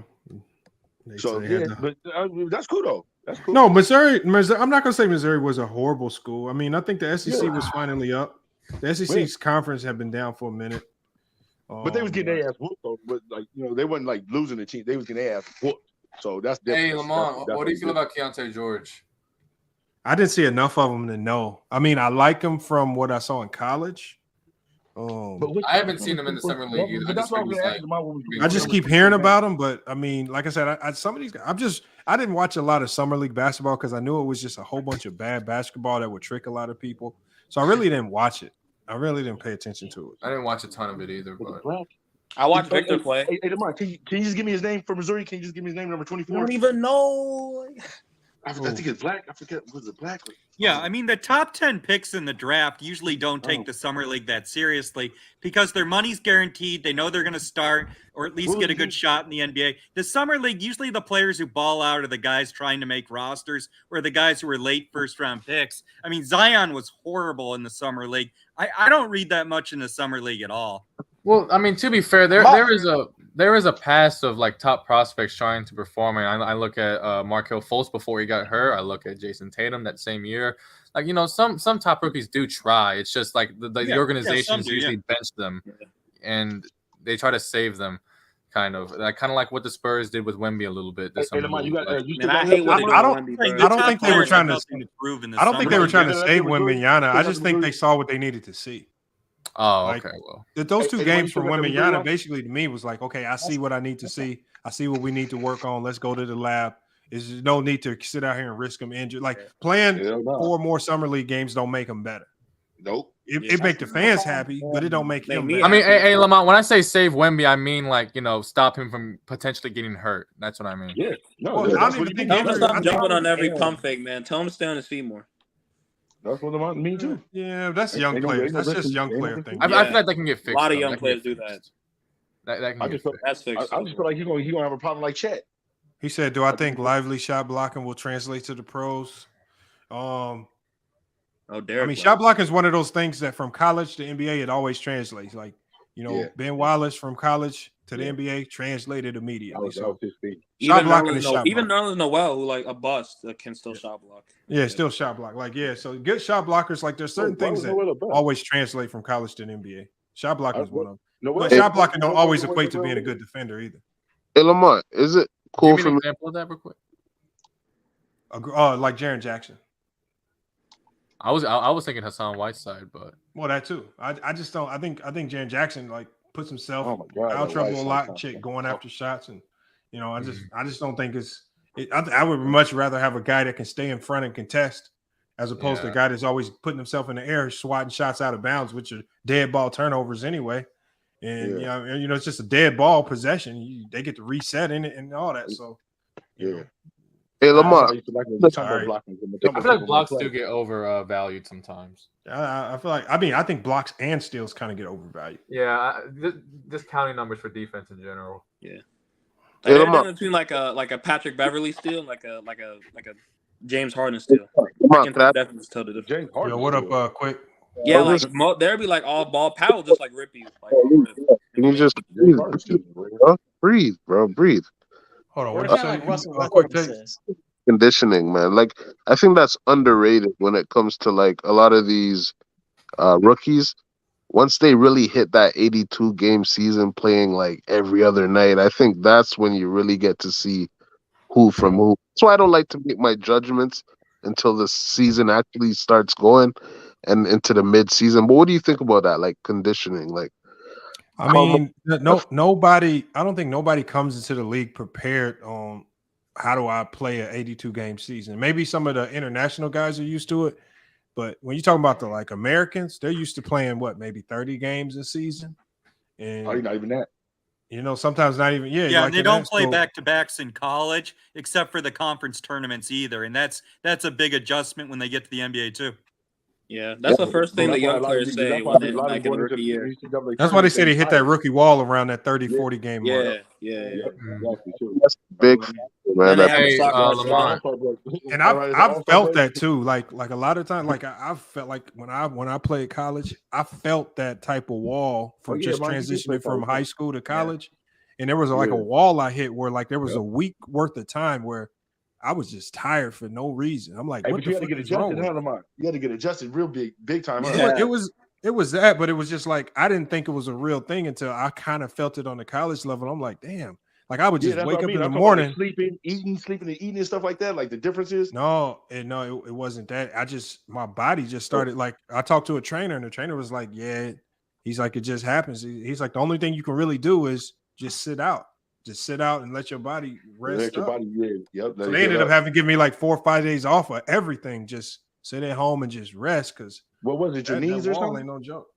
No, it's no pain. It's not about pain or nothing. It's just about like the way I felt it. Like we had to do another workout. It was a mid-season workout, and we were doing. I think we were doing RDLs or something. And it was a weight that I normally just rep out. And I'm like, I'm grabbing the weight. I'm like, what the fuck is wrong with me? I'm like, I can't do it. Like I'm just picking up normal weights that I normally lift. And I'm like, something was wrong. And then the trainers, they did some testing. And they were like, yeah, your potassium load. It's like, yeah, we think you hit the wall, man. They put me on potassium tablets and everything. Yeah. That's when you know you hoop for real. So damn, man. Oh no. Sometimes some people's bodies just don't adjust like others. Like so, and he's that's not even an 82 game season, bro. So like, that wasn't even 82 games. Yeah, we was Hey, like FYF. 25 game mark. What up? Hey, just real quick, bro, because I need to bounce back. Is there a debate night anytime soon? Yeah, we're gonna be doing one. We're gonna be doing one. Hold on, let me tell you. I got the date right here. Because I need to bounce back so bad. We're gonna be doing one Friday. Anyone open? I think Saturday. It's a lot of guys that want to debate, man. I know True the King been wanting some debates, but I think he has some schedules. I want him. Damn, you hungry, bro? What the hell happened last time? Bro, he won though. Oh, he won? Yeah. Oh man. He trying to get ranked, man. I got to come up with the new rankings and everything, man. We got to see where you fall. I told you could potentially get extra points from ChatGPT for the degree of difficulty for the win. So. Degree, I like that. Yeah, set up your debates, man. I want to get up in there one. When you say Friday, do you mean this Friday or next Friday? This Friday. Wait, so that's tomorrow, right? That's tomorrow. Yeah. Oh snap! Damn it! Hey, Demar, what do you think of the Thompson twins? I like them both, man. I like guys. Anybody want me tomorrow to debate? Anybody? But they try to depends on what the topic is. Hey, I'll help y'all. I want to get Emmanuel. Emmanuel, you want to get in on these debates, man? I'll help y'all. I can do it tomorrow. Yeah. Was that true, Emmanuel? Somebody said in the chat you cussed Ticket out, man. What happened? I did. I heard Ticket called you a bitch. Nah, I think you're talking about Boba, man. Nah, I was Boba, bro. Nah, they said bottom middle. I wasn't in the bottom middle. I think that's what I said. He said bottom. No, middle, I was the bottom left. There was no bottom middle. Nah, you was in the bottom middle when I read that. Yeah. Yeah. That's why I thought it was you. I don't remember cussing him out. I don't think he ever called me up. Oh wait, I think he did call me one actually.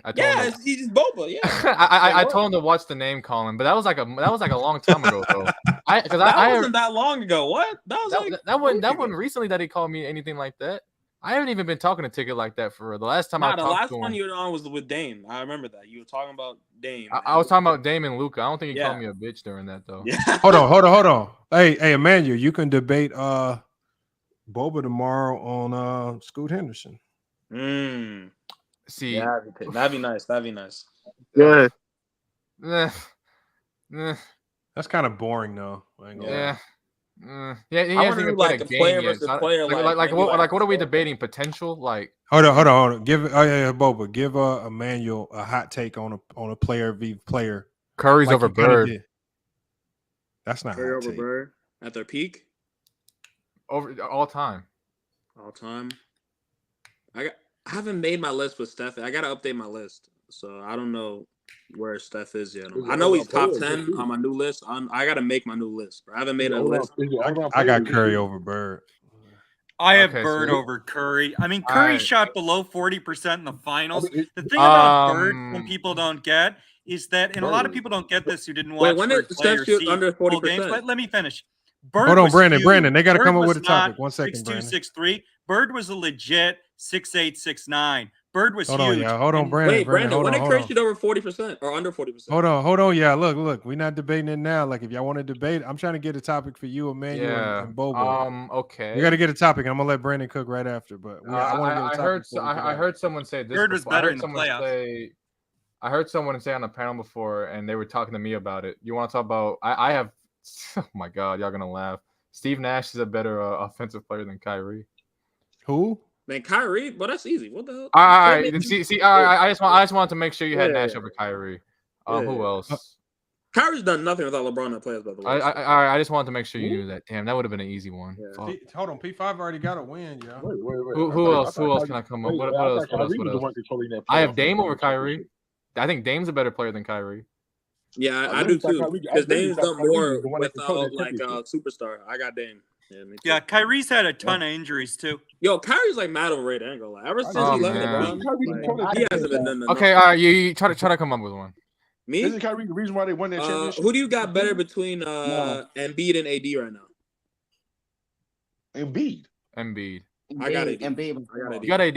Yeah, bro. These playoffs are they send me off Embiid, bro. I'm done with Embiid. Nah. I'm done. He can't do it all. But he should have showed up that last game though. That was so y'all want to do that, Boba? You want to do that one? I'll do that one. AD versus Embiid. Yeah, I'll do that. Yeah. All right. So hold on. So you know that's gonna be tomorrow. Yeah. At 3 p.m. But who got AD and who got Embiid? I got AD right now. I got Embiid. Yeah, I got it wrote down. Emmanuel got AD. Boba got Embiid. That's gonna be tomorrow. The debates are gonna start at 3 p.m. Pacific Standard Time. That's gonna be 6 Eastern for most people. 6 Eastern. And I think Boba, you on Central, right? Yeah. Yeah. So if you're on Central, it's gonna be 5. Mm-hmm. Yeah. So we got that one lined up. We got. Just to clarify, we're talking about Joel Embiid and Anthony Davis in today, right? Yeah, but I'm taxing Embiid for the health, bro. To be honest, I'm taxing him. Okay. But Davis has had a lot of injuries too. But we're talking about where they stand in the NBA right now, right? Yeah, today. Okay. I just had to confirm that, and it's overall game, correct? Yeah. Bet. All right. I got it wrote down, so we got the logistics right. I'm gonna try to get a few more debates lined up. Hopefully, get some more people up there. Emmanuel, that's your first. You know how we do the debates, Emmanuel, or have you watched? No, I haven't done it. I've done it before now. It's 3 rounds, 2-minute rounds. Because Boba, because he did win his last debate, he's just naturally gonna be higher ranked than you in our rankings. So that means you would have to go first the first round. He would go first the second round. And then on that last round, we call it the rebuttal round. That's where you have the opportunity to contest his logic and really break down some of his points. But in between each round, here's the new thing that we added in. In between each round, if you hear anything that he says that's not factual, what you can do is you can challenge him, and we'll go to ChatGPT to fact check. And if he has anything wrong, then you automatically win that round. But if you challenge and you're not right, you automatically lose that round. Remember, since with it being only 3 rounds, if you don't want to lose a whole round, because that literally can cost you. Like you take literally, if you lose a whole round, all he has to do is win 1 round and he beats you essentially. So again, but you do have the challenge though. You do have a challenge. That's dope. So we're gonna be doing. We got that one tomorrow. We got a couple other debates tomorrow. So the lights are on. I repeat, the lights are on. That means it's serious right now. Way to bring that in though, Lamont. That's smart. because you know people be wrong, so that's smart. Yeah, they can't just get that off. And now here's all right. Now that I've got the debate lined up, but now you can't just get it off though. Now that I got the debate lined up, the reason I said I needed a bounce back was because I just came off a loss right before I came in here. A loss? Where? It was quite embarrassing. To who? So see what happened was. But who'd you lose to? Oh, it's so embarrassing. I'm gonna say who it is. Who? I'm gonna find out anyway. Crunch Time TV. I don't know who that is. What channel was it on? I'm gonna go check it out. Okay. Well, if you watch Crunch Time, he's a guy who doesn't know what he's talking about, but I lost him, so it's pretty embarrassing. Well, how do you know you lost? Rated R Sports. I was in his isolation wars. So what happened was we debated who's the better. Yeah, Mookie. Yeah. At first, we debated who was the better duo between Shaq and Kobe and Mike and Pippen. I had Mike and Pippen. I feel like I won that. They didn't vote on that one though because the second one. You ain't gonna win that. Why would you debate? Why would you debate? Horrible. What? Mookie? Do you know that? You make sure Mookie knows this the next time you go over there. Mookie came over here and had one of the biggest debate losses probably ever in this channel's history. He got embarrassed so bad. I don't know why he's running debates, but he got embarrassed. What happened to him? What was it about? Bro, it got so bad that he started fumbling his words. He started fumbling his words. He said listery instead of history. They made a whole meme song out of this man. It's a whole. Do you know he lost so bad? It's a whole rap song and everything made about how he lost. No. Damn, I can go play it. Hold on. Watch this. I got it. I'm gonna pull it up. Watch this. What was it about though? What did he lose about? He was debating Weezy Bang on LeBron James versus Michael Jordan. The man is so infatuated with LeBron that he spent all three of his rounds. He didn't say not one thing about Michael Jordan. He just kept complaining about LeBron. And it's just like, what are you doing, Mookie, man? Oh my God. He was, hold on. I'm gonna let y'all hear this song. Check this out. This shit But that's is how it's gonna funny. sound when people talk about LeBron though, about a bunch of complaints. And he lost. Like, I'm talking about, this was bad. Like, he ain't been back over here since. He won't come back. I promise. Hey, Johnson Daily Sports. Maybe. Who knows? People are off their rock. Man, but no, I don't know if they'll let you get a fair shot over there. But Mookie will never come back over here and debate, boy. He tried. He kept losing his composure. He started talking crazy. It was wild, man. Oh, you got emotional. I'm gonna put it on the screen. I'm gonna put this on the screen. Let me share this. Y'all got to hear this song, man. Oh man, this is crazy. I didn't know there was a song about this. They made a whole song of her. Like, here, mute your mic so y'all can hear it. Let me get this coming off the screen. Y'all see this? They call this man because he said listery. This man messed up and said, instead of saying he said LeBron. Oh, you just got to hear the song. Let me play it for you. First of all, LeBron James, right? Y'all call this motherfucker the greatest player of all time, nigga. He is the only player in NBA history. So you want to talk about easy work, bitch? Get your speech right. What the fuck is listery, nigga? Okay, but anyway, LeBron James, man, in career win shares, regular season and playoff, she's number 2 behind Kareem Abdul-Jabbar.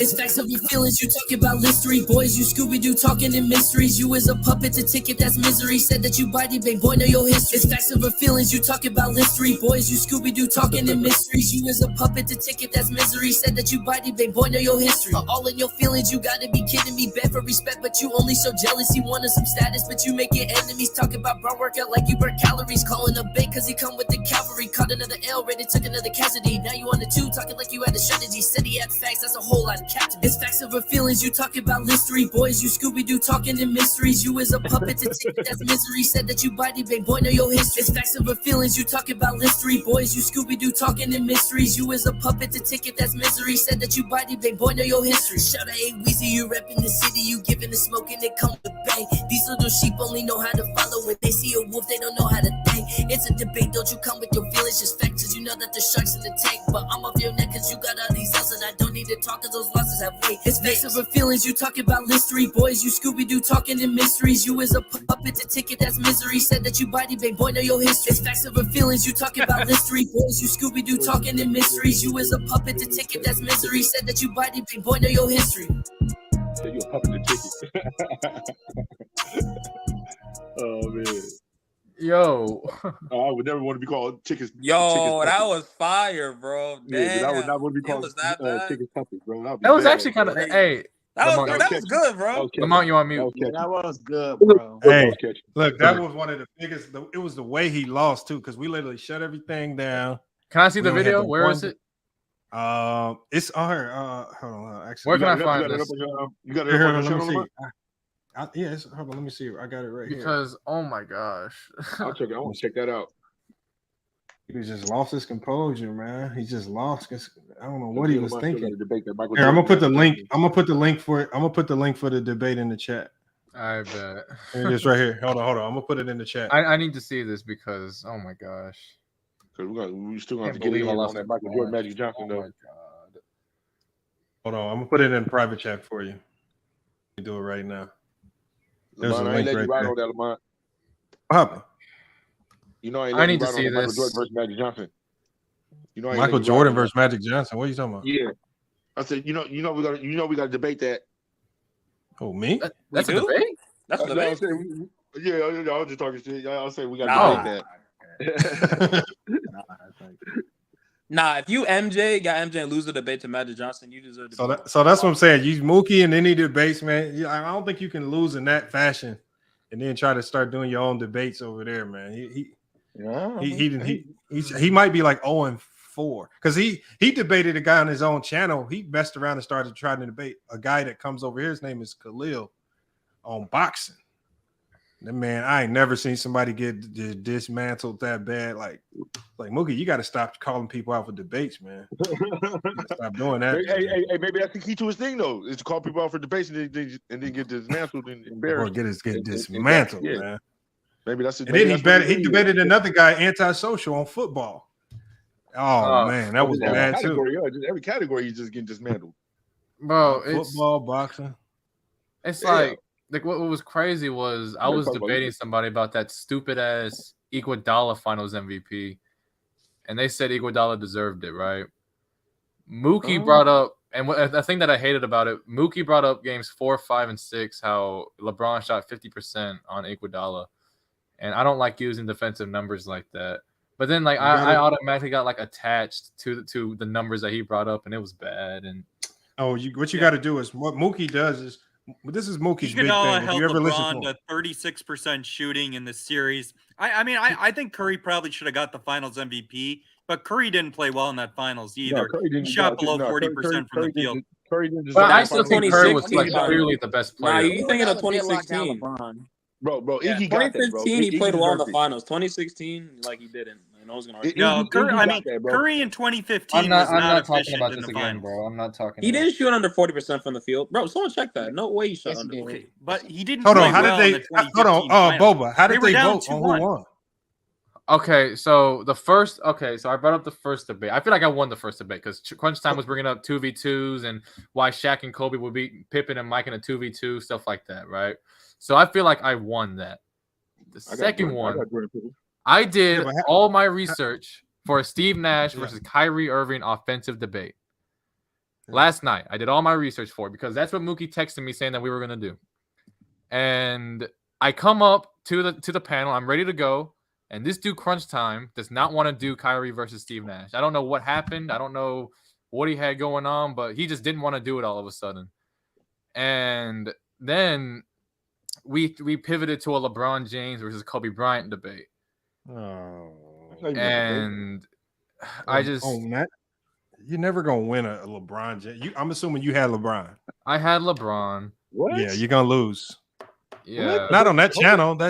There's certain channels that are built off hate for LeBron. No, but here's the part that really embarrassed me because the first, I felt like I was making a good point because he brought up the scoring titles, and I'm looking back on it. He brought up the scoring titles, and now he has more than LeBron. I could poke holes in that logic right there. I could poke holes in him saying that he's a better defender than LeBron. I could poke holes in the playoff and him saying that he's a better playoff performer. I could do all that. For some reason, I just blanked out. I couldn't think of anything to say, so I just blanked out. I listened to everything he said, and I just really all I said was, he's a better playmaker, better playoff translator, finals 10 years in a row. You think And I just LeBron's going to blacked out. playoffs than Jordan? But Boba, here's the thing. There's certain people there's certain people in this circuit. Like if you talk to like Mr. Moss, I'm sure you've ran into Mr. Moss in certain places. I've ran into him before, yeah. People who literally have me and him don't like each other. They live and die for LeBron. These guys got a 30-minute speech ingrained in their head about LeBron. Negative to say about LeBron. Like Mookie has it. Like he can run off. Like Mookie will literally, in 2015 in Game 4, in this moment, this guy missed a shot, and it's just like, okay. And like, so what they do is they implant these players' worst moments into their brain, and then they spew them off in the debate to try to sound right. And it's just like, okay, this is not what makes these players great. I was like, I said, the true challenge would be to compare great moments to great moments. Your great moments and the magnitude of those moments and your impact versus the other players, as opposed to running it. Like if you're in the Jordan debate, well, Michael Jordan, he got the ball stolen from him against Nick Anderson, then he turned it over after that. It's just like, okay, but that don't define Jordan, right? And if you any debate with Jordan versus another player, there's no need for either side to harp on that. There's really no need to even. So I think it's just like low level. Yeah, I'll say this too, and I've said this for a while, and trust me when I say this, I'm not some LeBron fan like they think I am. I have him as the second greatest of all time. I don't like LeBron. Whoa. I think some of the shit he does off the court is a little sussy, is a little suspect. But I have to be honest about him. And whenever I hear people constantly just harp on his name, he trades his teammates, he moves team from team, he stacks the deck. He does this. He's on steroids, and it just makes me so mad. And like, I think there's some validity to the steroid thing. I'm just saying that's conspiracy. The steroid thing. There's a case for that. We're on this man's channel. Hold on, we're on this man's channel. Let's just say that. I don't want you to get your channel dismantled or nothing about LeBron's team or nothing. So allegedly, he's on steroids. The evidence LeBron used PEDs is very strong if you do the research. Like I just say, Boba, out of everything that's said about LeBron, that steroid stuff, bro, you got to look into that, bro. Like there's a case for it. I'm not saying it's definitive, but there's a case for it. There's a case. That is something shooter, Boba. No, all right. And another thing, like it's just like people who hate LeBron here's the flip side to the steroid thing, because I hear people say that. Yes, if the side effects alone, right? If you're just talking about the side effects alone, and you compare those side effects to some of the things like the LeBron James has had, like the growth in his mouth and stuff, having the growth removed and all that. So what I'm saying is, here's the flip side to it. Yes, here's the flip side to it. There are literally over 15,000 over-the-counter products that can give you the same side effects with regards to things you can take to better muscle growth, different types of proteins and creatines. There's a ton of over-the-counter things that have the same side effects as HGH and things like that. So that's what I'm saying. Is just like if we're gonna just mention side effects, we also on the flip side that got to say that there's even more over-the-counter products that have the same side effects, if not more.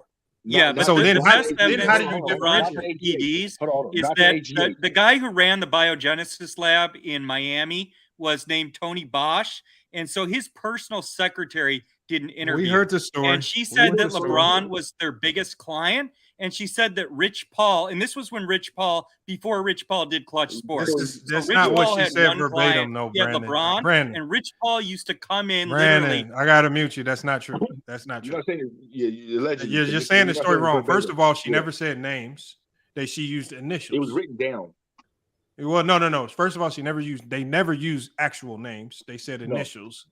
And he said a guy would come in, but there was nobody that verified it was actually Rich Paul that came in. Yep. Right. So again, people are just taking certain initials and they're saying, oh, that's who they talking about.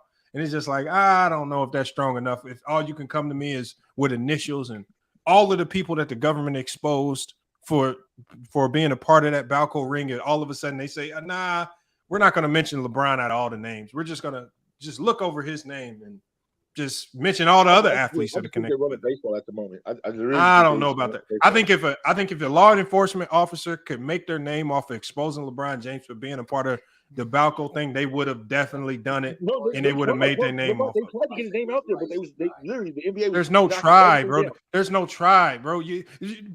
Somebody for money, people will do a lot of different things. Like you saw for money how quickly they leaked that tape of Jordan Poole get knocked out by Draymond.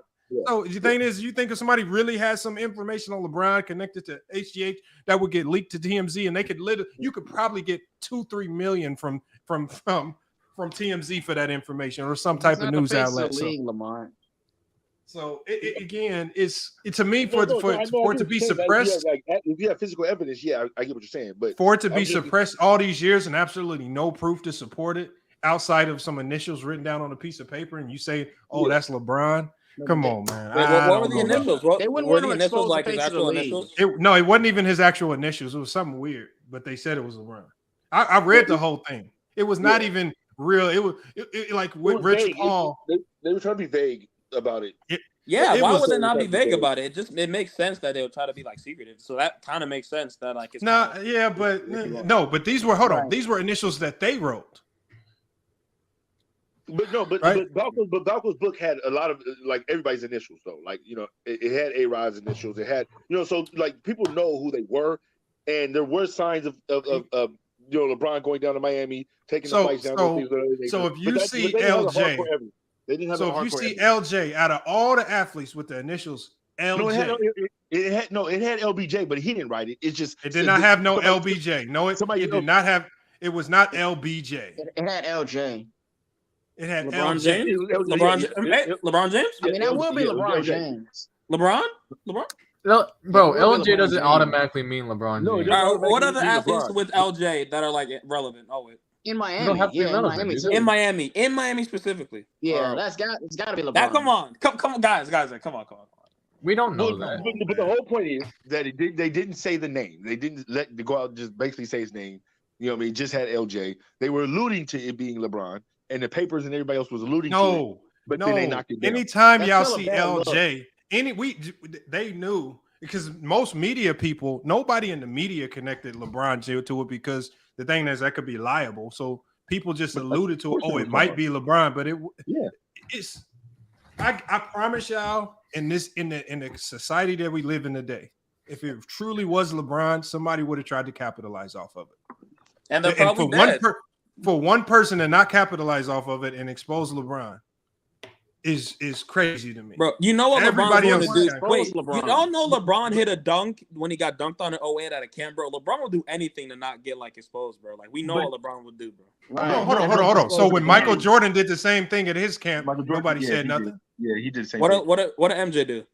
When Michael Jordan did the same thing at his camp, all the camps scored on, right? When Michael Jordan would have these camps and stuff, what would you say? No phones, no nothing, no pictures, none of that, right? Yep. Why? Right? Because there's a certain image they want to play. So you get dunked on, you don't want that leaking out. So the fact that LeBron did it, I ain't tripping on that. And then also, it's also for safety reasons. Sometimes when they have these runs and you got a whole bunch of high-profile athletes together somewhere, you don't want everybody knowing where they at. Right? So that's true, there's a lot of reasons for it. That was what I was trying to tell you. Like they were trying to hide it. Like, they try to hide the dunk. You know that's a little OD to hide someone getting dunked on. That's why they were being so vague in the papers and things like that. But they were alluding to LeBron, but they wouldn't literally come out and say it because they know they would get a lawsuit. Right? Oh, so hold on. So you telling me that guy at Balco went to jail because he didn't want to mention LeBron's name? Because remember, the man got he's dead. Who knows? Maybe they threatened him. Who knows? No.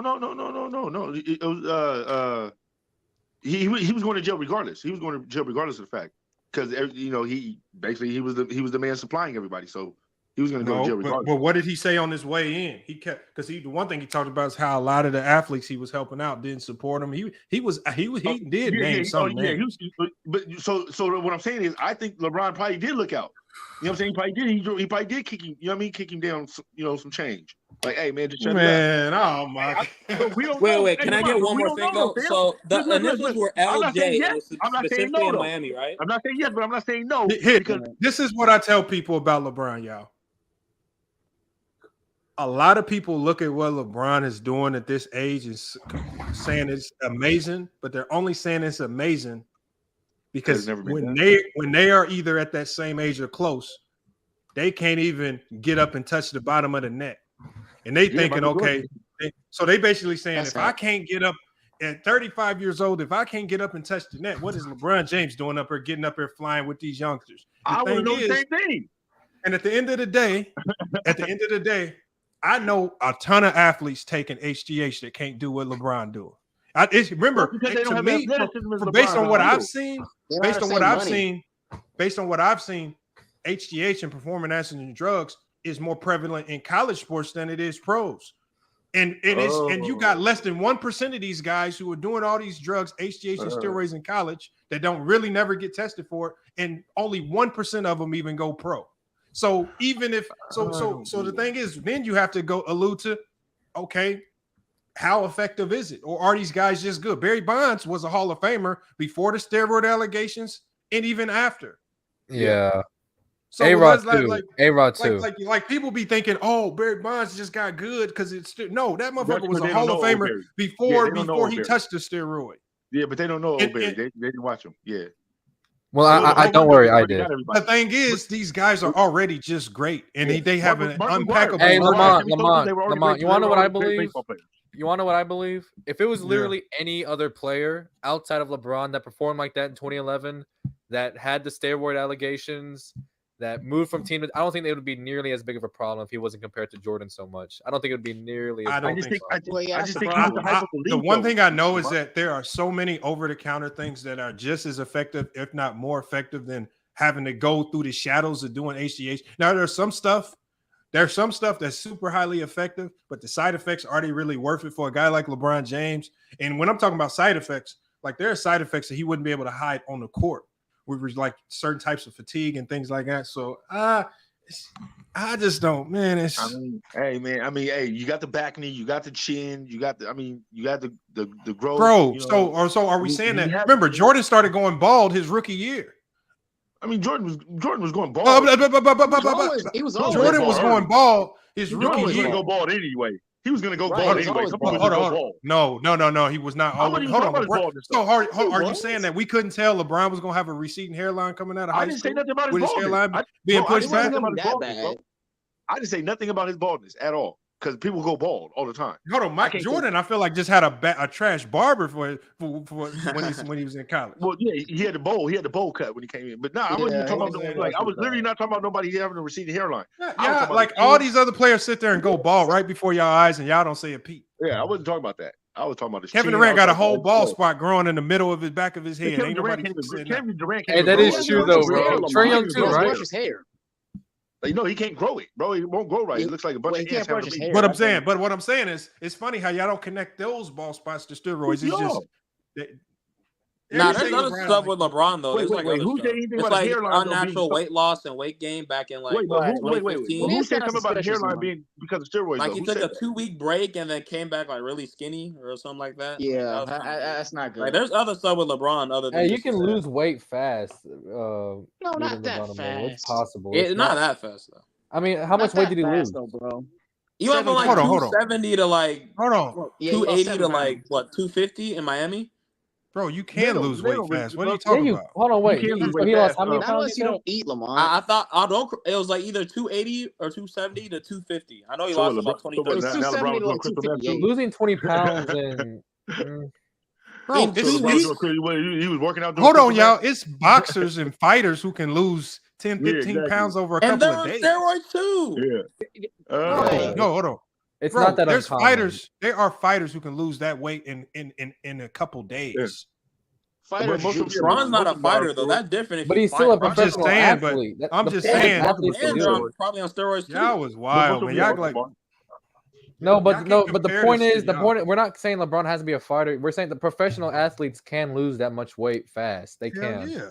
It's possible. I don't know about the hairline thing. Imagine LeBron, if you had only one athlete to lose 30 pounds in 2 weeks in the NBA. I've never seen that with any other player ever in my life. Nobody does that. He didn't lose 30 pounds in 2 weeks. 30 pounds though, or 20. It might have been 20. It might have been 20. It was like 15 pounds. It just looked different because it's LeBron and he was thicker, so it looked a little different on him. He lost like 15 pounds, bro. Wasn't even that serious. I wouldn't even equate that. I was literally just talking about just the growth on his on his body and things of that nature, the back knee and things. I don't know about no receding hairline. I don't know about none of that other stuff. I'm talking about the stuff that comes with steroids. That comes with supplements in general. That comes with more than just steroids. Certain supplements, depending on the supplements you're taking. I'm gonna just say that. Oh no, That's what I'm I saying. just think LeBron. People connect everything with steroids. It's just like this. This happens when you take a ton of certain types of supplements. You start mixing chemicals, and your body reacts. I mean, that's what happens with these over-the-counter products. It happens with over-the-counter products too. But that's why the over-the-counter products aren't as effective because they're not. It's not basically the full chemical, or it's not. Over-the-counter products are extremely effective. Not you can't not the products you buy from GNC, but if you getting quality grade products, quality grade pharmaceutical grade products, man, that shit, hell yeah, shit works. I mean, but you got to know somebody, to get some good things like that. You know what I'm saying? No, like that you don't got to know nobody. You just got to be willing to pay the money. Like if you're trying to buy quality whey protein, you ain't gonna go to Walmart and buy whey protein for $29.99. You're gonna go get the pharmaceutical grade whey protein that costs $249 an ounce. Yeah, but you just got to go on quality difference. That's an ounce, not for no big tub. I'm talking about $249 an ounce. So you think LeBron getting what? Well, I mean, come on, man, y'all. Money is what gives you access to these things. Oh no, I know. But I just believe, I just hate how whenever anything that looks a little bit suspicious happens with LeBron, steroids is the first thing that gets brought up. That's just one of the first things I thought of. Period. But for no other player, come up that much with LeBron. Dealing with his age and what he's doing, I'm sorry. That's what I think. So, yeah. I mean, there's a UFC fighter named Chad Sonnell. He said he has the same guy he buys PDs from. He's open about it. That LeBron does, even knows his name. Chad Sonnell has it's proven pretty to be Hold on. I did a whole video on this, y'all. Did we expose this man already? This is the same guy.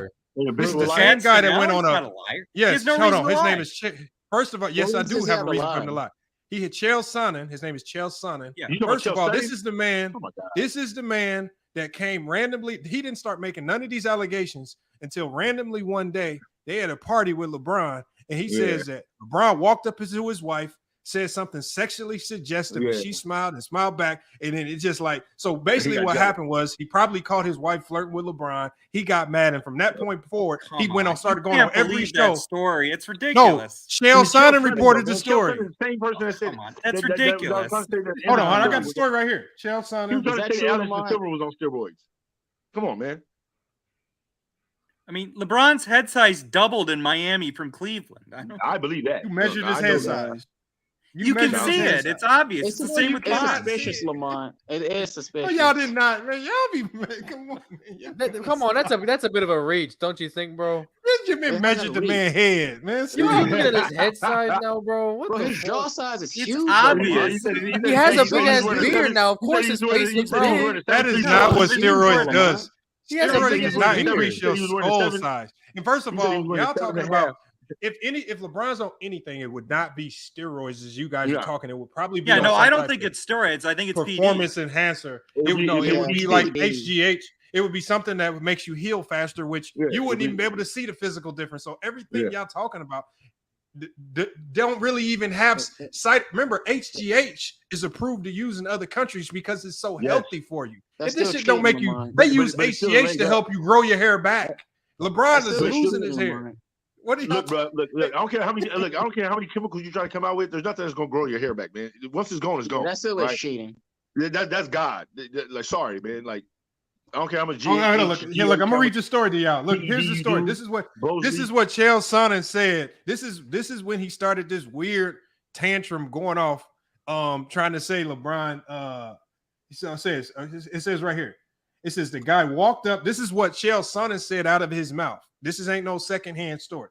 He says LeBron walked up to my fiance backstage and asked her if there's a Tic Tac in her blouse or if she was just happy to see him. What the? And he says I had UFC employee tell me he saw. And then he said another situation. He said I had a UFC employee tell me he saw a mother wheelchair her handicapped child to him to get a picture. And then it says, it basically says, hold on.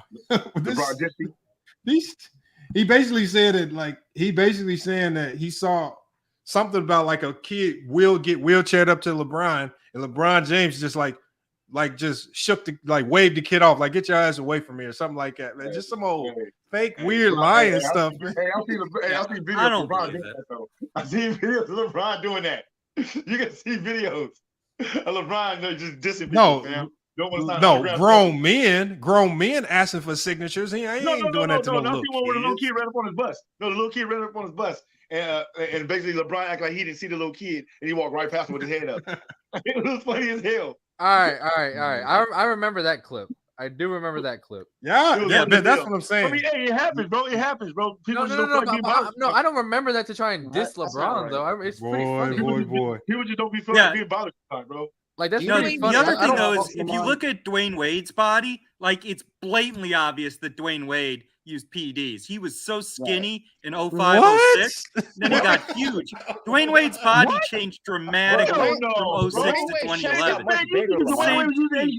That boy would have been. Do y'all know that PEDs, the true intention for performance enhancing drugs is not to make you bigger. It's just really for better blood flow, so you can perform better. But it's your joints and your muscles. But I'm saying steroids make you bigger. Steroids are the ones that pump you up together stronger, bro, than they were. So which before. one is it? Are they doing steroids or are they doing performance enhancing drugs? I think they're doing both. If Dwayne Wade would do because his knees would have been way better. Because oh boy, his knees were. The cyclist. What was his name again? Look at Dwayne Wade's body in 06, and you look at it now. He get bigger, man. Dramatically He got bigger. Bro, he didn't gain bigger muscle. He literally did. Yes, he did. Barely even got that much weight. If you look at Dwayne Wade in 06 and you look at him in 2011, his body is night and day different. Yeah, bro. Hold on, but Brandon. Hold on. Chance. Hold on. That's just called getting out of shape. As Wade got older and got bigger, that wasn't him getting stronger. That was him getting out of shape. No, I'm saying in 2011. And Lance Armstrong was the skinniest motherfucker you can think of. Hey, y'all. Hey, Lance Armstrong. Walking around on bad knees. No, hold on, Chance. No. Lance Armstrong, y'all, was on performance enhancing drugs and was one of the skinniest motherfuckers you could ever see. I don't know. Y'all cannot say he's doing both. No, nobody's going to say do both HGH and steroids. That's like a horrible combination, probably kill you. So what we're talking about is either LeBron's doing steroids, which blows him up and makes his head bigger and all this stuff, lose hair, or he's doing performance enhancing drugs, which you would probably never really see true side effects as far as like hair loss and stuff, because the side effects are completely different than what steroids are. So y'all mixing the side effects from steroids with HGH or performance enhancing drugs. Which one is LeBron doing? Because he can't be doing both. There's no reason why you can't use HGH and PEDs. They're totally different. Hold on. Okay, so what PD are you talking about? Well, I mean, I'm not an expert in PEDs. I'm just saying if you look at the evidence, like Tony Bosch's secretary, if you look at the evidence, it's pretty strong. That was very weak evidence. 06 and 2010, dramatically different. Bro, Wade was getting out of shape. That's called gaining weight. No, a lot of y'all are much bigger than y'all were 5 years ago. Not because of those steroids, because y'all motherfuckers can't stop going to McDonald's. But do y'all not know that Dwayne Wade? No, I'm saying when Wade was in his prime in 2010, he was much bigger than 06. Night and day. Bro, do you not know that Dwayne Wade has had 4 knee surgeries, bro? He had 2 in college. I'm talking about 2010. Yeah. He had already had 2 knee surgeries. He had already went to Germany. So his cheeks are his whole head got bigger from 26. That's called gaining weight. Bro, look at it, bro. Bro, it's not the same, bro. Dude, you can look at Dwayne Wade's head in 2006 and look at Dwayne Wade's head and cheeks in 2010. It's night and day difference. He obviously used some kind of steroid or HGH substance to gain weight. It's obvious. Right.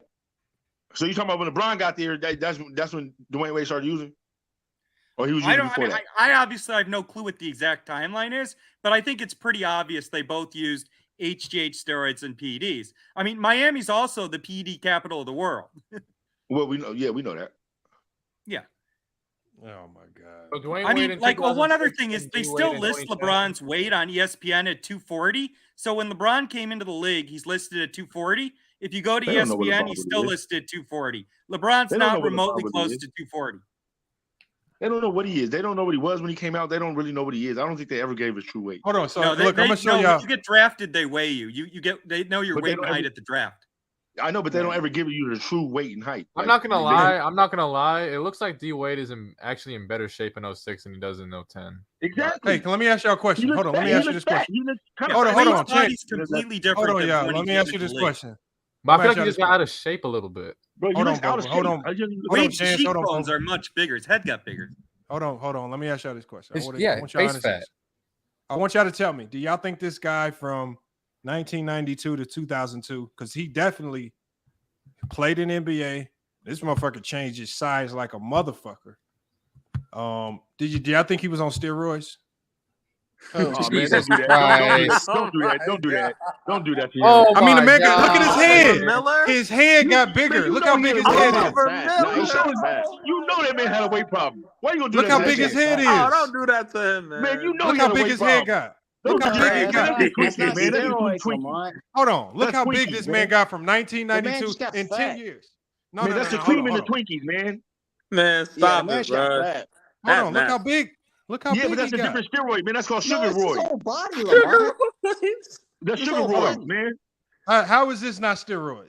It's sugar roids. Sugar His whole roids. body, though, bro. Look, man, and look, look, body you know got he's bigger. losing hair. Look, because in this Kings picture, he has hair on his chest, but in the Pacer picture, he got no hair on his chest. So he's losing hair. That's a different hairstyle, though. Nah, Lamont. you funny, Wait, bro. explain the That's funny, cornrows bro. though, You bro. a Hey, explain, Lamont, Lamar's a explain the fool, man. cornrows. Hey, Oh Lamar's a my fan. This nigga God. said, Them and them Jimmy hey, Butlers. they Them and hair them on his Jimmy chest, not Butler his head. sew-ins. He said they hair Oh on my his chest. gosh. Them and the Jimmy Butler sew-ins. This is insane. Look, He said they hair on his chest. 1992. You can tell you use the Look how steroids because they small. hair on his Look. chest. Look how small his head was in 1992. Lamont, how did he last so long in the league? Lamont, To wait, I'm actually 2002. serious. How did he last so long in the league? Like, Because he was playing in the 90s. Because he was playing in the 90s. He played in the 90s where you can be fat. You can Lamont, be why you fat and gotta hate sloppy on like the Shaq. man? You can be fat and sloppy like Shaq. They just thought Lamont, was everybody he good could in be the like Shaq. 90s? I mean, he was good enough to play in the 90s. I guess so. Is the I mean, 90s the most overrated era of 2002, you can see all basketball? the other teams he was on. No. So what I'm saying is, all I'm saying is, look, the man head size is bigger. Stop playing. Hair on his chest. He had hair on his chest with the Kings. He lost the hair on his chest with the Pacers. And he clearly got bigger in his body too. His head got. Look at his cheeks. His Come on, cheeks come got on. bigger. His head got bigger. This steroid. Look, Has man, to it's be the steroids. sugar Right, but he's roids, fat man. and out It's of the shape. sugar Yeah. roids. It's the sugar roids, man. I No, told you. come on. Oh my Hey, god. hey, Lamar, yeah, Yeah, you a fool come though with the hair on the chest, man. I'm just saying that. I'm just saying. I'm just making. I'm taking the same connection y'all just gave me. Nah, you crazy, He bro. said Nah, the you hair on crazy. his That's chest. Hey Lamont, that actually poses an interesting question for me. Do you think how many guys, or just like name me the kind of the guys who you think are like out of shape in today's league? Just straight up out of shape. Out of shape. Zion. Out of shape. Zion, No, I don't want to probably. say Zion's out of shape, man. Would you say Could he- Kyle Lowry's out of shape? I know. I believe so. There's guys in the Kyle league Lowry's just old. because it's hard to stay yeah, out of but- shape. I believe that Kyle Lowry started the season out of shape, but he played himself into shape towards the end of the year. So I believe that a lot of guys start the year out of shape. Oh, so you think as the year goes along, like they play themselves Like into it's shape? like if you're in the rotation, it's hard for you to stay out of shape. Like you're gonna play yourself into shape. I think Anthony Davis not this past year, but the year before, started the season out of shape. I would say like you Luka can see- also started the season. So Yeah, Luke. There was a year where I think Luka he- started the season out of shape, and he played Harden himself was into always shape. out of think he's shape to taking- start the year. Yeah. I think Nah, I that's think a fast Anthony dude. Davis. I think That's a Anthony fast Davis dude. been taking his No, his come LeBron on. vitamins. that was a I think bad Anthony angle. Davis- That's I what it think was. Anthony It was a bad angle. But also, I think a lot of people expect all NBA players to be like these chiseled, and I think a lot of times, like the chisel look is more so genetics than just you being out of shape. So you can have a guy like I'm trying to give you like walk around looking kind of like Jokic. Like Jokic kind of thinks if you tie it to another sport, like the Tyson Fury. Tyson Fury does not look like the most well-conditioned athlete, but you get in there boxing him, that man can go all 12 rounds, lighten you up. So the thing is, can a guy being in shape, it looks different from player to player. I think sometimes genetics plays a lot in it too, and y'all can't get tricked by genetics because I see a lot of them chiseled up guys Boy, They can't shoot none the of ball. them can run with Jokic. A lot of them can't run. They can't bang with Jokic. So you know, But is what that's it not even is. the point though. Like literally all that muscle sometimes, like if you're not doing it right and you're not literally building right, that muscle can really be a hindrance, especially basketball, because that blood flow in your arms, you can't shoot the ball very well. Lamont, I heard you talk about the '90s before, and how you kind of focus on the big men, right? Do you think the power forwards or the power forwards? Do you think how many of the power forwards can you give me a percentage of them that were out of shape? Because you didn't really expand on that point when I saw you talk about it, and I kind of wanted to hear more about it. No, Charles Barkley. No. What I was saying was what I'm saying is people, when I hear people talking about the 90s, right? Yeah.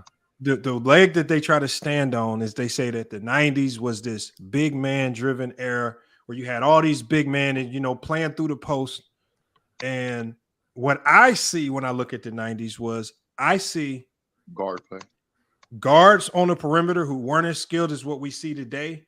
Yep. But they were playing in an era where coaches were forcing them to play through the paint, but they were playing through a whole bunch of big men who no longer were the elite big men that we saw in the 80s or the 70s. Yep. So you would have teams trying to build around a Big Country Reeves or Greg Ostertag or Stanley Roberts. Remember, the Clippers, one of their marquee players, or supposed to be marquee players, was a Stanley Roberts. Yep. Right? Stanley Roberts just didn't pan out. So when we talk about these guys, people try to act like I'm making it up, but there were teams that were relying on these guys to be like franchise players. They just didn't pan out. Remember Montreux? And that's why I say the 90s was not a big man era. It was not a big man era just because you had a few good big men. It was the Jordan era. There were more good big men in the 90s than the 80s. It wasn't close. No, there was way better. No, that's not true. Hold on, Chance. Way better.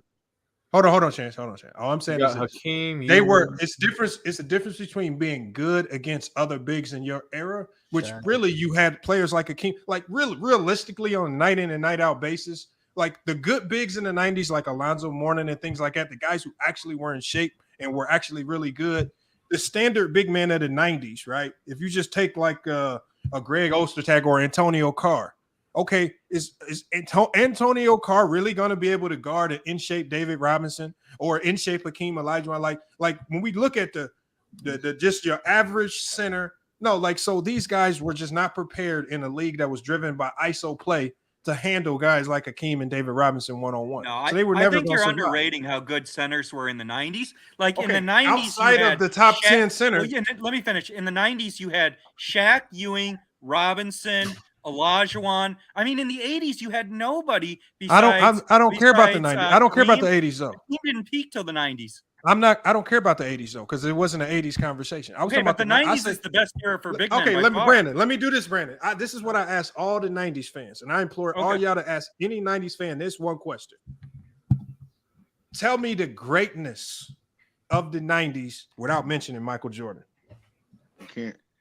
Oh, I'd talk about Hakeem, and I'd talk about no. Talk about the greatness. Talk about the greatness. No. Talk about the greatness. Moments, the big time moments, the memorable moments. Well, I mean, the Bulls won 6 titles. I think that's no. That's talking about Jordan.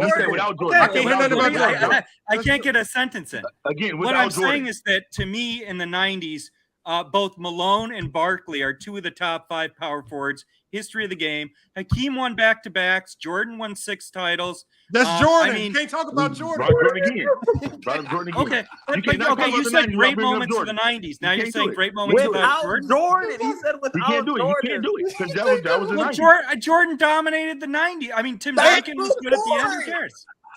Told you. What is it? I don't see your point. But you said they had the greatest big man Jordan in the 90s. But Jordan Hold on. That'd be like you said it was a big man. That'd be like we know the 70s, like we know when Bill Russell and Wilt played, that was a big man driven area. The big man. Yeah. So what would be look like calling that era being driven by big man of Bill Russell and Wilt Chamberlain? How would I and then we say, okay, who was the best player in that era? And we said Oh, Pete Maravich or somebody, some small Jerry little West. guard. Yeah, no, hell no. What? But I mean, in the Jerry West 1960s, was there were better. very few 7-foot players who even started in the NBA. I mean, it No, wasn't the until average the height in the 1980s 70s was there was a the lot average of height. 7-foot The players. average height of the center in the 70s was like 6'11". There was a like lot of 6'10". tall Right, players. but I'm saying there were very few 7-foot players in the 60s who were any good. And there were very few 7-foot players too. And there were very few in the 90s that were very good. No, that's not true. It's not like Ewing, 7-footers got better. Olajuwon, Shaq, and Robinson are all Hall of Fame centers. That's Who all- else? That's four. But That's who four else? But players. you just named four. Yeah, You four named in 4 or one 5, bro. decade. 4 in one decade. Hold on. But literally, they came from. They were 80s. And that makes you a big They came man. from I the can 80s. No, I but can they name all, 4 good they big all men. peaked in the 90s. Olajuwon Oh, hold came on, in y'all. the You can 80s, Hold name on, 4 y'all. good They all centers in the peaked in NBA the right 90s. now. Olajuwon came in the 80s, bro. Hey, wait, Yeah, wait. but Let me ask him a Olajuwon question. Let me ask him a peaked in question. the Let me ask him a question. Hey, Brandon, would you call the What are you talking 2010s about? would you call the 2010s or like this era more of a guard ran league? Yeah, I can give you a lot more guards than he just did big men. yeah, but they weren't as good. Well, okay, you got 4 like great. I'll admit those 4 centers, like those are 4 of the greatest centers of all time in one decade. Right. You probably got more I centers right see. now, brother. I do see what Lamont is saying though. Outside of the top 4, it does get a little thin. I see what he's saying. Okay, but I don't see Hold nobody. on. 4 Hall of I Fame can- centers at one position in a decade. But yeah, that is a is lot. still great though. That's still great. Like I mean, I what are you mean, gonna say? Otis Thorpe? You gonna say what? What? and then you Duckworth? got Barkley, you got Malone in Portland? there. I mean Malone. I don't like Malone. Luke Longley? How good y'all think Not Rashawn Holmes would every be in the center. 90s? No, but You gonna say Chris Dudley? when you Chris say these Dudley? guys came from the 80s, all of these players peaked in the 90s. They all peaked in the 90s. Ewing, Olajuwon, Robinson, Shaq, they all peaked in the 90s. I think Shaq might have peaked in the 2000s. I'm not gonna lie. Shaq might have peaked. No, Shaq Hakeem peaked was in the better in the 2000s. 90s. Hakeem was a far better passer in the 90s than the 80s. No, we're talking That's about Shaq. true, I'm talking about but- Shaq. Shaq. Yeah, I mean Shaq. Yeah, I think Shaq. Yeah, I Shaq would is say, I would say Shaq's peak went from 97 to 03. He didn't win titles in the 90s, but Shaq was just as good in the late 90s as he was in 01, 02, 03. It's just he didn't have Phil and he didn't have as good of a team around him. I think he's better when he was younger. I don't know about that. He just got to gain a weight. Hold because on, nobody y'all. stopped Hold him. on, But y'all. when he was Look, younger, he's more this- athletic. people try to trick you with. See, this is what people try to trick you with when we talk about in like the 90s, right? Check this out. So when we say great centers, it's easy to run to the top. And I'll say everybody's always going to try to ride the coattails of the Hakeems and David Robinsons and Ewings, which we all know they were really good in an illegal defense, ISO-driven era. So when we talk about the middle ground, not just running to the 1%, we talk about Victor Alexander. Y'all can't tell me about him. Benoit Benjamin. Y'all can't tell me about that bum. Benoit. Hey. Manute Bol. Y'all can't tell me about that bum. Derek Coleman was good too. Hold on. Sam Bowie. Hold on. Derek Coleman got fat on y'all real quick and underachieved. He was good hold on. before he got fat. You got Sean Bradley, who was a complete bum, couldn't play today. Alonzo Mourning too. You had Michael Cage, who was a complete Eddie bum. Curry.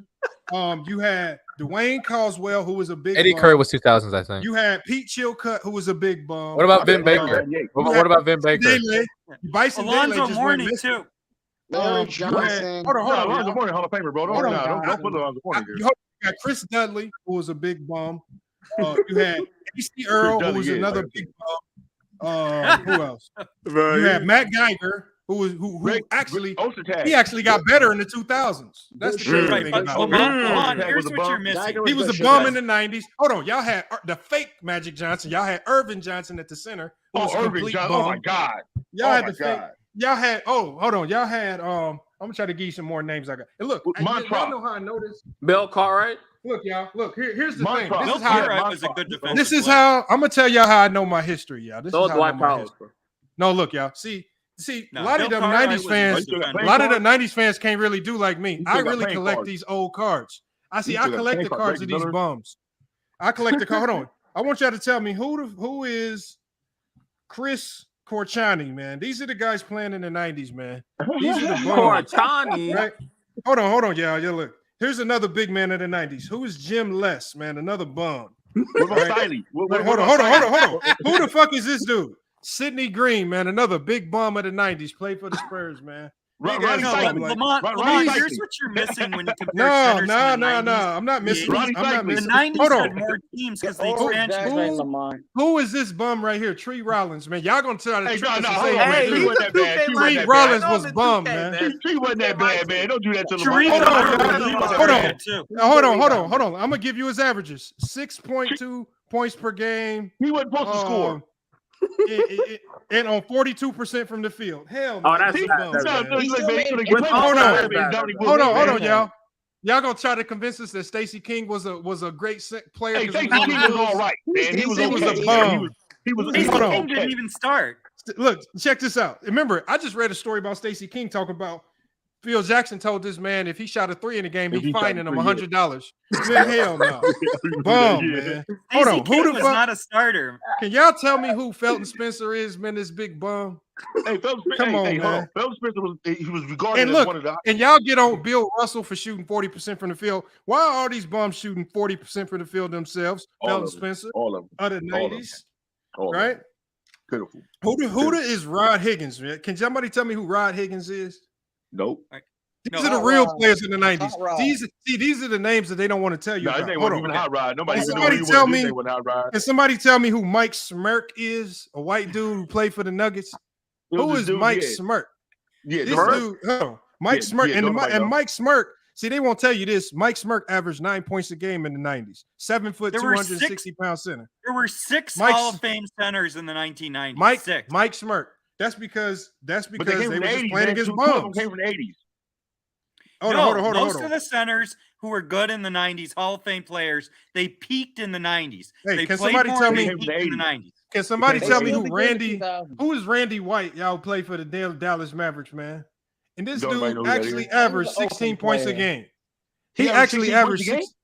Yes, how y'all not know who this dude is? No, because that was back in the day when nobody was watching Dallas Mavericks. Because this is the 90s, bro. They was watching WGN. That's what they say.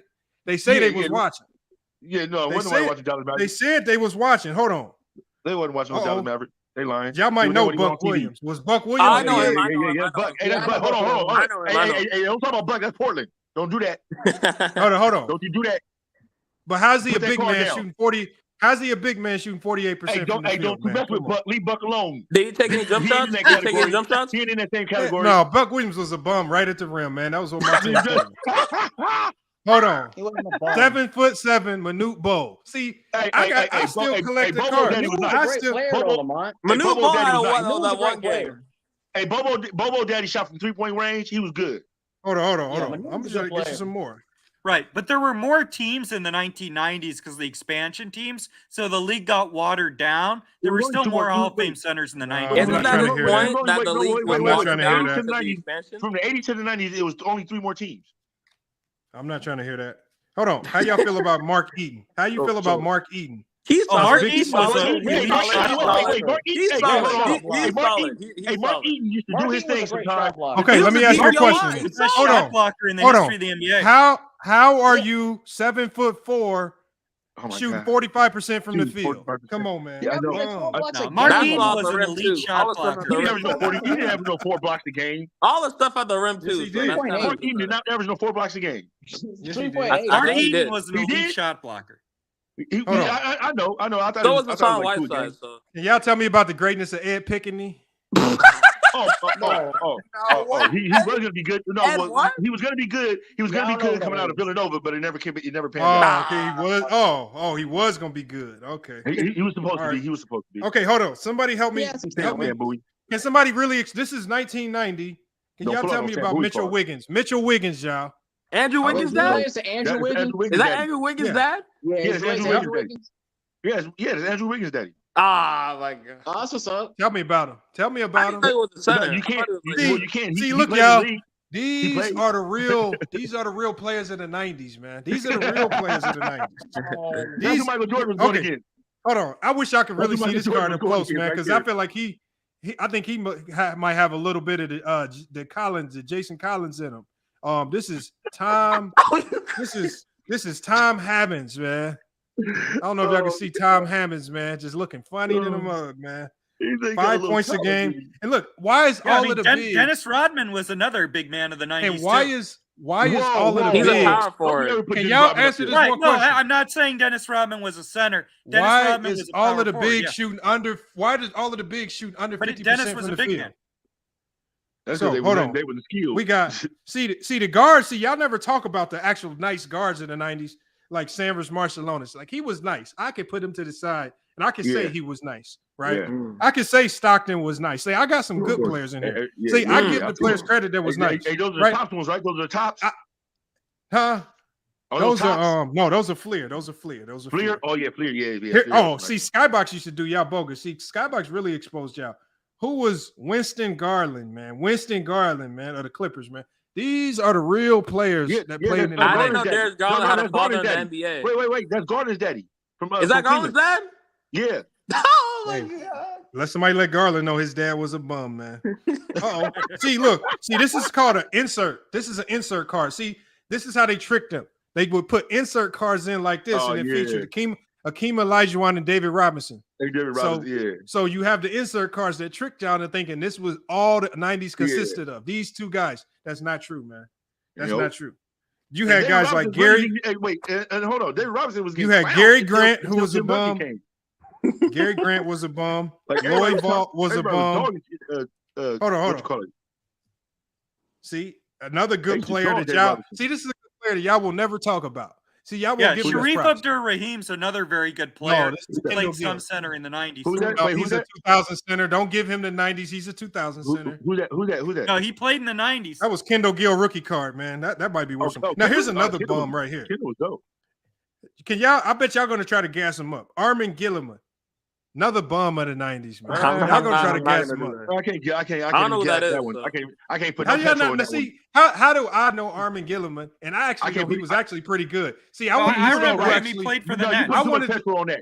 Lamont, I wanted to see who was going to know. See, Armin was actually an undersized big that was actually pretty good. See, y'all don't even know y'all bigs. Like put I remember him that was doing that. Yeah, put that over there. Oh, why did he go in the bump pile? Why did he go in the bump pile? Yeah, wait. Hold on, Lamont. He went in the bump pile. Hold on. Hey, and look, and check this out, y'all. And check this out. They try to claim that there weren't super teams in the 90s, right? What is this on this card right here? It talks about a super team and Chris Mullin and Tim Hardaway and Mitch Richmond. Super team in the 90s. They just didn't, they didn't get the job done, no. Super team. No, that was an insert card. I got to put that to the side. That might be worth. Yeah, that team had Weber for 1 year. Okay, hold on. Somebody talk to me about Rory Sparrow. 13 points per game. Oh, the Sparrow. That's okay. What did you from the field? Man, 40%. He shot 41% from the field. Oh my! There's a center. No, he's a guard. He's a guard. Oh, he's a guard. Okay. Rory was putting up numbers though. 13 points, 8 assists a game, man. 8 assists. Okay. Here's the thing. For who? For the Kings. For the Kings? Oh, okay. That's why nobody ever watched it. This is the thing. This is how you know 90s players was just watching WGN on Sundays because they won't know about all these guys. These are just the regular casuals. See, Reggie Miller was on WGN, so they knew Reggie Miller. Yeah. Right? But they knew Mookie Blaylock. The Bulls stayed beating up on the Hawks. They stayed beating them up. Hold on. But y'all don't know who Randy Brewer is at 77.3. I know Corey Brewer. No, this is a big white dude. That's a big white dude, yeah. Different right? Brewer. But see, the thing is, the man had one season where he averaged 18 points per game. Okay. How do we not know Randy Brewer? Because he was just a bum, man. Oh man! Look, I got. That was just messed up how you just dismissed that 18 points a game, though. But like, look, he was a bum after that. They want to try to dismiss guys like this, the Scottie Pippens, man. Scotty. Hey, I'm tired of people dissing Scotty, bro. Hey, people got to stop. Brad Daugherty's one of the forgotten centers of the 90s. Look how nice they made Akeem's card. Look how nice they make Akeem's card. That's a star. They make it look all nice in the back with the banner. Star player. We got the banner up there. Show Duckworth. Kevin Duckworth. Yeah, I got endless number of these, man. Oh my god. Endless. Like y'all be acting like I don't know who these guys are in the 90s. Y'all don't know half the guys that played in the 90s. People be defending the 90s, don't even know half the bigs. They don't even know, bro. They don't None of that. They don't know. So yeah, it's called the Jordan era. There's no other era It's extraordinary because as the guy tried to say earlier, the man could not talk about the 90s without talking about the Bulls, He had Jordan. to bring up the Bulls. He had to bring up the Bulls. Couldn't not one time. Not one time. Y'all let a 6'6" guard dominate the shit out of your era. Nobody could do nothing about it until that man retired. That's a misleading comment, though, because the West was loaded. So a lot of the best teams were in the West. They were beating each other up every year. No, there was that one rule that kind of helped them out a little bit that everybody knew about. You know, Jordan era rule. They weren't beating up on each other a lot.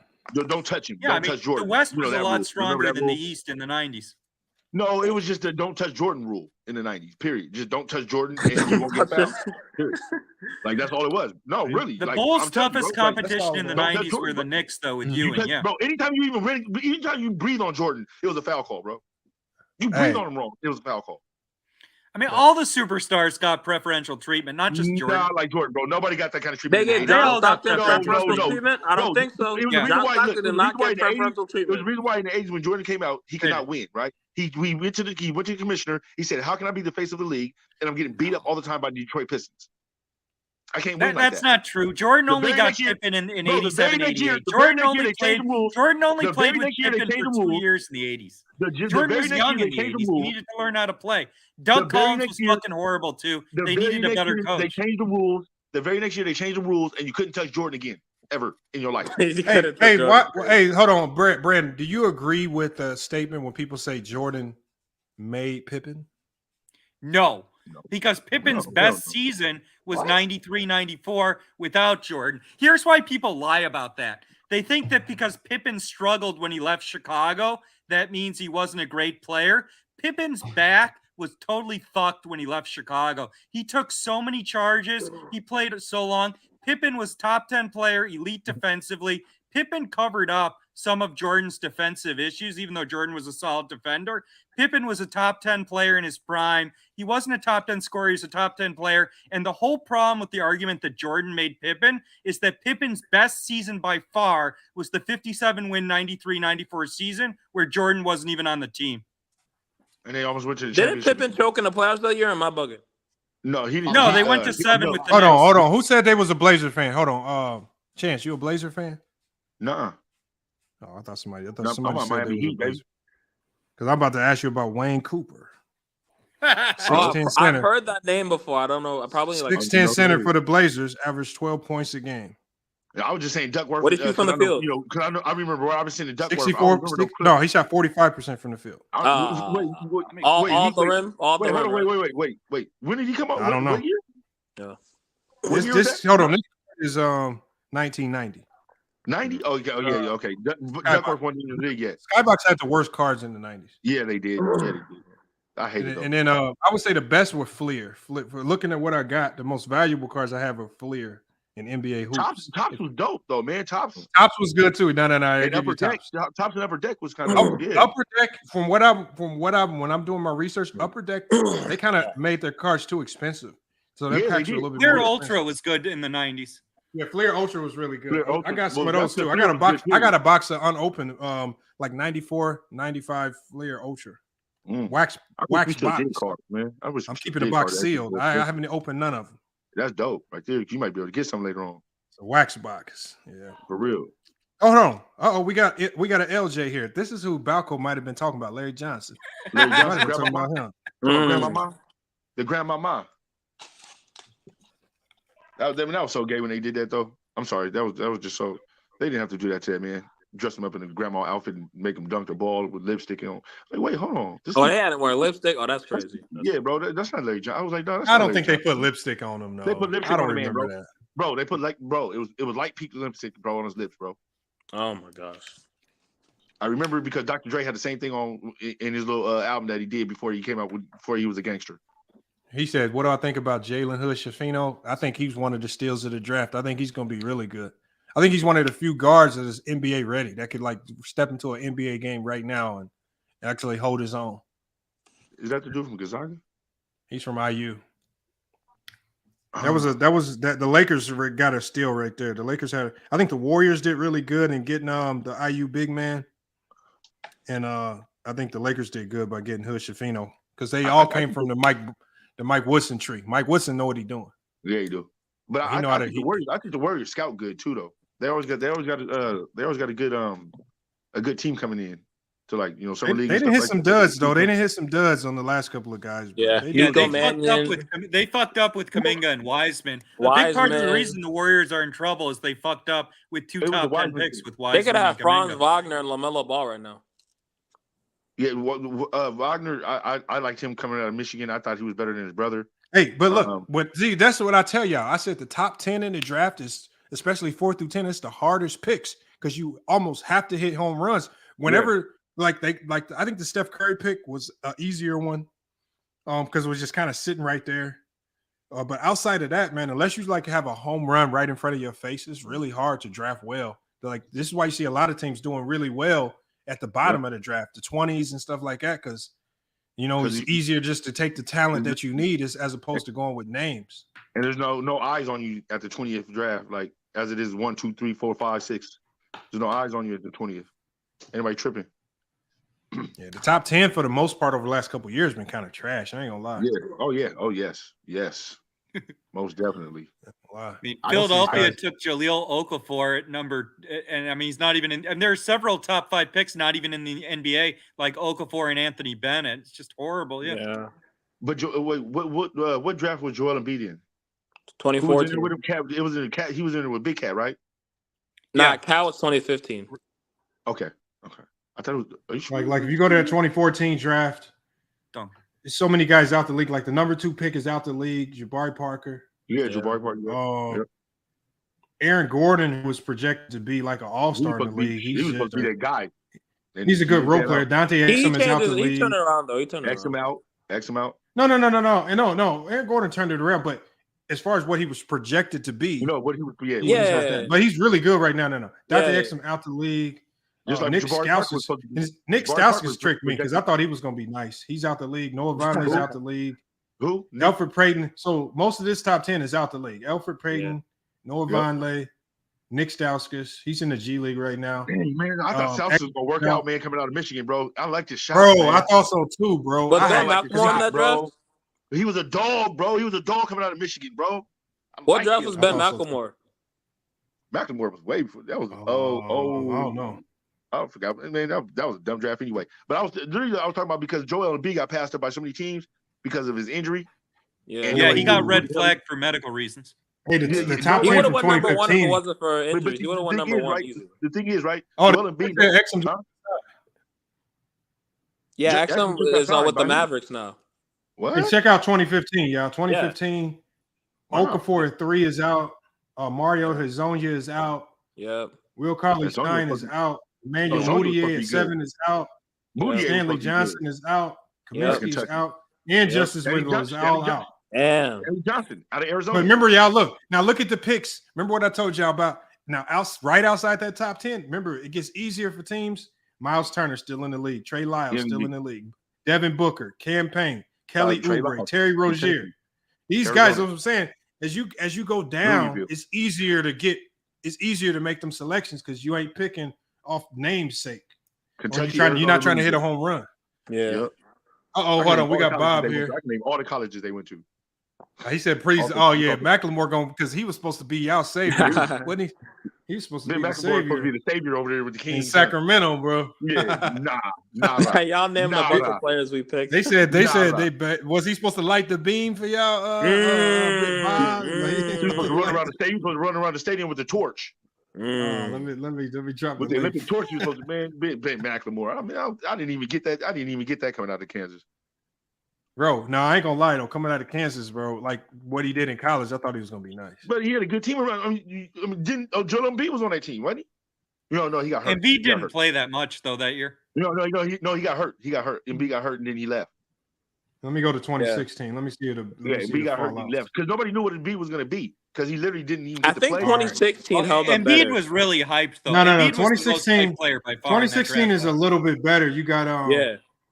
Ben Simmons still in the league. He's still a bust though. Brandon Ingram, Jaylen Brown, Dragon Bender's out at 4. Chris Dunn is still hanging around somewhere. Buddy Hill's still there. Jamal Marquise Chris is out.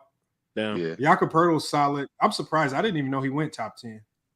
Then Thon Makers, he's out as well. Nah, yeah, but look, at 11, oh my God, at 11, you got Sabonis, Torian Prince. Sabonis still there? Yeah. Sabonis and Torian Prince is still in the league. Yeah. Juan Hancho Hernandez. He's still in. But the rest of the guys I see are out. Karis LeVert was in the 20s. Yeah. LeVert's still in the league, yeah. LeVert's still in the Is league. Juan hurt? Siakam, I don't think he's in the league. Siakam and DeJounte Murray were at 26 and 29. No, hold on. 27 and 29. Yeah. And they're still in the league. Damon Jones is still in the league too. So Zubac was in this draft in the second round. Brogdon was in the second round. That's crazy. This not a bad draft. That's some good. That's some good. Those are That's some good good players. draft. If you look at it, Those are good. That's what I'm saying. Now that you see it now play out, it's a great draft. But you would never looking on paper, you would have never thought that. Yeah, Magic You would've Johnson thought- you was would've so thought- bad you- as a you would've thought GM. you I mean, he before let Brook Lopez and Zubac walk for nothing. Yeah. Hold on, who else we got in this? 2017. So 2017, Yeah, Magic Johnson. we might have a lot more of these guys still around. Josh Jackson's out of the league already, which is crazy. Yeah, Yeah, Josh I Jackson's didn't out. expect That surprised me. Now he's a guy that I didn't thought expect would I thought he figure was it jump out. of Kansas. Yeah, Jackson. Yeah, I Josh expect that. Jackson had a really weird shooting motion that never translated Yeah, to but the NBA. but Josh Jackson. He was so good at man. Nah. No, but Josh Jackson got college. So no, he got pushed out the league because of off the court stuff. He was an alcoholic. He had a Yeah, real yeah, bad he was alcohol alcoholic and shit. Yeah. He was getting DUIs and stuff too. I think he had like Yeah, he 4 had a DUIs really coming bad back. alcohol issue. Yeah. It was He was just with like, what you call it? Detroit, and then they Hey, let him I'm go. gonna tell y'all who the biggest disappointment of this draft is, man. Because I had a lot of faith in this guy, is Jonathan Isaac. Oh man, He's Coming been out of hurt a Louisville? lot. He just be Coming out of hurt. Louisville. man. Isaac coming out of Louisville, right? No, he was out of Florida State Florida State. with Florida Leonard State, Hamilton, okay, bro. yep. I'm Yeah, talking it's about too bro. That early dude, to call Isaac a bust. He hasn't had a fair shake. He's been hurt almost every year. yeah, but injuries can make you a bust. Yeah, because Terrence Unfortunately. Mann came out of Yeah, Florida State. that's what Greg Golden's a bust, and he's been just injured. Yeah, Well, he's a Greg bust because Yeah, but Isaac's still young too. No, he's a bust because Portland picked him. Wow. Portland just has bad luck picking people. I Everybody in Florida State- don't know. Bro, I don't know what everybody Isaac get can do. hurt, To bro. I remember Jonathan Everybody- Isaac was the only guy in the entire NBA who was standing during the national anthem during the bubble after George Floyd passed away. And I remember he got hurt a week later, and it was just Isaac's been hurt almost every year. Hold on. He says, she says, how is CP3 still in the league? I think CP3 still has a little in the tank coming off the Yeah, bench. I think CP3 is I mean, he in the league, but he washed though, so like he means. He's not Chris really washed, it's Paul just people got don't so like angry when a reporter asked him if he was going to come off the bench. I mean, he's Bro, not going to start. he's on not that gonna team. start, bro. Like Yeah, he's not- they he can't can't start. Hold on. He I can't believe start. he will start. I believe. I would bet That'll money be he start. horrible, bro. They're Why gonna would be he start? like a playing team if they start, bro. There's No, no they way won't, Chris bro. Paul and He Steph can't Curry start. No, they can won't. guard Wait, at the wait, same wait. time. They're Wait, both wait, Bro, wait, defensive just to take- defensive wait, players. Y'all gotta wait. think of Is it this like the same this. Chris Paul that was taking over the playoffs last year before he messed up at the end? Bro, We're gonna be garbage if he starts. Well, because There's no way Golden State can defend with Curry and last Paul year. starting. Yeah. We're about to It's funny say. how Chris Paul was doing all that work last year, and now he washed. That's crazy. I'm telling you, I think they can make it work. I don't That's think crazy. so. I don't think so. Yo, I if think- Steph make that work, Chris Paul. Hey, Lamont, the only thing I can say, Lamont, is they're never going to let Chris Paul win the big one. That's what I've been saying since Chris Paul came in the league and he took over players management. Hey, Bob, I'm Not gonna let him- only gonna be let him- live probably for like another 20 minutes. I'm gonna be shutting it down pretty soon here. But because I've been live too long already. I got to get to some other stuff, but I just wanted to get on this draft, man. This draft talk, man. I just think it's a I just man, I really hope them Thompson twins pan out. Yeah. Because man, oh How man. you feel about Miami's draft pick? I think they should have got a big man. Like Who did they get? Who did they get again? Bro, I like our dude, bro. I like our summer league guy too. Yeah. Hold on, who'd they get? Who they draft? I don't know his name. Like Juan something. So. Yeah, some overseas kind of dude. No, he played in college. I forgot his name though, but yeah, we got him. He played in UCLA. He has a mustache, beard, long hair. Yeah, he's like a Kelly Olynyk, like how Kelly Olynyk was. Wait, he's not. I thought he was a guard. I miss Kelly Olynyk. No, I'm talking about like his look and shit. Oh yeah. No, he's not. Hold on, what's his name? I can't find him. Who did they? Someone chat will probably say it. Oh, hold on. Oh, I'm in the wrong draft. I'm tripping. I'm in 22. Yeah, Kelly Olynyk was very hyped when he came out of Gonzaga. He just couldn't defend anybody. What draft pick was No, he? no, he talking about Kelly Olynyk is a good defender right now. Yeah, where did Miami Kelly draft? Olynyk's not a good defender. I don't think he's a good defender. You're gassing. He's a good defender, bro. I Good? don't agree with like, or does he cry on defense and he just like not good? Bro, did you Yeah, not but see, bro, he was a that hard of our Utah shit to team was Miami. horrible defensively. Hey, Bro, but he look, was a hard y'all. of our shit to Miami, bro. Yokoes. Yeah, he's not bad. I just think that individual defense in the league today is way, way overrated. I don't think a guy needs to be a good individual defender. Nobody just has. defense no more. I know they play defense. I just think was atrocious defensively to me. I think center that I think that matters individually. Yeah, but we never hear about like how many guys that are really, really good defensively, and we still saying this about them, and they on bad defensive teams. Nobody. Like most of the guys that we say are good defenders, they're on good defensive teams. Yep. Like even when KD played for the Warriors, KD's playing defense now. No, the KD's playing the same. He's in a better defensive system. It's better team He defense. would play defense in the playoffs. He wouldn't play defense in the regular season. I don't think he played defense in going to Golden State for real, to be honest. No, but what I'm saying is a good defensive system is automatically going to make you look better defensively. But who was KD defending in the playoffs where they didn't score? No, Durant Durant that's played not good how you. defense in the finals. That's for not the He was Warriors. like a help side defender. He was help side.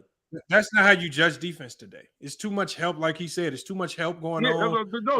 That's what I'm basically especially saying. with Steve Kerr. Steve Kerr zones up a ton. He'll hit those zones. Like so, there's no really man-to-man defense where KD has to just stop somebody. Yeah, exactly. That's what I was alluding to. Like, there's no one-on-one. No, I don't agree with you there because I think teams use analytics so much more now that if you have a really bad defender on the court, teams are going to hunt him on every possession. Like, I mean, Harden at the beginning of his career in Houston was so bad defensively. I remember Portland hunted Harden on every single possession in that series, and that was a big part of the reason they beat Houston when Dame hit that shot. I mean, teams are much more surgical in how they hunt bad defensive players now than 10, 15 years ago because of all the analytics and advanced stats. Yeah, I mean, I don't know. I think when you hunt players like that, you try to target guys. It just leads to a whole bunch of selfish basketball because you have to really do that. You really have to go out of sight of your offense. You're chasing. Oh, hope we get a bad matchup, and I don't think it always works out.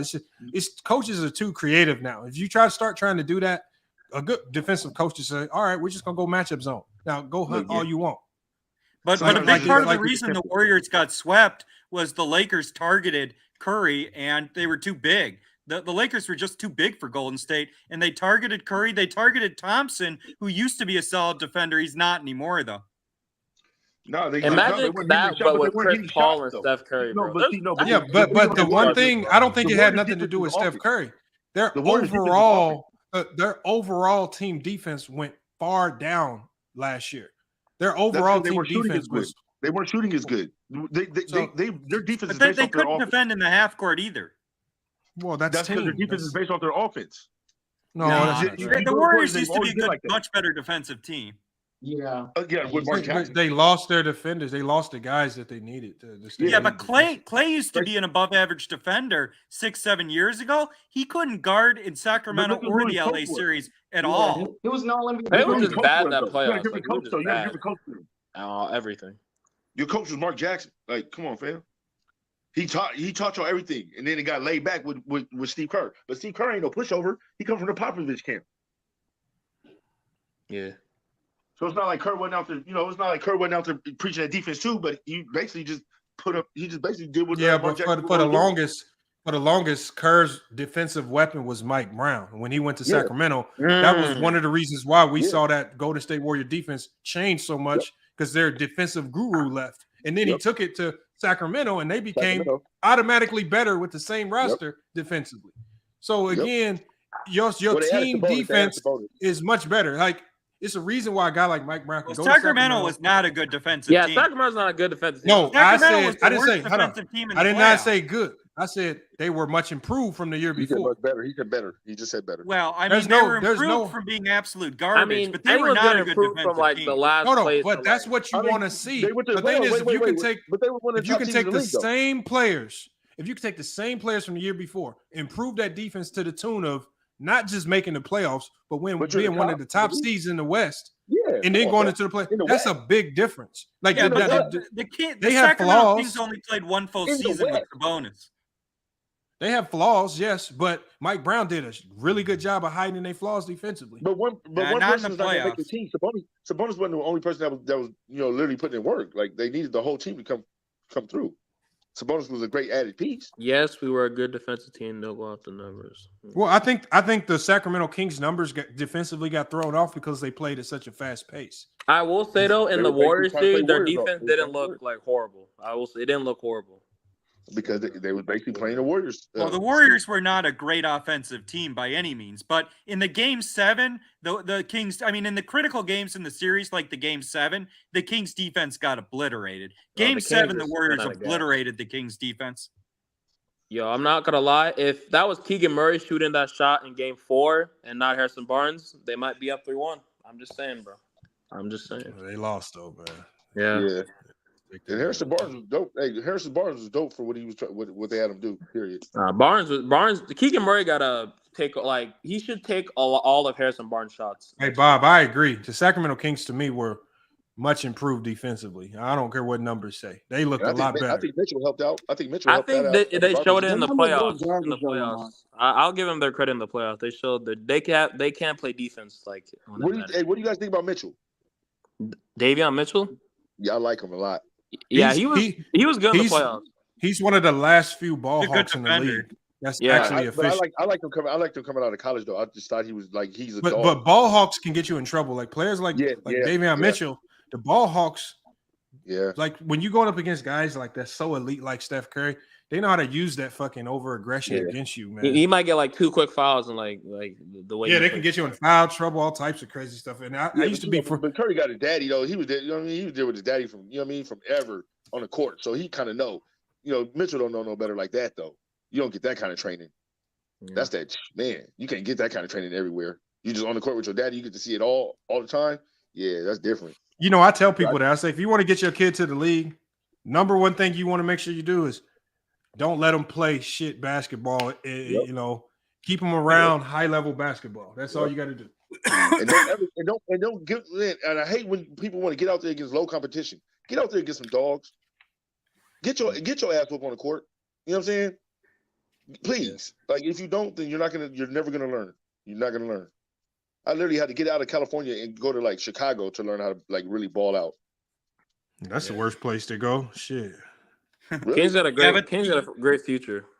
I mean, the other thing about Sacramento's defensive stats, though, Chicago has the good Western basketball. Conference the first half of the year was garbage because of injuries. The West got a lot stronger in the second half of the year. Huh? Chicago basketball is like the lowest. The West was much stronger the second half of the year. The first half of the year, a lot of teams had injuries. So Sacramento was healthy for the most part full season. And Sacramento cleaned up the first half of the year. But in the second half of the season in the playoffs, the Kings defense got exposed. I said, you know how many players in the NBA from Chicago, bro? No. I said y'all got good individual players, but I said just overall, outside of the individual players, it's really low quality basketball. Oh yeah. No, what I meant by I'm talking about physicality. Like when I went out to Chicago, when I went out there, my first couple months just being out there, obviously, when I'm not hooping with the squad and hooping with the team, right? I'm just playing pickup ball and They didn't understand the concept of driving and kicking out the shooters. That concept is foreign to people in Chicago. They be like, they see you on the 3-point line. They'll see you on the 3-point line and be like, "What is you doing standing there? Why are you standing wide open?" He said, "Go get the rebound." Bro, they don't know. They don't understand concept. Bro, the IQ down there was but you got some good athletes, and as far as attacking the basket, that might be the best state. As far as guys that can finish at the rim and attack the basket. No other state. I've never seen no better finish. Bro. That's all you got to say. They grew up on Michael Jordan. What do you expect? You expect them to want to pass the ball to each other? No. But shooters, there's no shooters in Chicago unless you want to go to the suburbs. They're out. The shooters are out in the suburbs in Schaumburg and whatnot and all them places. But I think the problem Sacramento's going to have is that as good as Sabonis is as a passer, Golden State really exposed the fact that he's limited as a scorer. He doesn't have a post game. He can't shoot a mid-range. And maybe he can develop. He's still young. But Sabonis is going to have to be able to shoot because every It's all time about being Green on the sagged off Sabonis and they made Sabonis a scorer, they didn't let Sabonis run the offense as a point center. No. The Kings offense struggled. The Kings Sabonis had like did 2 right. good games the entire playoffs. No, the Kings did right. See, They what the did- Kings yeah, are relying they did on right. this next coming year, they're Yeah. relying on Keegan Murray really blossoming Yep. because he's Yeah. going to take up that scoring load. Like They don't I have the think cap Sabonis, space to bring players in. They need Murray to I develop. think Sabonis played beautiful. Like I know he has flaws, but again, Man, it's on the some of coach. best, bro. That's some of the best basketball I've seen Sabonis play, bro. Yeah, but it's on the coach. In the It's on playoffs? the coach to scheme that Yeah, out. Sabonis couldn't score in the I'm talking about playoffs. this year with Sacramento. Bro, Oh, he's the had to regular ball out season, so- yeah. The playoffs, He's had though. to ball out so, bro. He's had to do way more than he's ever had to do when he was with the Patriots, bro. Yeah, I'm talking about the playoffs. Yeah, regular season, he was great. He was great in there. Yeah, Playoffs, yeah. I mean, by the time the playoffs came, he was tired, bro. You can yeah, tell. he's a young player. There's no like, we're all excuses. tired in the playoffs. Let's not do that, bro. No. I get it, but some people get more tired than others because they got to do more work in the regular season. So I mean, he's in his prime. He's young. He shouldn't. I mean, yeah, he's been playing ball forever. I don't Like, think Sabonis that young. Sabonis not that young. Sabonis like what, He's young. 27? He came from overseas though. 26, When you play overseas, you play professional ball at 16. Well, Sabonis played at Gonzaga. He came from overseas, but he played at Gonzaga. Yeah, I know because they seen him overseas playing ball. He played a lot of minutes. So overseas, you playing. That's why a lot of Yeah, players. but I don't know if he played professionally because if he'd have played professionally, he would have lost his. Wouldn't he have lost his collegiate eligibility? No, I don't think so. Well, you know what? That part I don't know. You can play both. You cannot. Hell no, you can't play. You can't play pro and go to college. Overseas and then come back and play college. I don't think. Hell no, you can't. No, you can't. No, you can't because if that was the case, Brandon Jennings could have did some stupid stuff like that, and he didn't, and he couldn't. Once you go pro, you pro. Shit. You pro. Once you go pro, it's a wrap. Yeah, that's true. That is true. I feel like it just depends on which one you choose first, though, Lamont. You said what? No. It's pros period. Pro ball. Bro, once you play pro, it's a wrap, bro. Yeah, you can't. You Ain't can no go going back overseas to and get college. on a. You can get a contract literally just playing 2 games overseas, and then the Bulls might see you one day and just pick you up. So, and you're professional. They can't do that if you were in college. Because I remember they had to check on one of my players. I have a guard from Israel, and they was looking shit up on him. That motherfucker, they said, yeah, he was on a pro team, but he was like, yeah, I was on the team, but I didn't accept any pay or compensation. So if Sabonis did play, huh? They let him ride with it with that excuse. They went and called his team up and verified it. Oh, okay. But come on now, but it's overseas, bro. Of course they're gonna be like, no, we don't pay the. No, of course we don't pay it. Yeah, but one of my thing is they will check. If you get paid a dime to hoop, you is no longer an amateur. Oh no, I know, but this is overseas. What I'm saying is this is overseas. They want their players to get here. You know what I'm saying? So they're gonna lie. They're gonna do what they got to do, just like they was lying about people's age and shit coming out of Africa. Did it with Thought Maker. No, before even Thought Maker, before the Bobo. Yeah. When Bobo came, like they really didn't know how old Bobo was, and I still think Bobo was way older than what he was when he came out, when he came to the league. They don't be knowing how old the Africans are. Y'all remember the story with Manu Bol? He put like scars on his head like every 10 years. Hey y'all, I'm about to shut this one down, y'all. I'm gonna have to catch y'all tomorrow when we go to go live for the debates. All right, peace, man. So let me get this one shut down. Yeah, appreciate you, man. Always, man. Salute. First time on here. Shout out to FYS Sports. Hey, Emmanuel, man, make sure you're here tomorrow, man. Don't be a no-show for the debate, man. I will. 6 p.m. I'll be there. Eastern 6 time. p.m. Eastern time, man. Yeah, we got you. I'm gonna get you up first. Get salute Brandon for pulling up. Chance, man, appreciate you being here. Appreciate Jared you as well. Yes, sir. Let me drop y'all down. Salute, y'all. Have a good night, y'all. Stay safe. All right, let me drop y'all down real quick. Oh shoot, there we go. Hey, man, FYF Sports, man. Appreciate y'all for pulling up, man. Look, man, y'all hating on the Kings, man. Why is it so hard for people to get a Sacramento Kings props, man? Hold on, he said Big Ock ticket going. What ticket? What happened there? They got a debate coming up. You know, man, Sturdy let me know, man. There's a lot of people trying to do debates all of a sudden, man. Let me find out. Let me find out. Yeah, the Mookie and them is trying to mimic the FYF debate circuit, man. Come on, man. Y'all got to stop, man. Nah, I don't care about that, man. Look, y'all, FYF Sports, man, we're going to be live tomorrow. We got some debates tomorrow, another debate night, man. Probably not all the heavy hitters tomorrow, but we definitely going to have some people getting into the debate circuit. After tomorrow's debates, we're going to probably release a new top 10. One-on-one basketball. Oh, shit. Are they going to play for real? King K or KO for life? I mean, here's the things. Here's the thing, Sturdy. As much as people want to knock Ticket did play professional basketball. And I always try to tell people, them motherfuckers that play pro, they hoop on a different level. Like, they literally didn't seen every trick in the goddamn book. Like, they make the game much more easier than it actually is. The game just feel easier. So, man, I better not slip on that, man. Mess around and lose the ticket. Because if you lose the ticket, he probably not going to give you a rematch, one. And you're not going to hear the rest of it for the rest of your time on YouTube. So, Ox better win, man. Ox better win, man. But, if I had to bet money, if you bet side bets, I would definitely say bet with Ticket.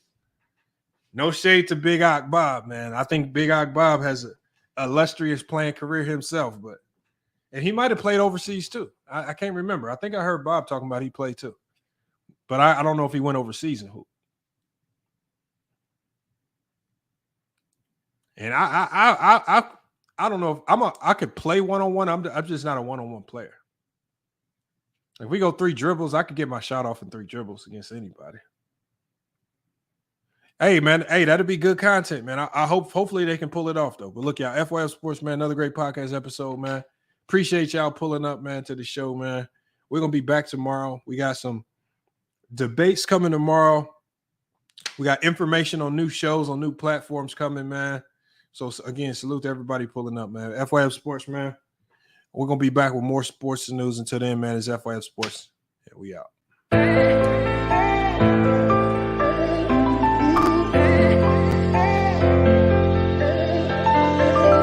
Yeah, we done came from the bottom. Mad that we up, but I don't hear him talking. Started with knowledge inside of my noggin. We took a dream and then we started vlogging. Put my city on the map now. I'ma say how it is and I don't back down. On the road to 100K, we finna act out. We gon' show them that we not just in the background. We the main event, we the main show. We the one that people always gonna pay for. FYF, we the best, no debate though. Number 1 sports channel, every angle. I'ma show them all how we ride. Best sports talk show, we not like them guys who playing it safe while they feather the lines. We switching the narrative all of the time. Like who to go in the game is not MJ. Kobe Bryant top 10, not what we say. I keep Elijah one is very overrated. Keep it real, if it ain't fact, we don't say it. Now it's stable, we won't be ignored. We number 1 especially when coming to sports. FYF ringing the heat here, of course. Where everything backed up with actual source.